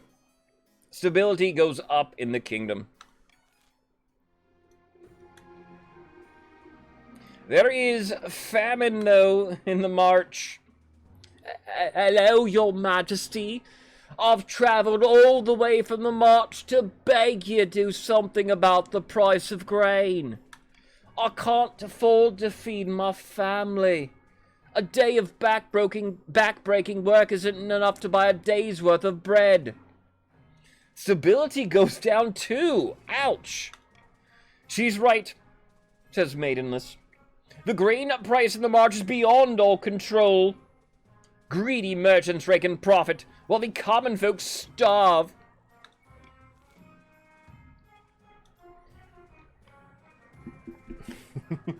I know. Do we not trust Combo quite yet? He could still have lingering effects from the mesmerization. It's King of the Casual! It's me. That's me. That's me. King. Mr. Will. Mr. Will be live.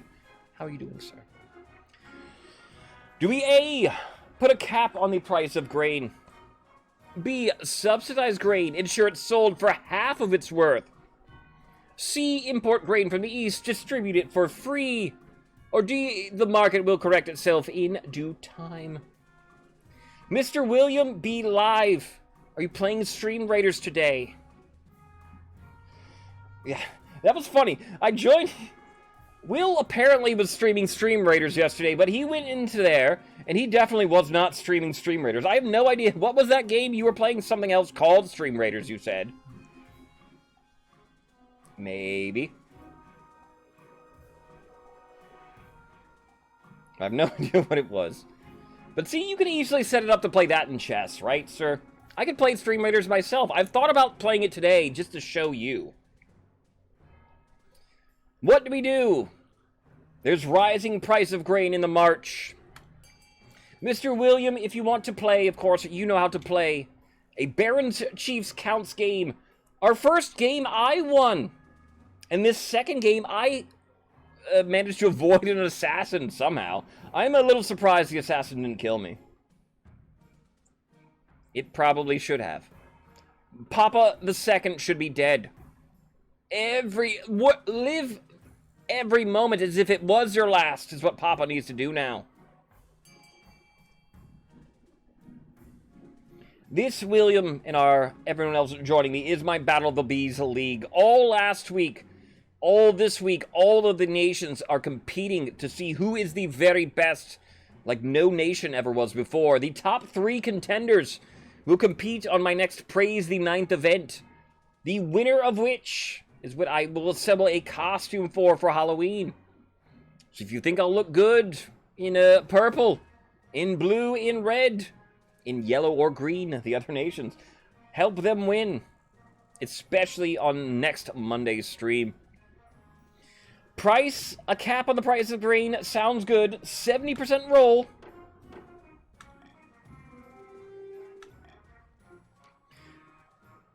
You place a strict price cap on grain.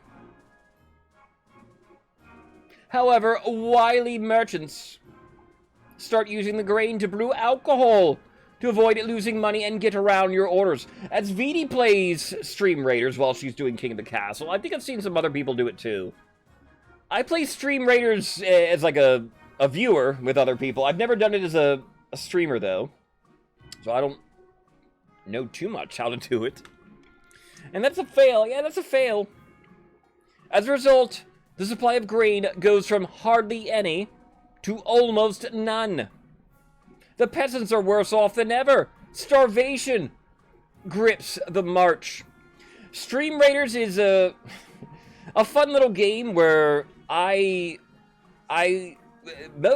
sort of like this game where you guys mostly play it rather than the streamer, but you get to assemble my army for me in like a pixelated sort of battlefield, and then it's cute. There's a lot of fun skins and like characters you can unlock. Maybe I do give it a try. I don't know. All right. The Royal Wedding. Come on. Come on. We're having trouble with the map, but I think we're good. Let's get up there. We can click it. We can click it if we get it up there, right? There we go. Your wedding to Desdomina. Just hard for me to say. Desdomina is naturally the talk of the kingdom. Nobles and peasants alike travel from across the realm to attend. For a week and a day, the capital is one giant party. It feels like you're the only one not taking part. Instead, you're getting ready for the ceremony. Soon enough, you're standing in St. Bertrand's Cathedral, with Desdemona at your side. Do you take this woman as your lawfully wedded wife? Archbishop, I do. Then I pronounce you king and wife. After the wedding, of course, there's a feast. After the feast, a dance. Your new wife, Desi, I'll call her, refuses to dance at all, preferring instead to brood in the corner. Stability, authority go up, defiance goes down for everyone. By the time you find yourself alone with Desi, it's past midnight. You've never felt more tired. Ephra? True. For our triple honor guard death game, we have to remember that then, right? Unofficial achievement we want to do one day, everybody, is kill off every member of the honor guard. Did you see the 8 crows perched on the church tower as we walked into the cathedral? A dire omen. Perhaps you're right. The peasants have the right idea. They get married for love, not for politics. It's not an achievement, an unofficial achievement, like our quad bankruptcy. Just, you know, something I want to do in this game. Kill off every single one of the honor guards in one game. Just should be an achievement, right? Oh, to live the simple life of a commoner. No. There, Desi. We're both in this together. You'd comfort Desi long into the night, listening as she expresses her doubts and fears. As dawn breaks, she falls asleep on your shoulder, exhausted. Alright, a good start then. We talk long into the night, me and my wife, Desi. End of season, we check in with the Barons. Barely made their goal thanks to the wedding there. Deep in the forest of the March, Baron Roswell has gone boar hunting with a few of his close friends. Our plans are going better than expected. The Spymaster thinks that all is well in the kingdom.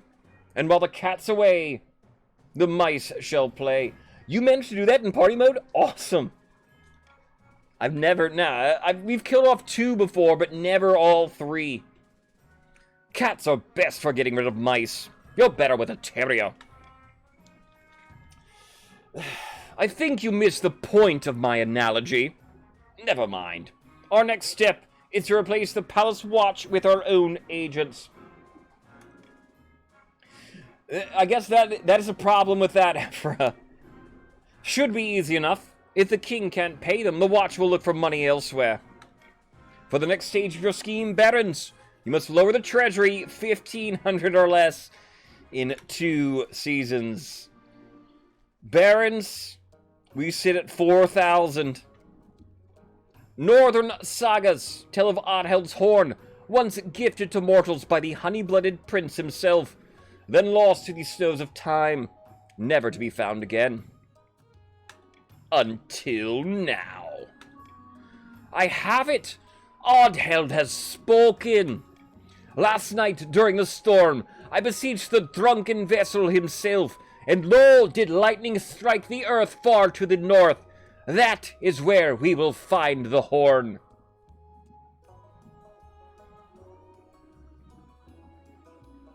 Once is a tragedy, twice as foolish as... Ephra, that is true. You mean into the frozen wastes? Aye, have everyone muster their best warriors. We're beheaded to the domain of the ice giants. For the next stage of the chief's scheme, we must raise their military to 5 or more in 2 seasons. Alright. Checking in with everybody. Everyone on their second stage. The Barons and Chiefs, 2 seasons. Barons need their treasury to be down 1,500 or less. Hard ask. At the moment, treasury's pretty high. Chiefs, you need your own military, 5 or more. It's barely there. It's sitting at 5. Counts 3 seasons. Though you may be in the best position, you need the kingdom's authority to be 5 or more.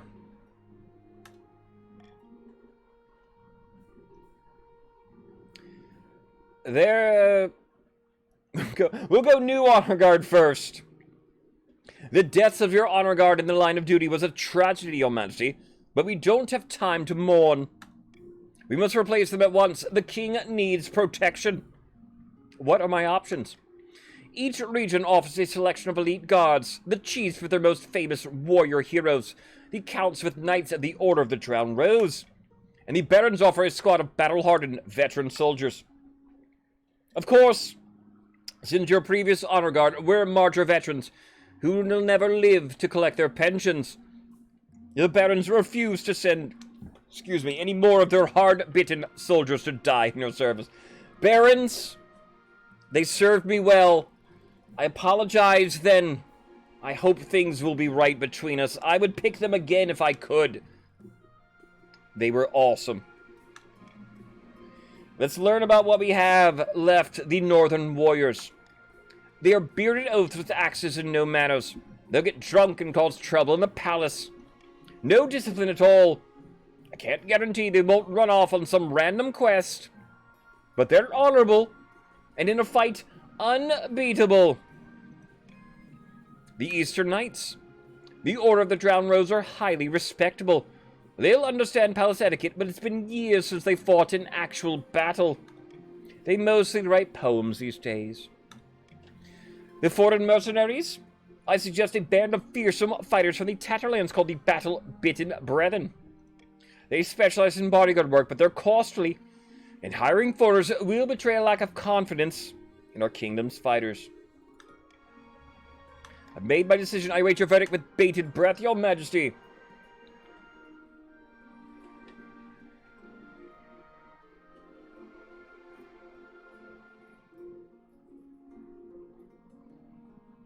Northern Warriors or Knights? What we're picking between here. Mercenaries aren't a bad choice, but again, I was saying that I haven't picked the Mercenaries. I've been rolling between the other nations. We'll stick with that. Mercenaries right here actually is the best choice strategically for the Monarch. But I'm going to roll. D20, 1 through 10 Warriors of the North. 11 through 20 Eastern Knights. Can we get our ladies? We haven't seen them today. We can, just barely. Marshal, bring me the Eastern Knights. Very good, Your Majesty. I'll make the arrangements at once. The knights arrive a few weeks later. They are all extremely pale and extremely polite. The commander introduces herself with a florid bow before reading out a poem she's written for the occasion. The knights are sweet. And deceptively strong, too. Don't underestimate the Eastern Knights. Let's see if we can kill them off, indeed. Maybe the dangerous roads. Ephra. Your Greatness, the merchants in the north are complaining about bandits. The northern roads are too dangerous to travel, even with guards. Gangs of highly organized, well-armed highwaymen will ambush merchant caravans and steal absolutely everything. Alright. Bandit problem in the north. Do we A, pay a mercenary company to patrol the roads? B, make a few empty promises, hope it all goes away? C, send a squad of battle-hardened regiment to rout the bandits? Or D, do we offer a bounty on bandit scalps?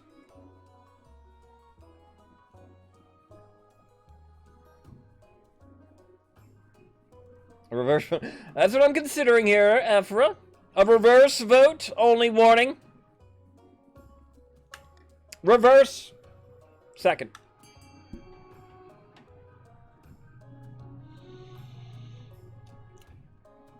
If you don't know what reverse voting is, the least amount of votes will be the passing option. So vote for what you don't want to win. Reverse. Many warnings after I said no warnings. Come on, Hoy.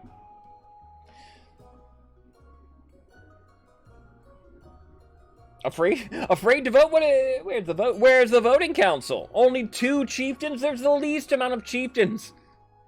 Yet they're the ones voting. Here we go. Reverse.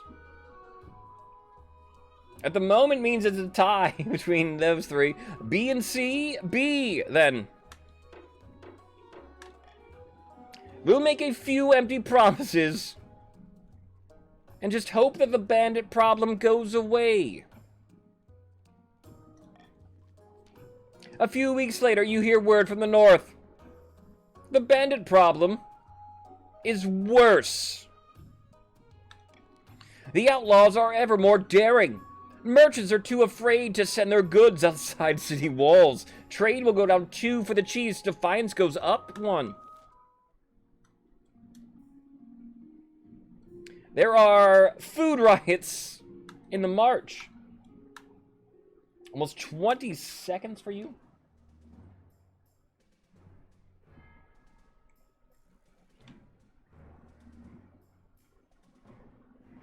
Do something.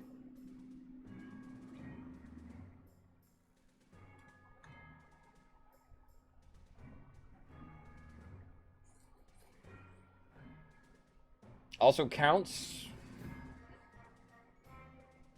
for what? For them getting killed? That's the only way technically I guess they can leave you.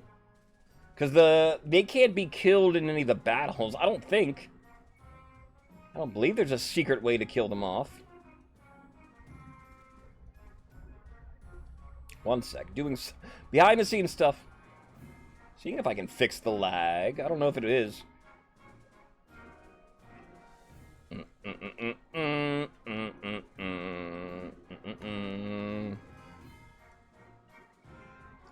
I'll try to remember that then. I'll leave it linger a little longer.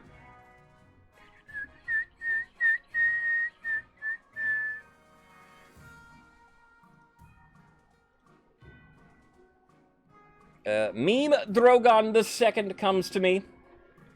My liege, the famine in the march grows worse by the day. Riots are breaking out in all the major townships, from Kellenberg to Zerbinar. Starving mobs are pillaging bakeries, granaries, and merchant houses. What are we to do? The mercenary honor guard is never killed off in any of the battles where your honor guard dies off. It's the reason really to pick them. Like during a rebellion, they'll take care of an assassin. I assume they'll take care of the songstress. Just anytime your honor guard dies off, the Triple B does not. So they are truly the best bodyguards if you can afford them. Stability is down. Food riots, what do we do? Do we A, send in the army to control the riots? B, import mass amounts of food from Tavolin and Kurth? C, the barons should buy up surplus grain from the counts? Or D, order grain supplies to be diverted from the east? Food riots? Hungry? You're not yourself when you're hungry. I know probably people will be tempted by the 50%, right? Coin flip on A. The army can do it, maybe. But what do we do?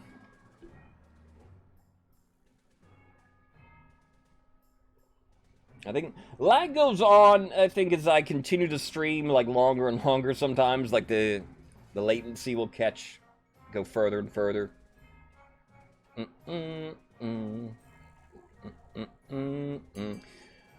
Lines look like they're divided. Chiefs on A, Barons B, Counts C.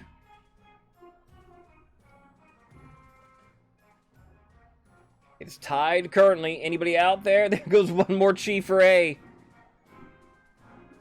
Break a 3-way tie? Anybody? A, B, or C. Send in the army. Import food. Or barons can buy up surplus supplies from the counts.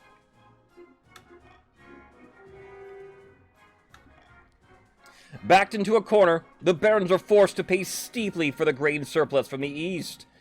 Holding all the cards, the counts price gouge outrageously and enjoy a tidy profit. So barons lose trade, counts trade can't get higher, barons lose money, counts gain money. How much was that? Was that 750? That was some price gouging, all right. Don't be upset. It's just good business. I know. Chiefs, despite your numbers, you're still doing very good. Immense quantities of surplus grain are diverted from the east to the march. And once the peasants have bread again, the riots cease. That's enough to tie them over until the next harvest. Farming goes up 3 for the barons. End of season, we get to our next auction of the game. This is where you might not be able to shine here, Chiefs. Exclamation point fund, space, your choice, space, how much you wish to bid. Richest nobles list pictured on the right, there is a bit of a gap. Only seems to be increasing between some of the richer counts there. Waper, our richest noble at 4,450 gold currently. Everybody's money matters. Even the lowly 1,500 total for the chiefs. It appears it would be the count's auction to control. But what will we do? A, the aqueduct raises farming up for the barons. B, the library will raise up stability for the kingdom. C, the fortress will raise up military for the chiefs. D, the Thieves Guild lowers trade for the chiefs. E, the monument will raise authority for the kingdom. And F, the theater will lower authority for the kingdom. Baron's goal, lowering the treasury. Barons then, hard to say what they might want to do here. Stability up, maybe F is counter. Counts want high authority. F counters counts. E might be what they want. Chiefs want high military. There's no lower to them, so Chiefs, C is very good, maybe, if you could get it. We have not started yet, but you'll hear that bell, ding, ding, 60 seconds you will have. Only the top 2 buildings get funded. Don't worry, I have a plan. I love it when a good plan comes together, Roswell. The other nobles might try to spoil it. E and C are early winners. E raising authority for the kingdom. That's pro counts, trying to keep authority high. C then is raising military for the chiefs. Even if that wasn't their goal, chiefs would still probably love C. 30 seconds in, the only 2 with any funding are E and C. Chiefs, can you still get it despite your low numbers? E and C, now I see 250 in F. Trying to get in sniping range, maybe. I see more coming in. It is 10 seconds left. E and B now being funded. E and C, 500 is your cutoff. 1760 in E. It is E and C. C will go through. Chiefs still manage, despite their limited wealth. They will buy the fortress. E also will get past, cementing probably authority for the counts. All I have, all in on the fortress. It is built with gold and love. Are the chiefs truly broke? Ephra still has 800. But worth it. Worth it, chiefs. We have the Long March North. Good evening, your majesty. Tell me, have you heard of Oddheld's Horn? Please explain, Spymaster. The Horn of Oddheld is a northern legend, a horn gifted to mortals before the Ninth Triumph during the Cursed Age. Get to the point. You must understand, whether it's a creation of a pagan spirit or not, the horn is real. My sources confirm it. It's said to have the power to destroy any fortification with a single toot. The chiefs are searching for it in the frozen wastes, having received a sign hinting at its location. You mean the frozen wastes? That's where the ice giants live. Precisely. We'll need to stop them before they retrieve it, if at all possible. They've been gathering troops for an expedition to the wastes. We must act quickly, or they could set off as soon as the winter. You must hastily assemble the council to deal with the chiefs' military buildup. The chiefs predictably deny everything. Would you deny us our right to protect ourselves from the ice giants? Bah!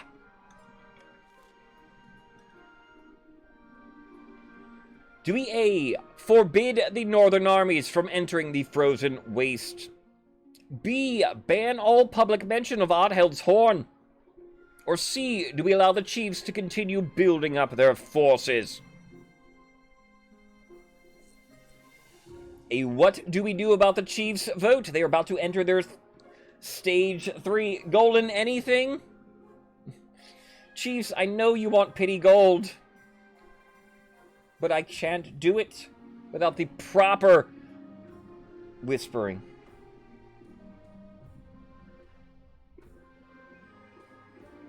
What do you do? So chiefs, this is a what do we do about the chiefs. Counts still have one more turn before theirs goes off. And then the barons not accomplishing their goal currently. Forbid the northern armies from entering a frozen race is A. Banning all public mention of Oddheld's Horn. B.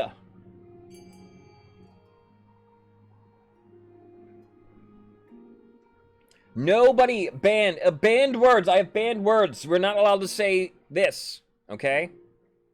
Is what B would mean. Well, we are tied. In the event of a tie, Monarch breaks a tie.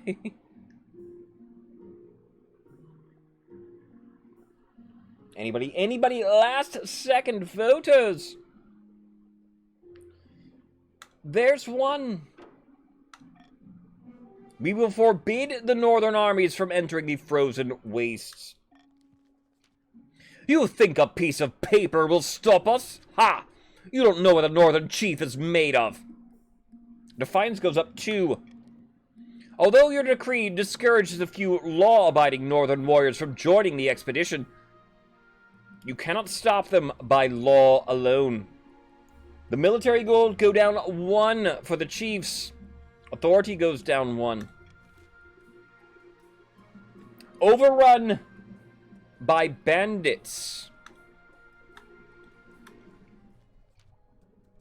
Ephra.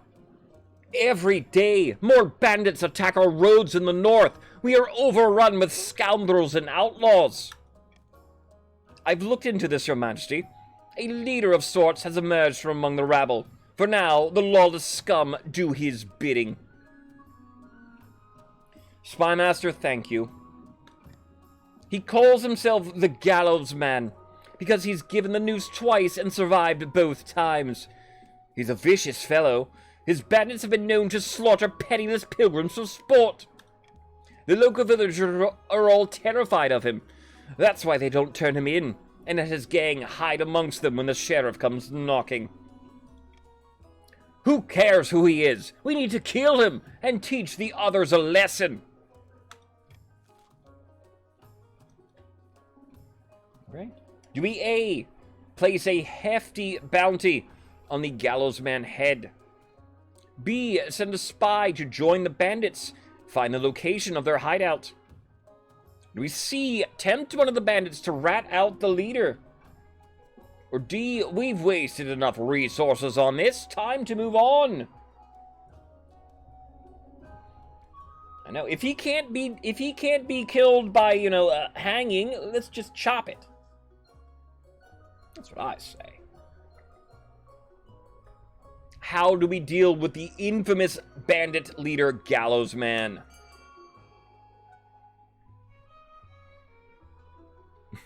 B, C, and D seem to all do the same thing there, stat-wise, though this event continues. A 40% roll will be A. Do we believe?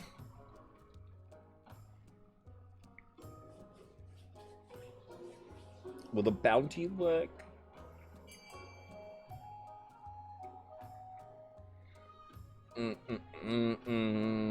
Hefty, hefty, hefty. Wimpy, wimpy, wimpy. A month later, a bounty hunter stomps into your throne room holding a wet sack. He tosses it at your feet, and something rolls out. You recognize it from the wanted posters. It's the severed head of the gallows man, gently leaking onto your carpet. That... Not on the carpet, man. That brings the whole room together. I dealt with your bandit problem. How about a reward? Give the man the full bounty.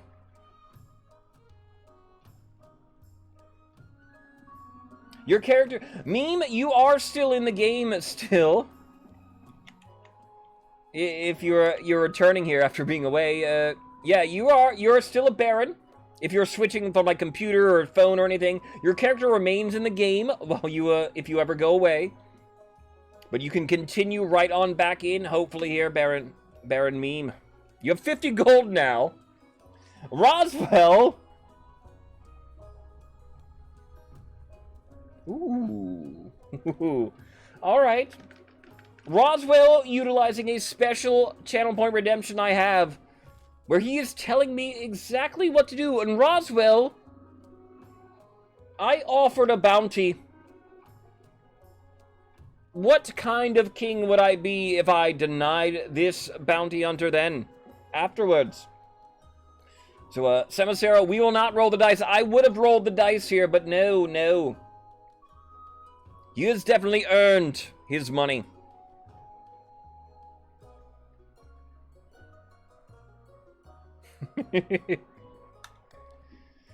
The bounty hunter strides in from your throne room, whistling tunelessly, and dragging behind him the bloody sack full of clinking gold. So he left the head, but then filled the sack up with the gold. That's smart. You only need to buy one bag. He's thrifty, this bounty hunter. Without their leader, the bounty bandits in the north lose their courage. Robberies are still a regular occurrence, but a few caravan guards are enough to keep the merchants' cargo safe. Trade will go up 1 for the chiefs.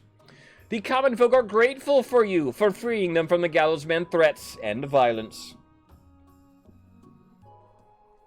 Stability will go up 1. That did indeed help out the barons greatly there. That was a big hit to the treasury. About my heir, though. Your marriage to Desi has grown stale. Oh, you get along well enough. You've made some good memories together. But there's no spark.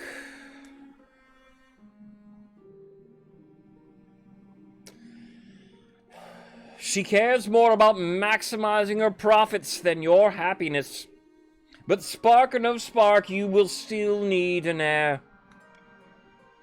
Congratulations are in order. The royal wedding was a magnificent affair.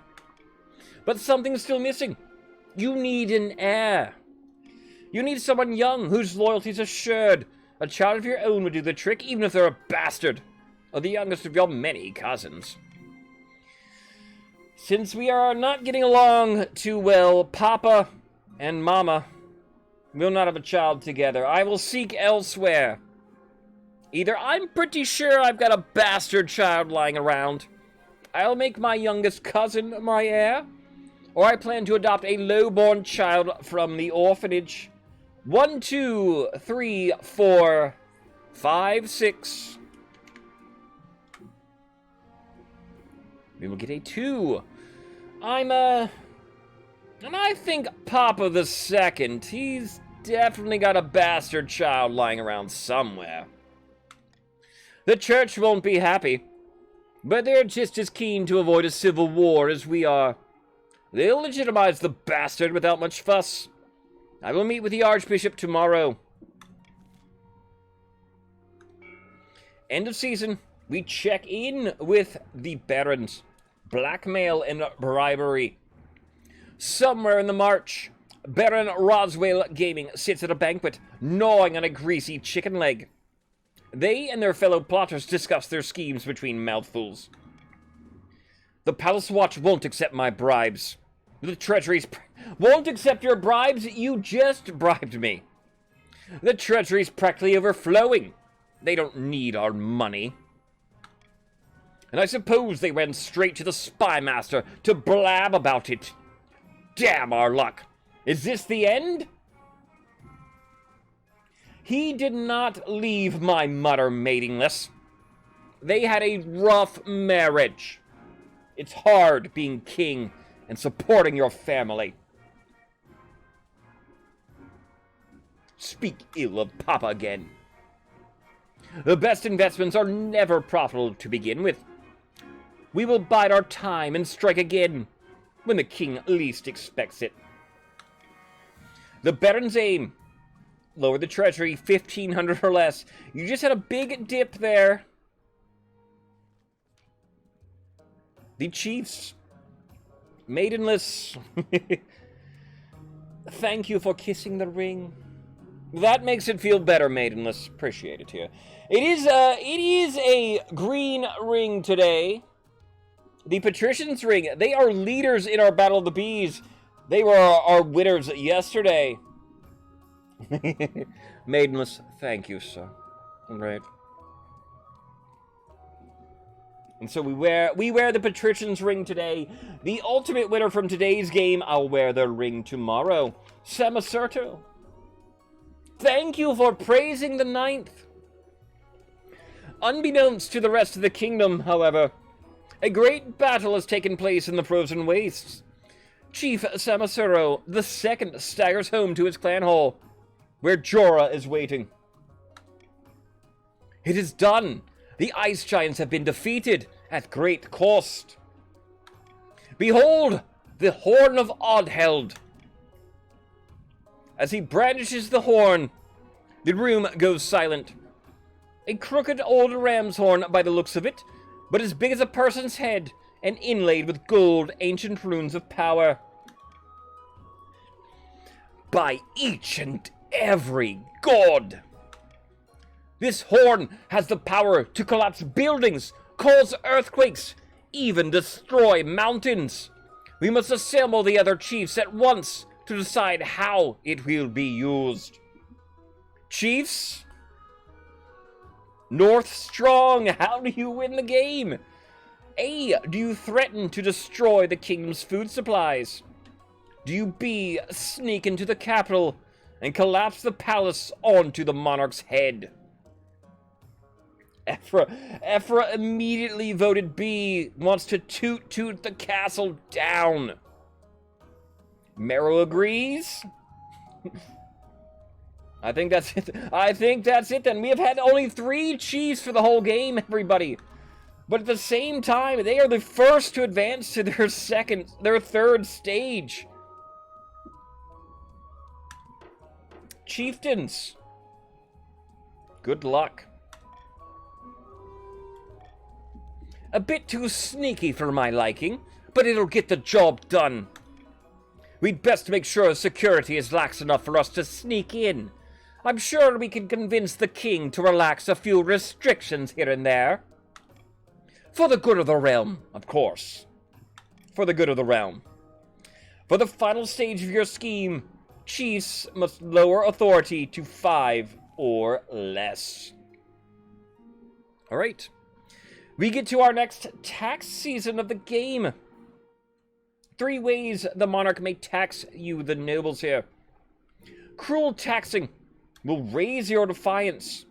Raise the treasury up by 400 and take 400 gold from everyone in that nation. Roswell. Common taxing you. No defiant swing. A mere 100 treasury to wealth. Bribing. We'll lower defiance. Lower the treasury by 700. And add 700 wealth to every noble of the color. The counts got the bonus. They discovered a treasure worth 500 wealth in a long-abandoned crypt. All the counts gained 500 gold. Rich get richer again. However, Roswell Gaming, once again utilizing one of my point redemptions to great effect. And Roswell thinks, I've been a little harsh. We've had nothing but cruel taxes and common taxes. The nobles, I love to bribe. I do. I want to bribe you here. And I want to bribe you all, apparently. Maidenless. Barons, Roswell is helping you guys out immensely here. But at the same time, I will get to... This is going to give me another bankruptcy, maybe. So we'll see what this... if we can get it.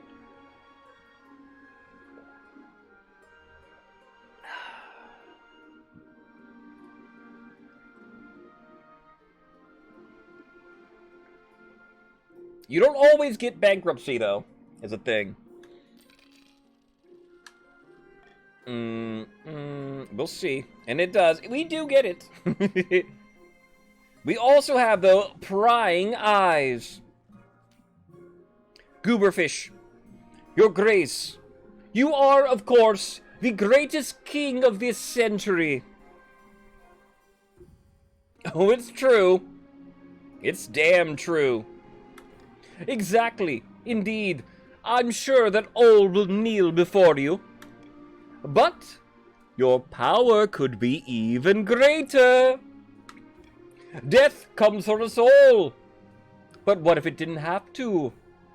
What if you could be the greatest king for all millennia? Goober, I won't lie. That does sound quite delightful.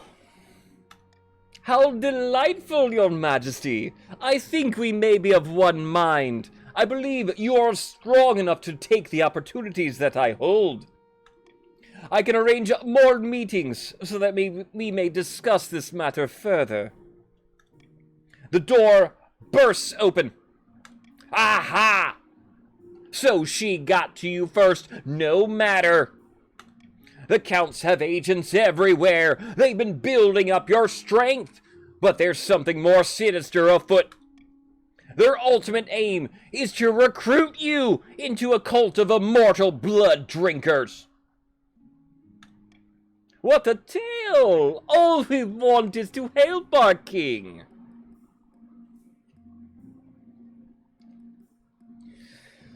They have been helping me a great deal. Countess Gooberfish shoots you a quick smile. The High Inquisitor looks furious. This is heresy of the highest order. The council must know. Alright. Do we A, force the monarch to officially refuse to join the cult? B, prevent the counts from seeking private audiences with the king? Or C, leave the counts to their business? What do we do about the counts' vote? Counts need authority at 5 or more. The chiefs will win the game if authority hits 5 or less. Throwing it out there. Throwing it out there. What do we do? Afra, the chiefs think we should force the monarch to officially refuse to join this cult. Official. And chiefs, very strong.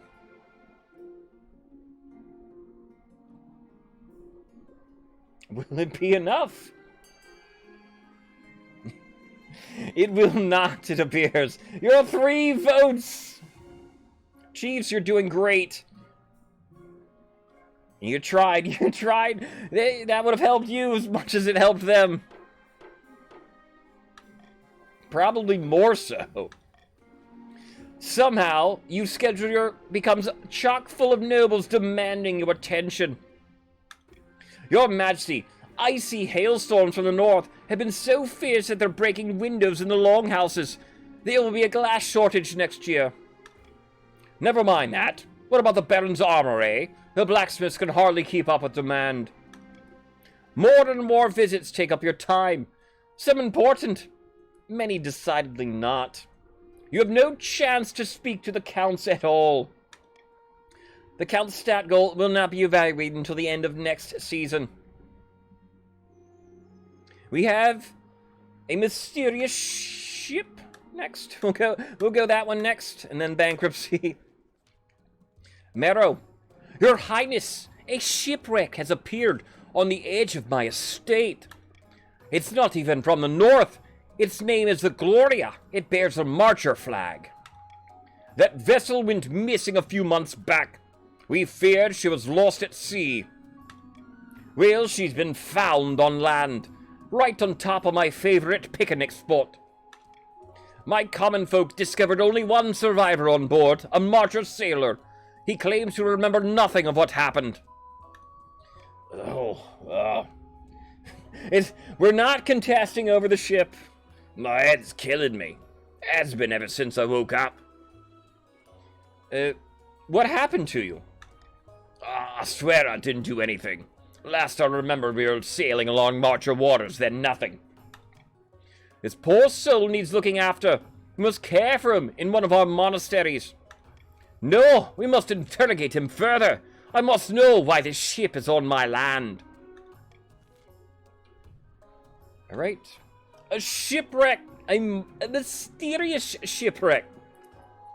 Do we A, send the sailor to a monastery to Coblence in peace? We cannot afford to do B, the treasury is too low.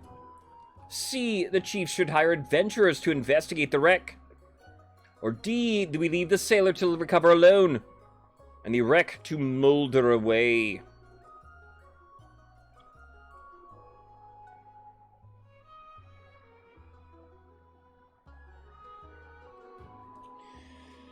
What do we do? The poor sailor. We can't even afford a scholar. The scholar I don't even think is that much. It may be only like 500. It's less than 1,000, I'm pretty sure. Send them to a monastery. The chiefs can hire an adventurers to investigate the wreck. That'll take money from the chiefs. Oh no. The chiefs, the wealthiest they've been in a long time. After those bribes. It's tied up currently at 5-5. Monarch breaks a tie, and I will roll, but there it goes. Oh, there it goes. The chiefs will hire adventurers to investigate the wreck. Bah! Why must we foot the bill? It's your ship. You do it. You do it. It's on your land. Defiance goes up. The Adventurers Guild is always hungry for cash. They put together a ragtag band of their best explorers, led by a woman named Chania. We will soon be back with news. Don't worry, we'll never fail.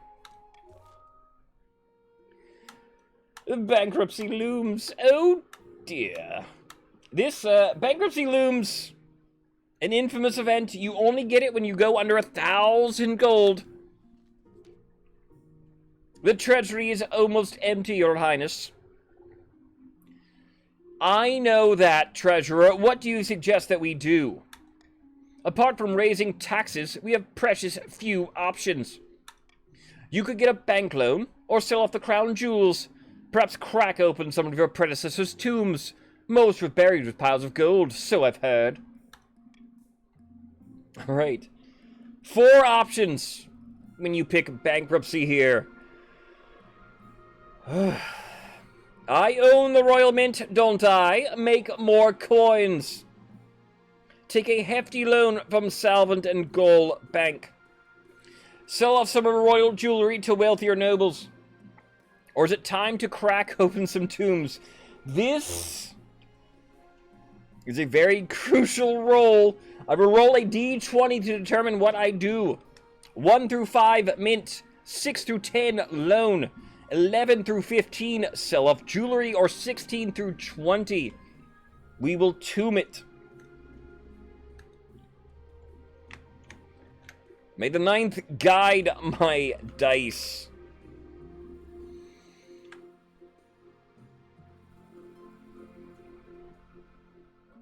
It is a critical failure. It certainly might be.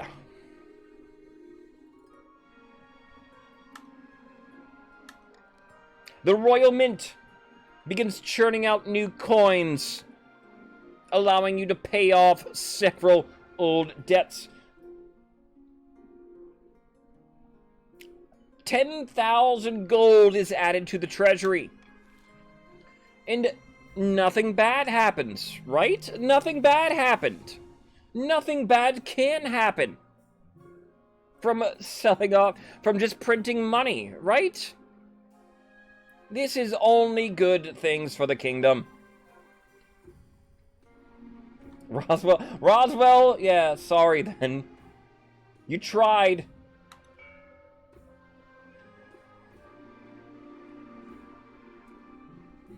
I will go holy gamble here. Royal gamble, not holy gamble here, instead of reverse. We may need it. Just in case.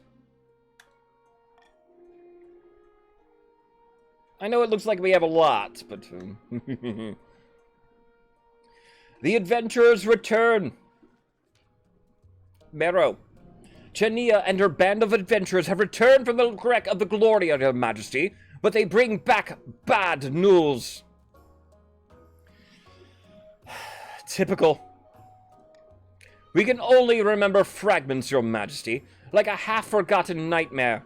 But I remember running down an endless labyrinth that twisted around me, coiling like a serpent. They couldn't reach the captain's cabin at the center, but Chania's willing to return if we give her better equipment. Right. A, they may return, but they need better equipment. B, don't let them go back. No one should explore the area. C, it's their choice. Let them do what they want. What time is it supposed to be? Like 2:30, I think, right? And it is a good thing, Amanda. Nothing is wrong. I'm here. We should hear it. My phone is sitting sort of close to the microphone. 2:20. Oh, all right. Even closer. As a test of the emergency alert systems is happening today in the United States. Should happen to, like, everybody, essentially. You'll get an alert on your phone. In case the worst should happen to our country. What do we do here? Lots of rolls. What do we choose?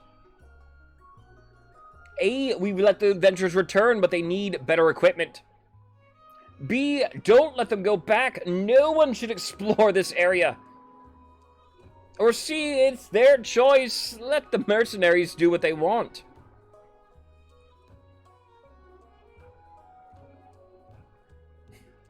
See, I know it's not always me. Sometimes it is me when latency is high or low or whatever.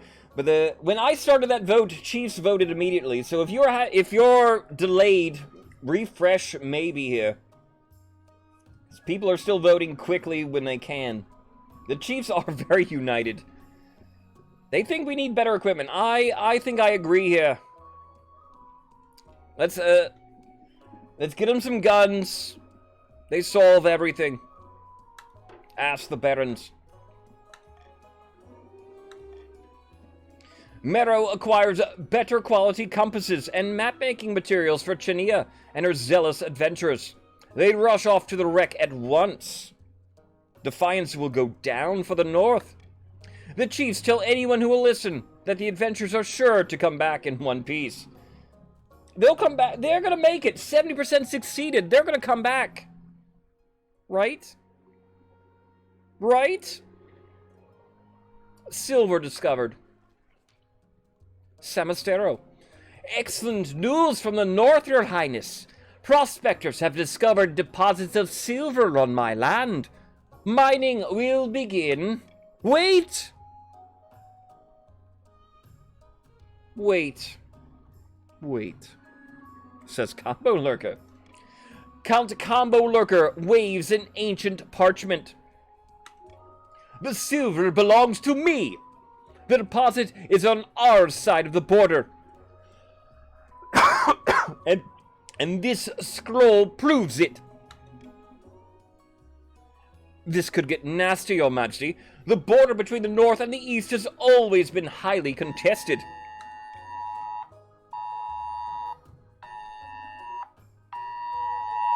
Everyone else, my fellow Americans. This is a test of the National Wireless Emergency Alert System.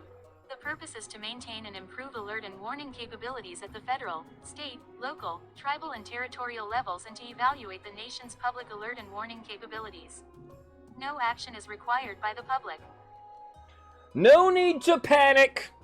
You heard it. And there it is. There it is, everybody.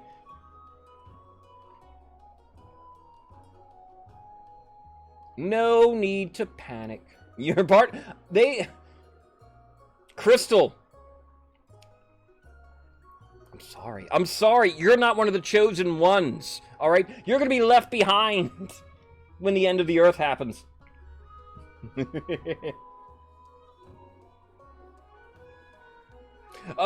When did I get up? Maidenless? You might have missed the Royal Mint. It's going again here.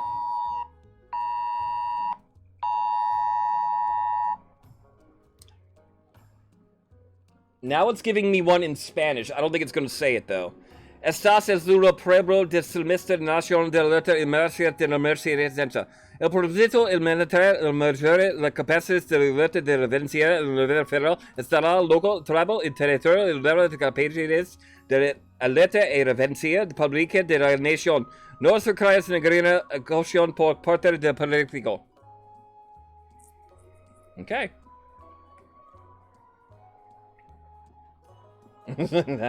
Everybody, if you live in the United States, any device you have should be going off like now or done.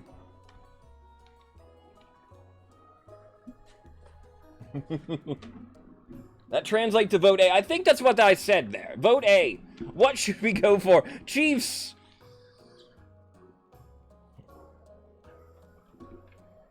We veto C. We veto C. To make you choose who gets the silver is the fun option.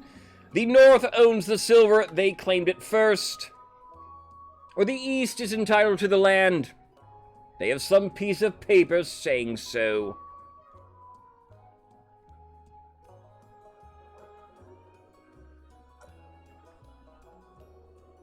Who gets the silver? The North, you may be few in numbers, but you get the silver. The Barons, who do you think should deserve it? The East? Is it yours after all?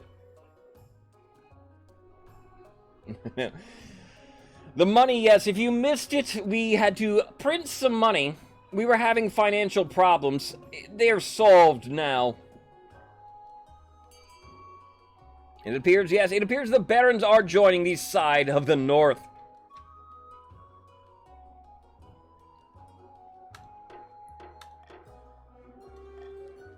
Very well.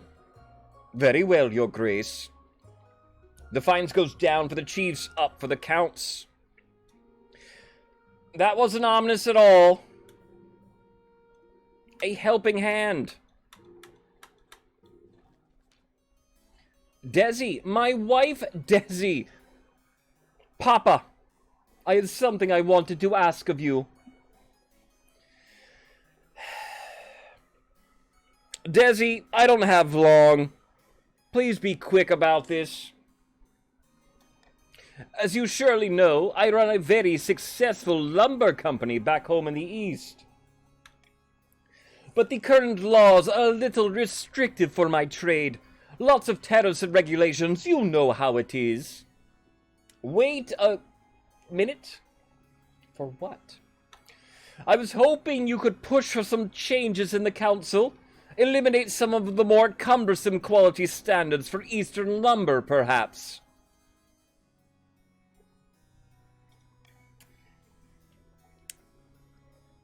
That's corruption, Desi, plain and simple. I wouldn't call it that. It's just a helping hand. That's all. Our peasants will surely thank you for it.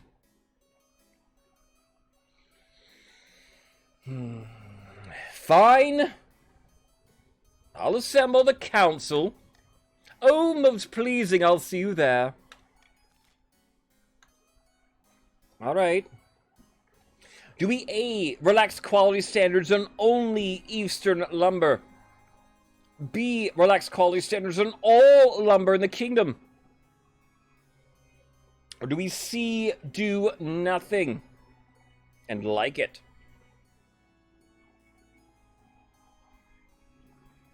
Desi won't like that. To hell with Desi. Couldn't even give me a child.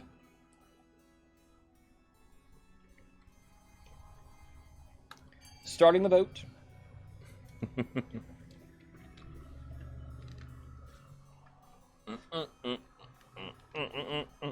I should have Henry VIII her when she wasn't gonna have a child with me. Pick the next one. I'm Henry VIII, I am.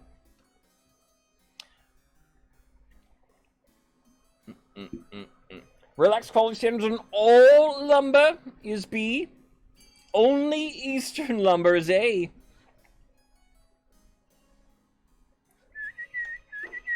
Alright. I can't believe you're just letting that happen. I should have known these ingrates would vote against me. The relaxation of standards all across the kingdom has a result of lowering production costs and boosting the economies of all the regions. I don't think so.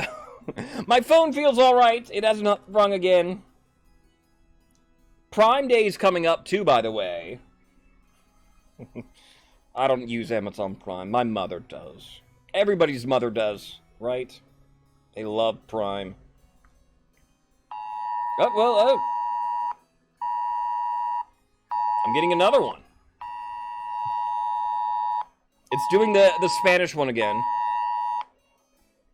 Esta es una prueba del Sistema Nacional de Alerta Inalámbrica de Emergencia.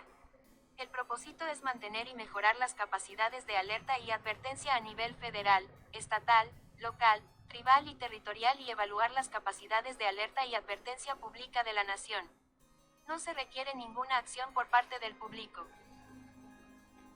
All is well, Amanda. That's what the emergency well, the emergency broadcast system is to tell you when all isn't well, but they're just testing it. There's no zombies, no apocalypse happening, not this year. Maybe next year. Naoko! Hello there. How are you doing here today? Welcome on in. Emergency broadcast system is hitting us in the United States. How are you doing here? Welcome. Unfortunately, it also leads to a lot of collapsed buildings and avoidable accidents. They really want me to stay alive, Crystal. Alright, I'm the king. Alright, they're gonna keep sending alerts until they're sure I'm safe. Don't worry, everybody. But, Naoko, welcome on in. Good to see you. Hope all is well on your side of the planet here. We are playing a game called King of the Castle, if you haven't seen it here. If you want to join in, you can. If you're happy just staying here with us, we're happy too. End of the season. We check in with the counts while playing a game of cards. Good to see you. While playing a game of chess, not cards, in the Austria castle, two counts of the East discuss their schemes against the crown. Most pleasing, the king is drunk with power. He mandated statues of himself be built in every major city. Our sculptors are doing well, I hear. It is, Naoko, yes, this is a multiplayer game, a party game, in a way that you can play, and Twitch is the ones playing alongside of me. If you want to play, it is just !join in your browser. You will be put into one of our 3 teams. Will it be the Chiefs? I don't even know. But you'll get put into one of the teams. You then vote. It's like a voting sort of role play game where you decide what happens in council meetings. It's more exciting than just voting in council meetings, I assure you. This isn't episode 1. I think the alert's done. I've gotten 3. So if you want to play, you can, if you're happy just watching. I've been obsessed with this game for half a year now, Naoko. I'm playing Sims at the end of the month if you're excited for Sims action. But there's still... Voice crack. Voice is going a little bit. It means the time is ripe. But I was thinking, should we really show the king the true secrets of our group? I thought that was the point. Immortality and all that. Yes, but those secrets are meant to be, well, kept secret. What if we pulled the wool over his eyes? Counts. How do you wish to win the game? Will you A, plan a false immortality ritual for the king that will kill him? Or do you B, induct the king into the real secret society of immortal blood drinkers? Alright, well, Naoko, it is good to see you. I'm happy you're here. This game, people compare it to, like, Crusaders Kings, which I've never played. I've watched a few people play it. It's, you know, a very party game, like Among Us sort of type, where you don't know who's on really scheming against who. Right now, there are 5 total teams in the game, but 3 teams play at a time. This is the Counts, the purple team, are picking their final goal for the game. Will they make me immortal? It appears so. To Reigns. I've never heard of Reigns before. The mobile game. Game of Thrones is performed by Monty Python, yes. It's very similar to Dungeon. I like it like Dungeons and Dragons, a lot of inspiration for it. Like, I'm a game master, a dungeon master, and it's sort of a paint-by-numbers adventure. Reigns. I've never heard of Reigns. I can look it up. And it's chat's goal, Naoko, to overthrow me. They pick their goals at the beginning of the game, and then they try to either kill me or dispose me somehow. The Counts could have really killed me, but instead they're gonna make me a vampire. Thank you, Counts.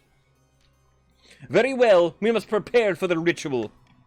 Yes, I'll begin appeasing the spirit of the soil, but first you must enrich our land. By the blood of the dead, it won't be long now. You played range, it's hard. Alright, final stage of your scheme then Counts entering their end game. They must raise their farming to at least 9. Alright, we check in with everybody. The Barons are stuck on their second stage, seemingly for a long time. We're at 10,400 gold. They need the treasury at 1,500 or less. It may drop dramatically pretty soon, though. Oh, it's a card game. Oh. That sounds neat. I could get into something like that. The Chiefs and Counts are on their third stages. In order to win the game, the Chiefs must lower the kingdom's authority to 5 or less. The Counts must raise their own farming to 9 or more.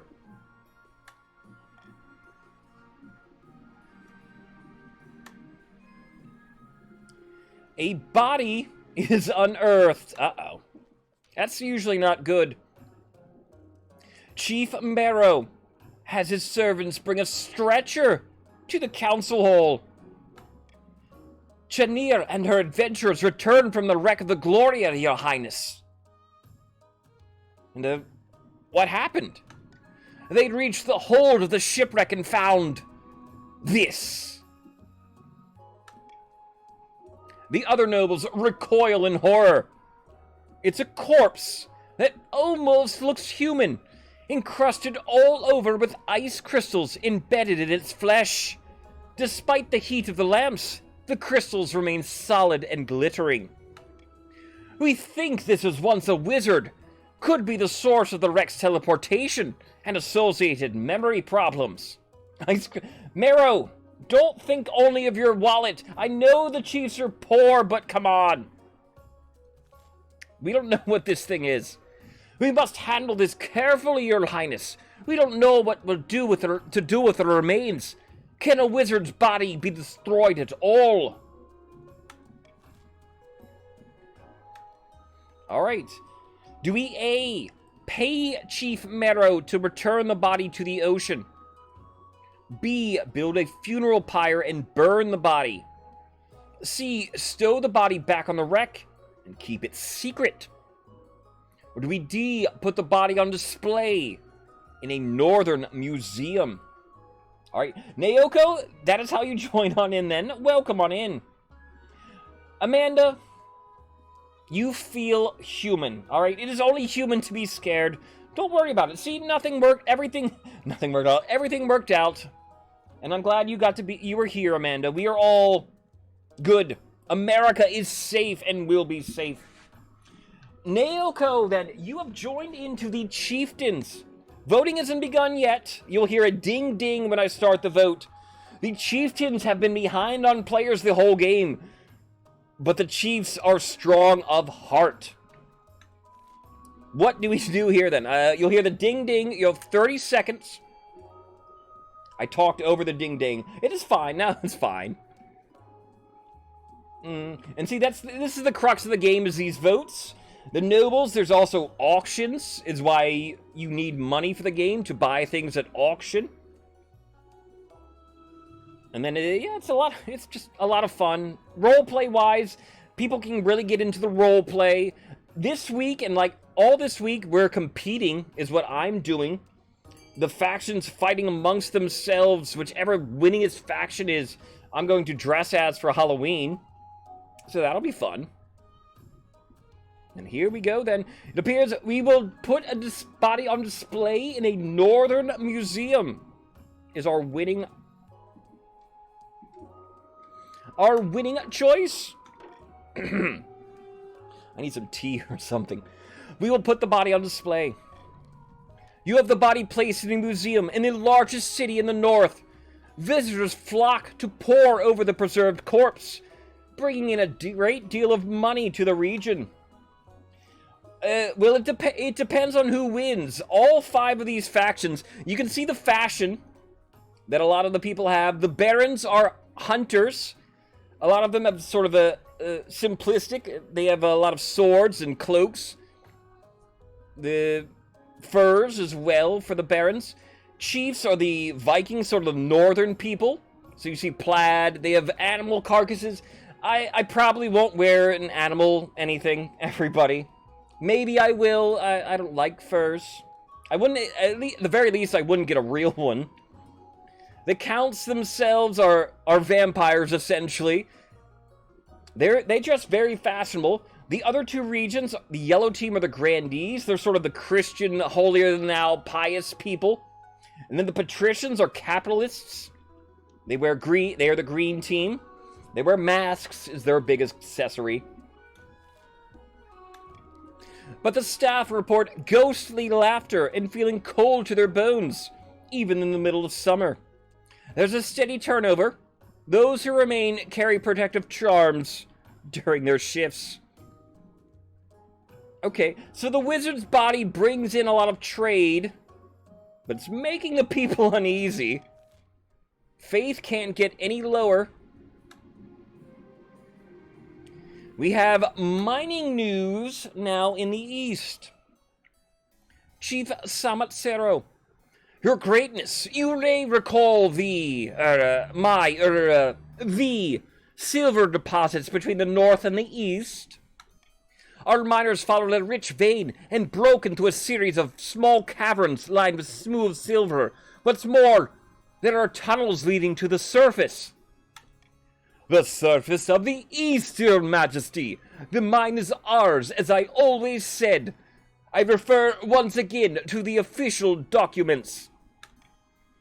Murmurs rise among the council. All right. Maybe we were a little hasty. It appears the silver mine might belong to them. Fake docs, they could be. A, the counts can also mine from the deposit. Sharing is caring.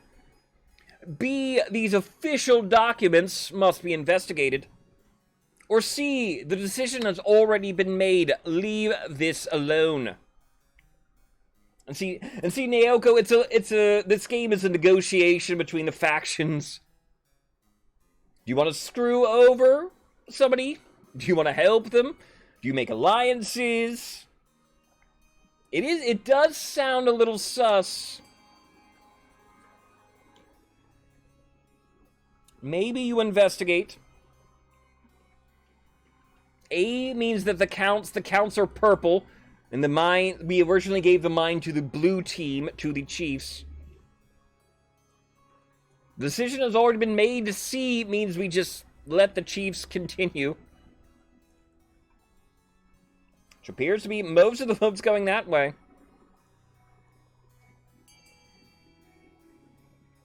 Once we cannot go back, we made a choice. We must stick with it. Leave the matter alone. The chiefs are relieved with your decision, while the counts complain that they can hear pickaxe strikes thudding below their feet. Stability in the kingdom goes down. Defiance goes down for the chiefs, up for the counts. My heir. Your quest for an heir is finally complete.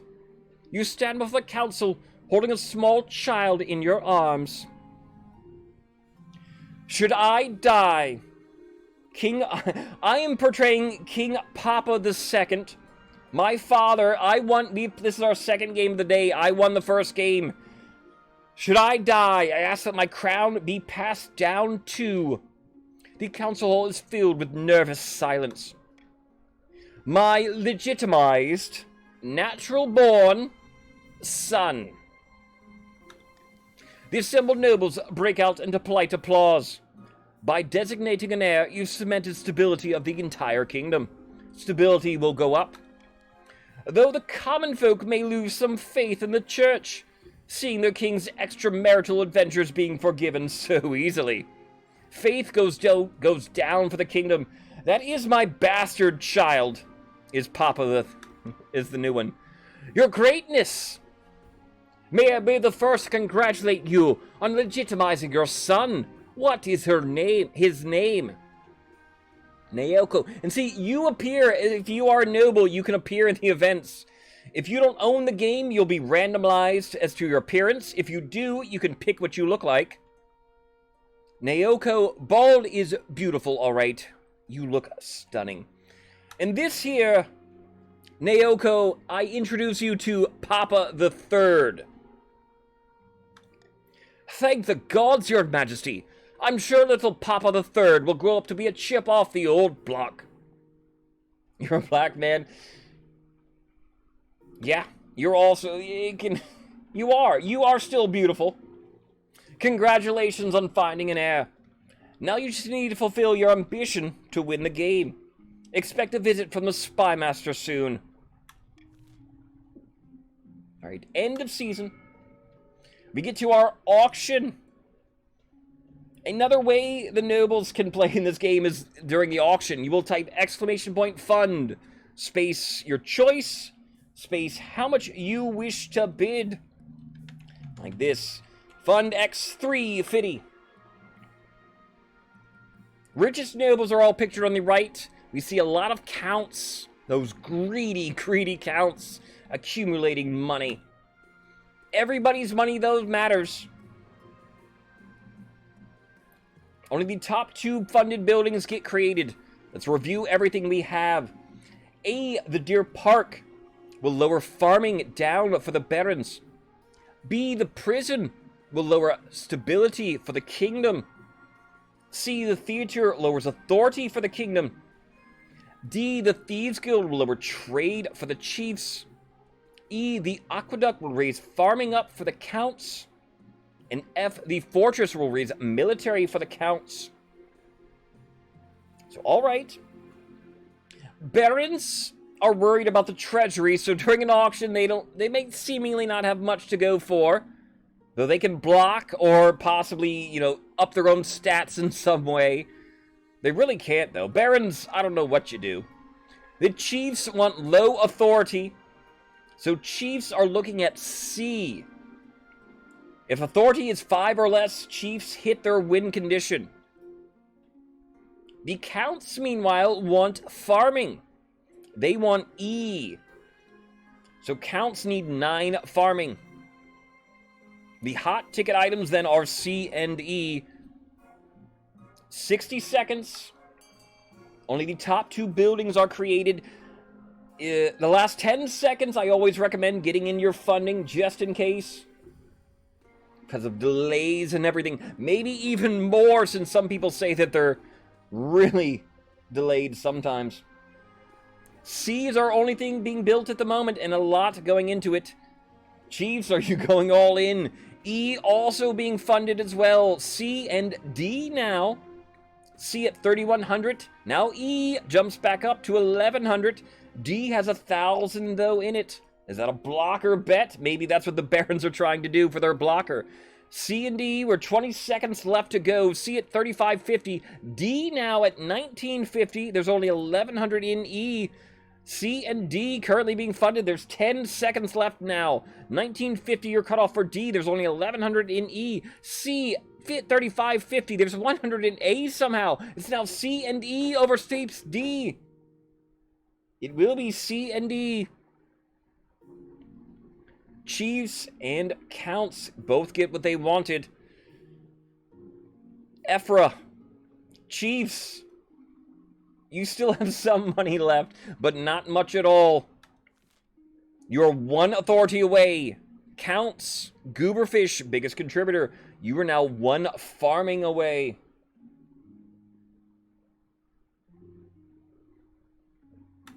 End of season.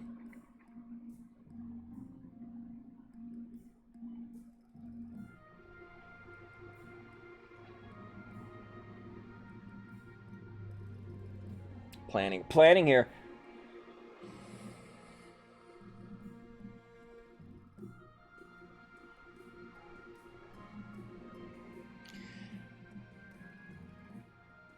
We'll get it right out of the way. Pull this band-aid off. Hyper last. I feel like we have to do it first. News from the mind can get us money. I don't know. Kingdom, hyperinflation. You may be asking why we have 10,000 gold. That is a lot of gold. We printed money. The consequences for our action are about to come back to bite us for printing money.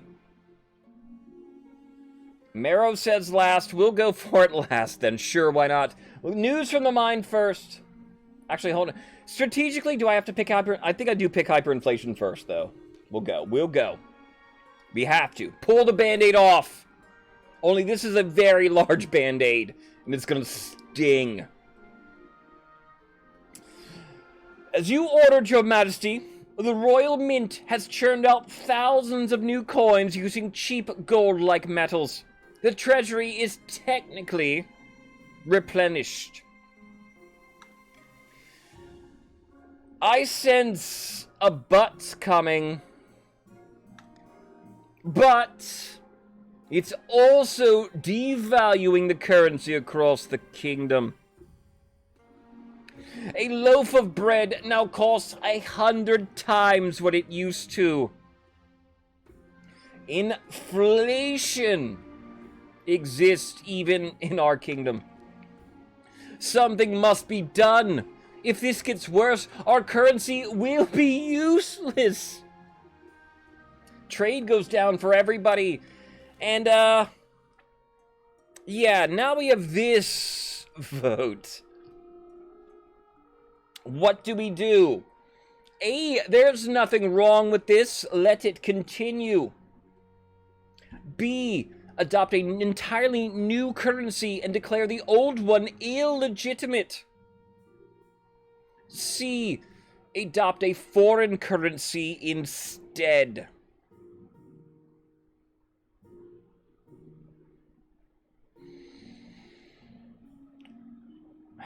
These are all negative these are all serious consequences. You can see we're not going to be able to keep the money in the treasury no matter what. What do we do? I will leave it up to you, everybody. There's nothing wrong with this. Inflation's inflation. B, adopt an entirely new currency. Declare the old one illegitimate. Or do we adopt a foreign currency instead? That would be from those dogs, Ashmead. Will we use Ashmeadian coins?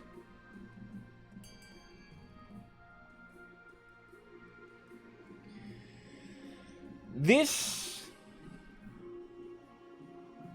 Get the iodine. This will sting, nobles.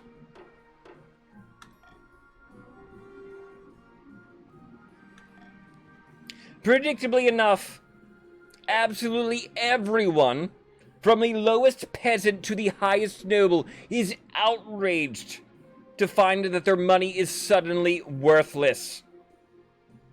Everybody's defiance goes up. Everybody loses a lot of money. The chiefs now have 50 total gold amongst the four of them. I mean, even the barons seem like they're not doing too well. The counts, they can weather the storm. A few of them at the very least. The treasury, oh yes, the treasury goes back down. The resulting chaos makes buybacks difficult, and fraud is rampant. Riots consume every major city.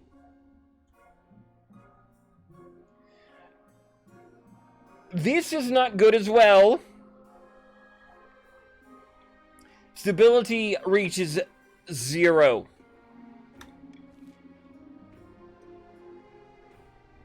Can we... I don't know if this... I don't know if we survive this or not.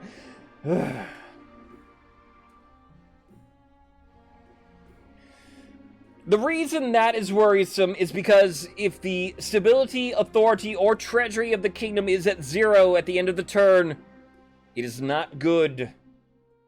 News from the mines.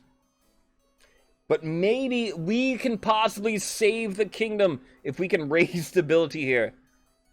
Bad news from the north, your greatness. The eastern troops are at the border to take over my silver mine by force.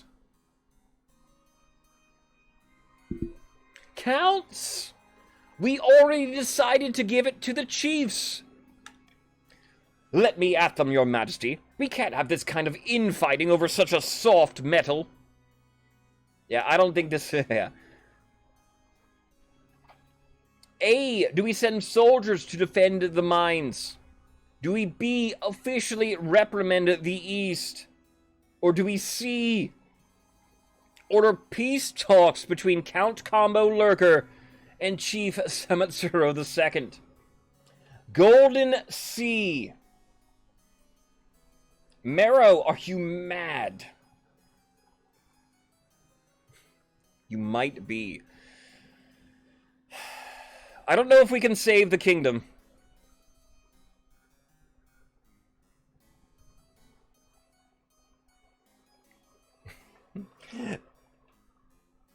I don't think neither of these sound like they'll raise stability. Will B 60?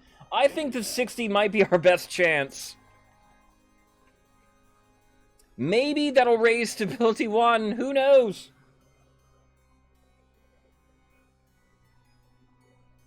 I think B. The gamers, I apologize then, sir. If we wait 90 seconds, Whisper will be available. I won't wait 90 seconds. I think I'll I will golden choice B, I believe, here. In a last-ditch effort to maybe save the kingdom. Gamers, welcome on in. You are a baron for the game here. Thank you for joining us. No Whisper needed. I think golden choice, maybe we have to do this. Officially reprimand the East. Monarch's golden choice gives you 500 personal wealth if you vote for B. It may be the only chance we have, is why I want to encourage you to vote for it. And hey, you get 500 monies. Not that you'll need it much longer. But that is a golden choice on B.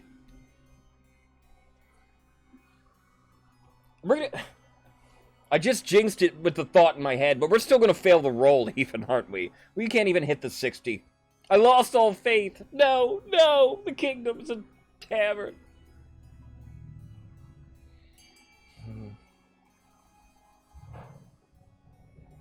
Angry emails. Those work, right?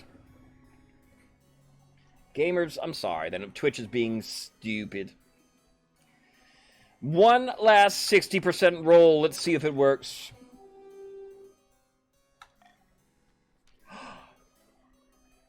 You send out a stern proclamation. It works. Targeting the East, making it very clear that further infractions will have consequences. It may have helped the Spymaster at Combo Lurker, followed by hooded figures. We hit the roll, and wouldn't you know it, we gain a single point of stability. Defiance goes up for the Counts, goes down for the Chiefs.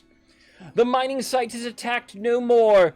It thrives over the coming months. The treasure reports growing wealth in the north. Trade will go up. Chiefs will gain some money. Roswell.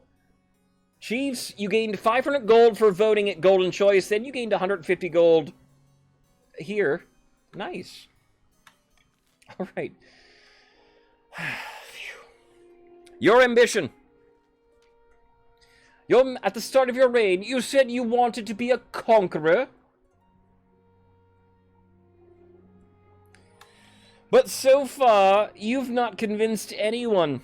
The kingdom's army is mediocre at best, Your Majesty. You won't be doing any conquering anytime soon. Alright, so my original goal for the game was military, but the military in the kingdom is not very high.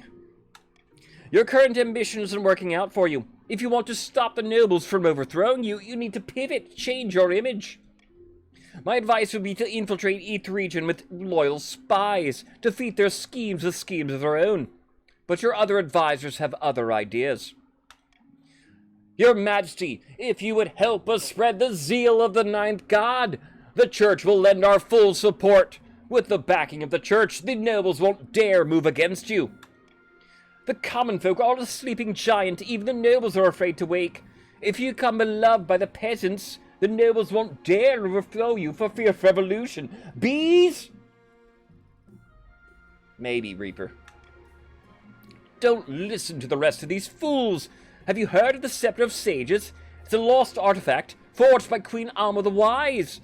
There's a legend that any king who recovers it will rule over a golden age. Alright. Honor guard our Eastern Knights currently, yes. So this is shifting my original goal not working out, so I'm allowed to pick a different goal. Create a kingdom-wide spy network. Get elevated by the Church to the status of a living saint. Become beloved by the common folk. Or do I recover the scepter? I'm rolling. Randomly, I will determine my final goal. It was a Monarch victory in the first game. Will it be a second Monarch victory in the day? 13 means that King Papa II will become beloved by the common folk. A wise decision, Your Majesty. I'll begin recruiting town criers to shout about your achievements to the masses. But first, you need some actual achievements.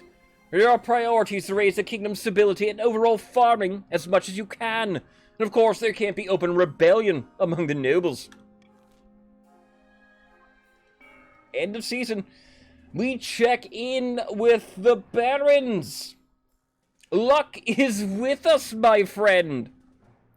The Palace Watch are in our pocket. They took our money gladly. The kingdom can barely afford to pay them a living wage. Music to my ears. Soon the throne will be ours. Indeed it will. But now we must plan our next step. Barons, how do you win the game? A. Kill the king and place their own claimant on the throne. Or B. Control the king with the threat of assassination. A will involve lowering authority, B raising your own military. However, I must warn you, barons, A, you'll have to get it to 4 or less. So if you go A, you may be semi-blocked off by the chieftains. Ride their coattails, yes, but it will have to be at least 2 more. So you would need a couple bumps in one turn in order to tie them and get a coin flip for the win. Just saying. You can still go A, but that is the scenario with it. Barons, you can still do it. People can still rebel too. We haven't had a rebellion this game. You believe? Do you believe?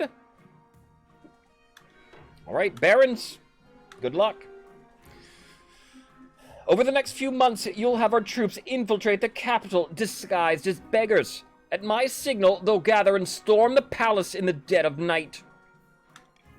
They bribed Watch will open up the gates, else soldiers will murder the king in his bed and have our claimant on the throne before sunrise. Ruthless. I like it. But what about the chiefs and counts? They'll call us usurpers and rise up in revolt. Not necessarily, my friend. If King Papa II's rule is weak enough, we can persuade them to accept anything. For the final stage, barons, you must lower your authority of the kingdom to 4 or less. We come at our next tax season of the game. There are 3 ways a monarch may tax the nobles.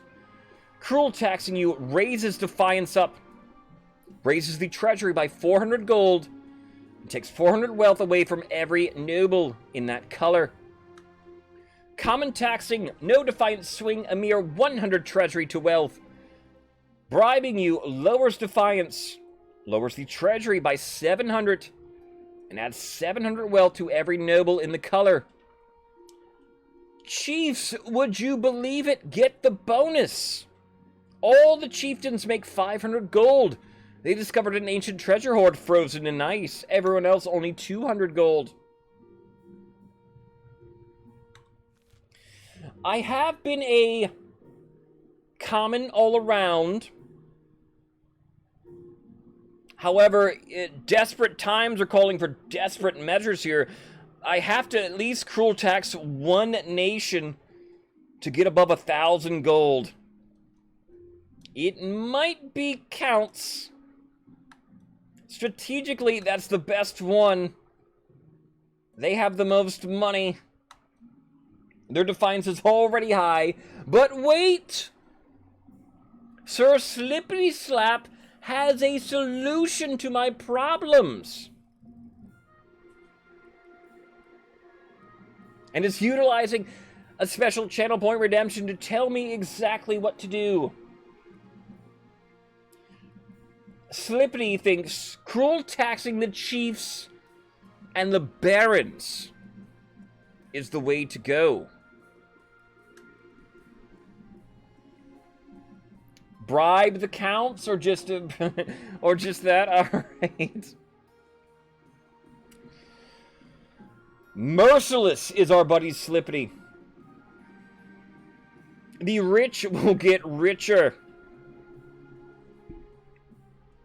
And this is a special thing for my King of the Castle streams, everybody, where it's usually to get people to, gives people a chance to catch up, is for the most part, you know, to marry their spouse, to help out in the here. But alright. You're honestly not sure of the decision here. Naoko, this is really going to help out the purple team. At the same time, it's not super bad, I guess. Don't worry. Don't worry. Been waiting for this whole game. So, alright. All the counts make 700 gold. Everyone else loses money.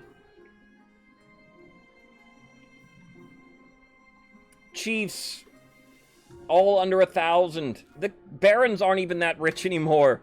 It's all counts, baby.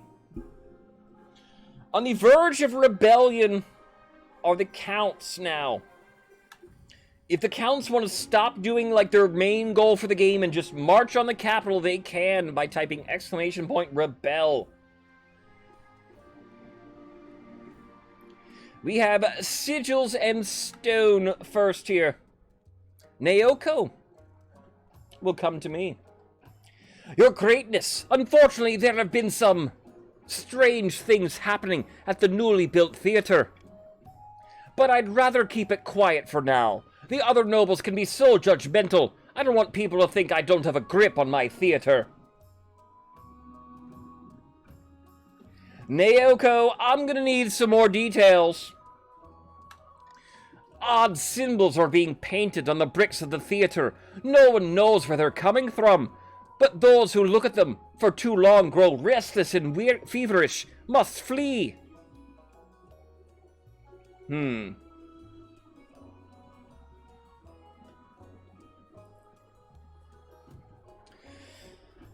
I'll keep it quiet, or no, let's open it to the council. I guess, Naoko, let me roll here. A D20. What do I do? Critical failure. I'll keep it quiet for now, but I can't promise this is going to be good. Gods bless you, your greatness. Defiance goes down for the chiefs. What should we do, your majesty? It's horrible for visitors.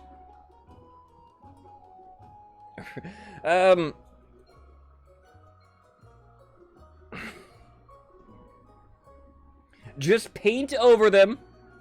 Send troops to guard the area. Or I'm sure that there's nothing to worry about.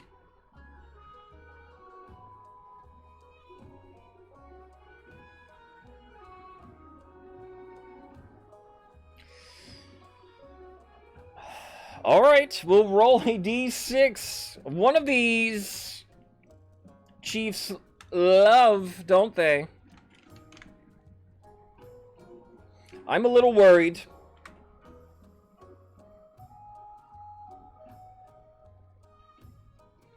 Though, I guess I shouldn't. There's nothing to worry about. The chiefs spread rumors about the growing number of symbols appearing on the bricks of the theater. Why isn't the king putting a stop to this? Authority goes down 1.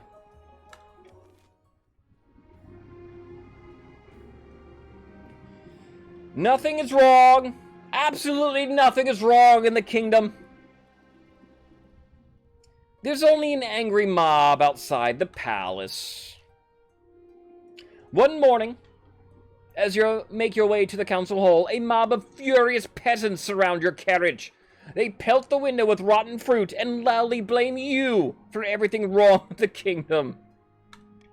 Down with the king! Poke my head out the window, sure, why not? A well-aimed tomato splats your forehead. You duck back into the carriage and wait for your soldiers to quell the riot. The soldiers have difficulties, however. Ah, protect the king! Protect the...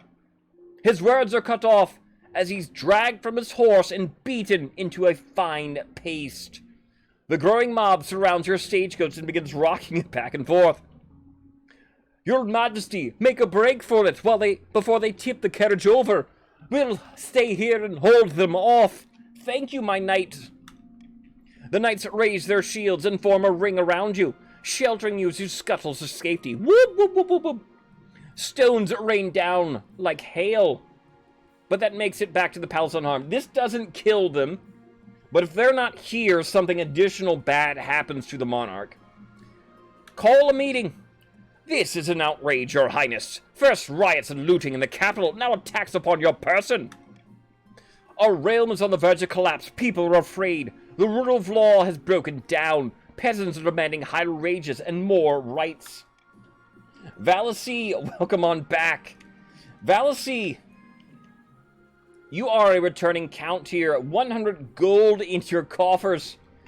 We're maybe at the very end of the game here. We can't obviously allow that. So what do we do? The peasants are revolting. Of course they are. Do we A, declare martial law? Or B, round up the rioters and hang them?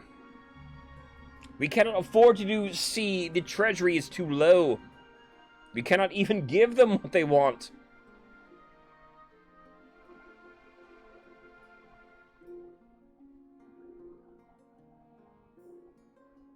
Scenario? Thinking of scenario in my head. I guess we can do. I will, Royal Gamble, something I haven't utilized too much, but treasury is low. Royal Gamble on B here, to round up the rioters and have them hung.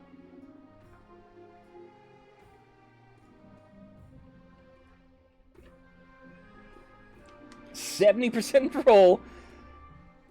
It can still fail. Maybe it succeeds, though.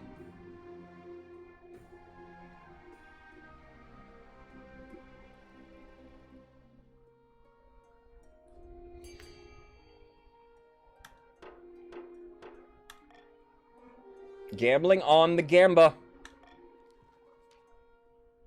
Your soldiers face heavy resistance from the rioters, and hundreds of your troops are killed.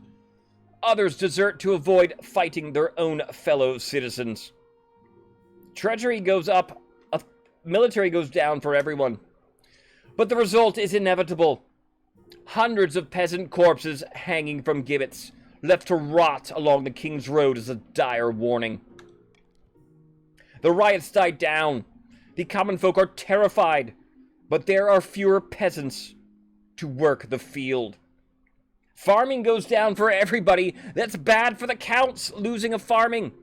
Stability goes up. Authority goes up 1. Ambition. Beloved.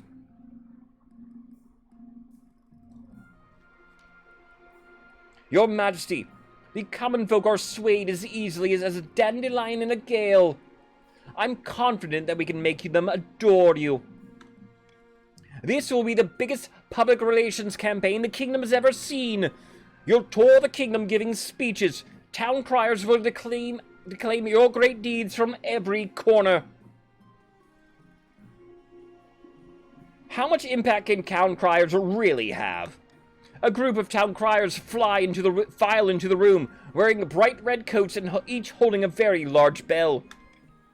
The Chancellor motions to the group. Immediately, they start ringing their bells and bellowing about your greatest deeds. Wonderful, aren't they?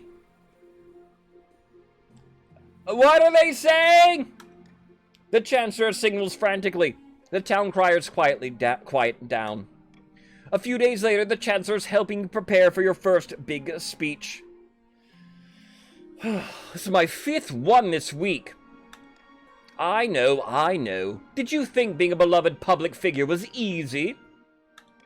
You hustled out of your palace balcony, below which a sea of expectant and unwashed faces gaze upon you. As you step out into view, you're greeted by an uneasy quiet. A few half-hearted cheers, a few boos. The peasants shuffle their feet impatiently. Not the greatest reception, but at least they're not throwing anything. Yet. Alright. Monarch's keys to victory, or the way the Monarch wins is by winning 2 rolls. My first roll is probably my lesser... They'll probably both be about the same, actually. Maybe the other one will be higher. This is my 40% stability roll. As you launch into your speech, indifference turns to hostility. The peasants boo and jeer before leaving to find something better to do.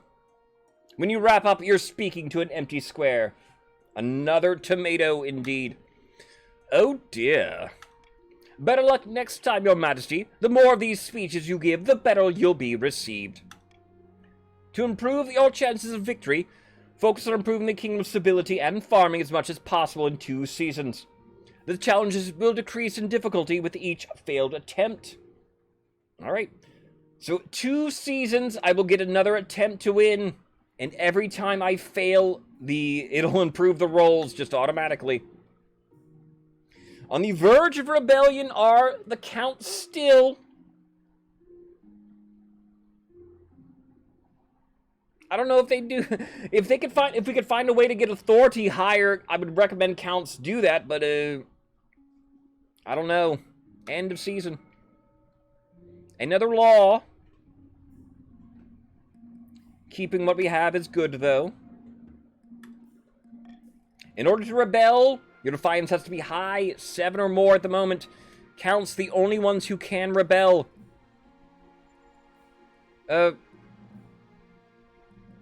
What?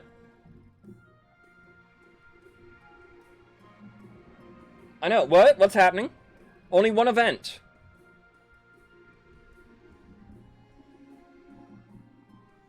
And that's Counts, right? Okay. Normally there's supposed to be 3 events in the season. There's a few times when there isn't. Is this Barons? Did somebody win? Nobody's hitting their victory condition. Okay.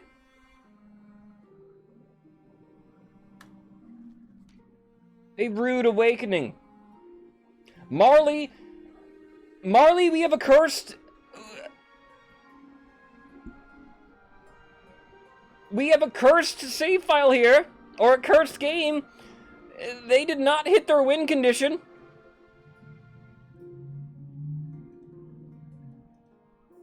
And in fact, what? Naoko, there is no unjoining. But if you have to leave, you may leave here. I think the game is ending, but the game shouldn't be ending. Yeah, this is definitely a bug. At the same time, though, I think we still count it for Barons. Because I don't know. Whoa, what? Yeah, whoa. Yeah, Naoko, you're allowed to leave, of course, if you want. The game compensates for people going AFK and tries to put new people in the regions. And no, Barons never accomplished. The authority got to 5. 5 was the chief's goal. Barons needed 4. It never even hit 4.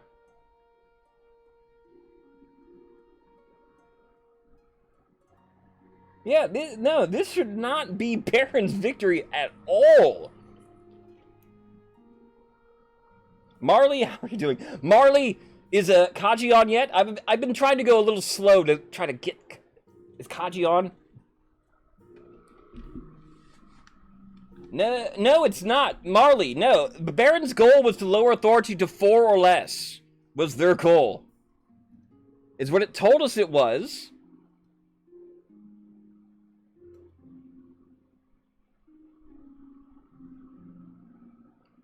And it never even hit... It didn't hit 4, it hit 5 momentarily.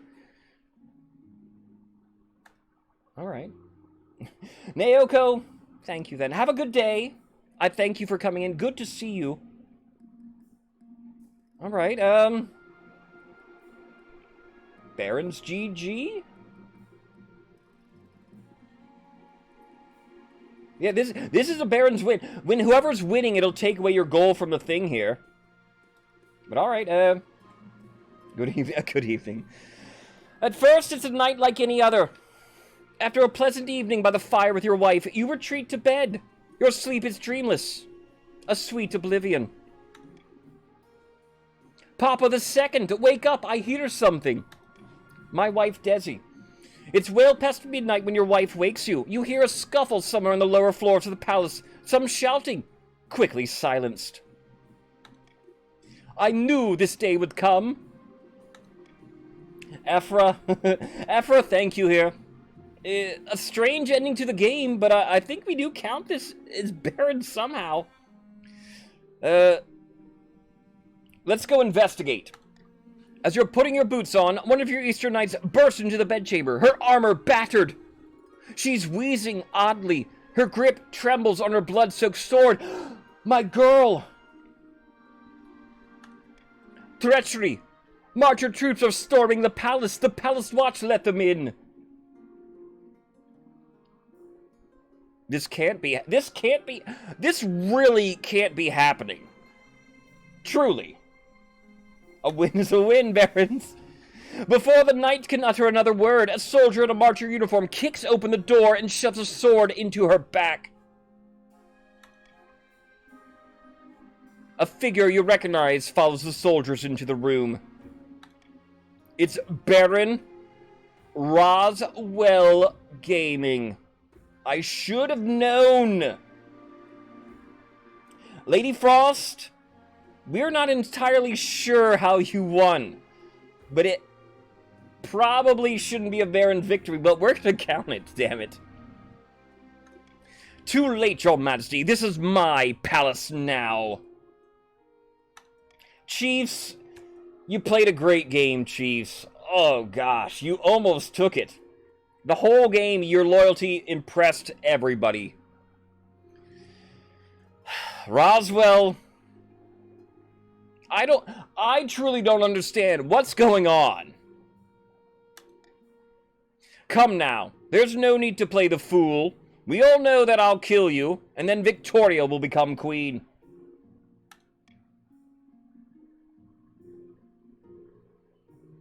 The people of the kingdom will spit on your name.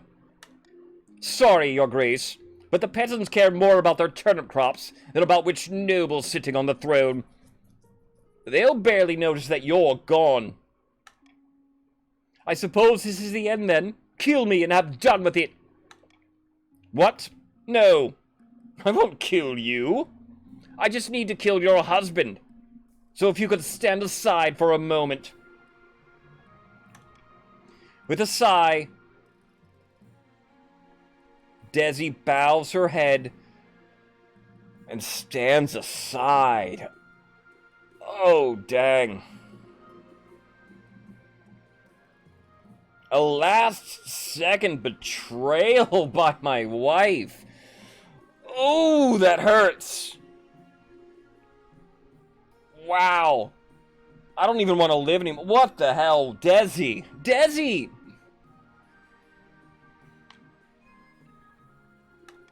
Enough chit-chat. Are you ready?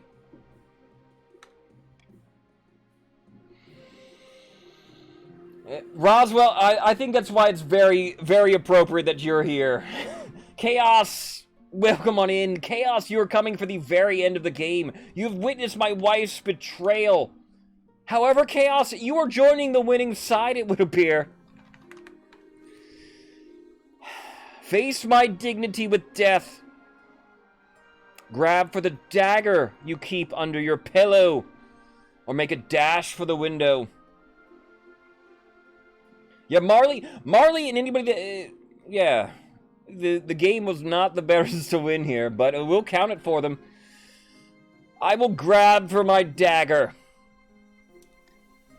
You scramble for your dagger hilt, but the soldier grabs you and holds you away with impossibly strong arms. Ooh, baby. Hold me tighter, soldier. The sword swings.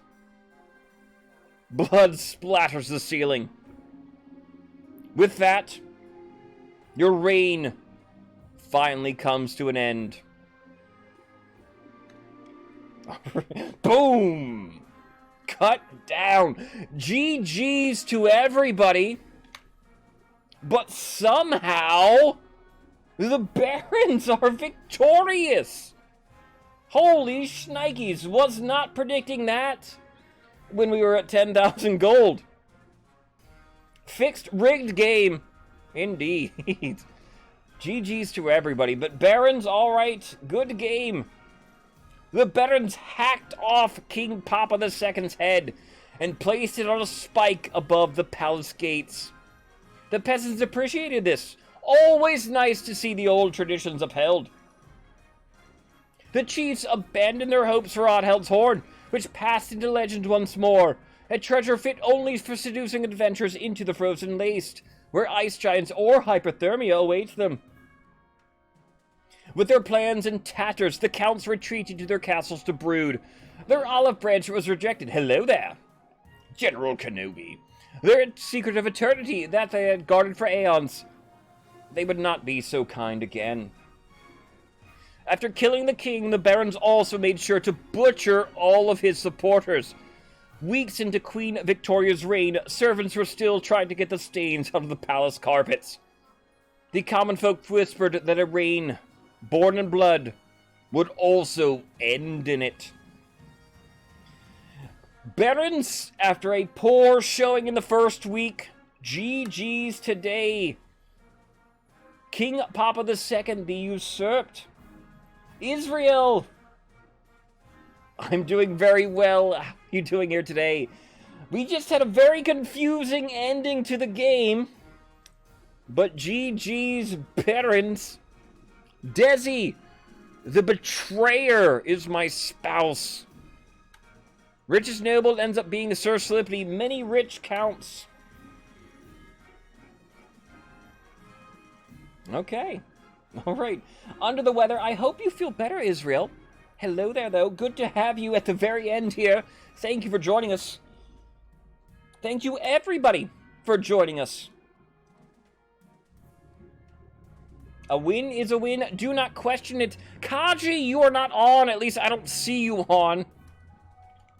There is another King of the Castle streamer that's supposed to be getting on very soon. I was hoping to delay until he was. Anyone here? Anyone in the Discord? Anyone hear from him today? We have... Yes, the coin is king was very effective this game. Kaji, are you there? I don't think I see him there. Marley, I see you already in his room. You can raid somebody who's offline, but...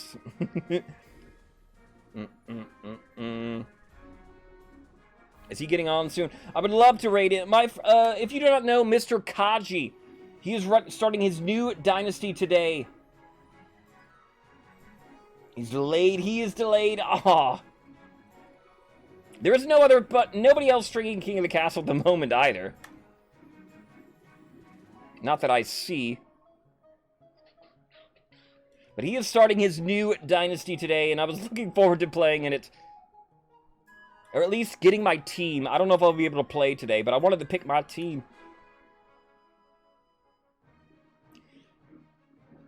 Yeah, I don't know what that was really then, I suppose. Hello there. Hello there. Alright. I won't wait around forever, but if you want a good King of the Castle game that should be starting very soon here, follow Mr. Kaji. He will be live hopefully soon. But give him a follow. We'll raid somebody else then, since I see nobody else playing King of the Castle. What are we in the mood for? I know a lot of people on Phasmophobia, chess, What is Lamplighters? I've seen somebody playing Lamplighters, but I don't know what it is. Hollow Knight. Disney Dreamlight. I know a few people on. Authority was at... when they reached stage 3... I don't know what Authority is when they reach there. Israel, lay down if you're tired or not feeling well. Thank you for being here. My buddy, he was in here a little bit earlier. If you do not know, Mr. Will Be Live. He used to stream King of the Castle. And I will forever be angry at him because he does not stream it anymore. But he's playing chess, and I like to watch chess. If you don't know Will, we'll say hello to him. Thank you all for being here with me today. Congratulations, Barons! It would be 4 points for everybody for the first game. Then 3 points for Chiefs and Counts for second. 9 points for Barons for the second as well, then. Yeah, Intimidation. Is it Intimidation? I think that's the one that has problems, then. Okay. Barons, good job. 2 more games, 2 more days left in my league here. Tomorrow's game will be Chieftains, Counts, and Patricians. Tomorrow will be the last game for the Counts and the Pats. Secure your victories, secure your points tomorrow if you're a fan of the Counts or the Patricians. Patricians at the moment sit atop the leaderboard. They're probably safe. Counts have been doing very good. Another win, though, wouldn't hurt.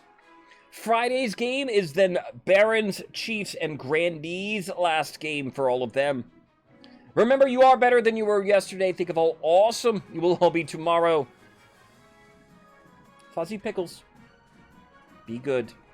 I'll see you all later.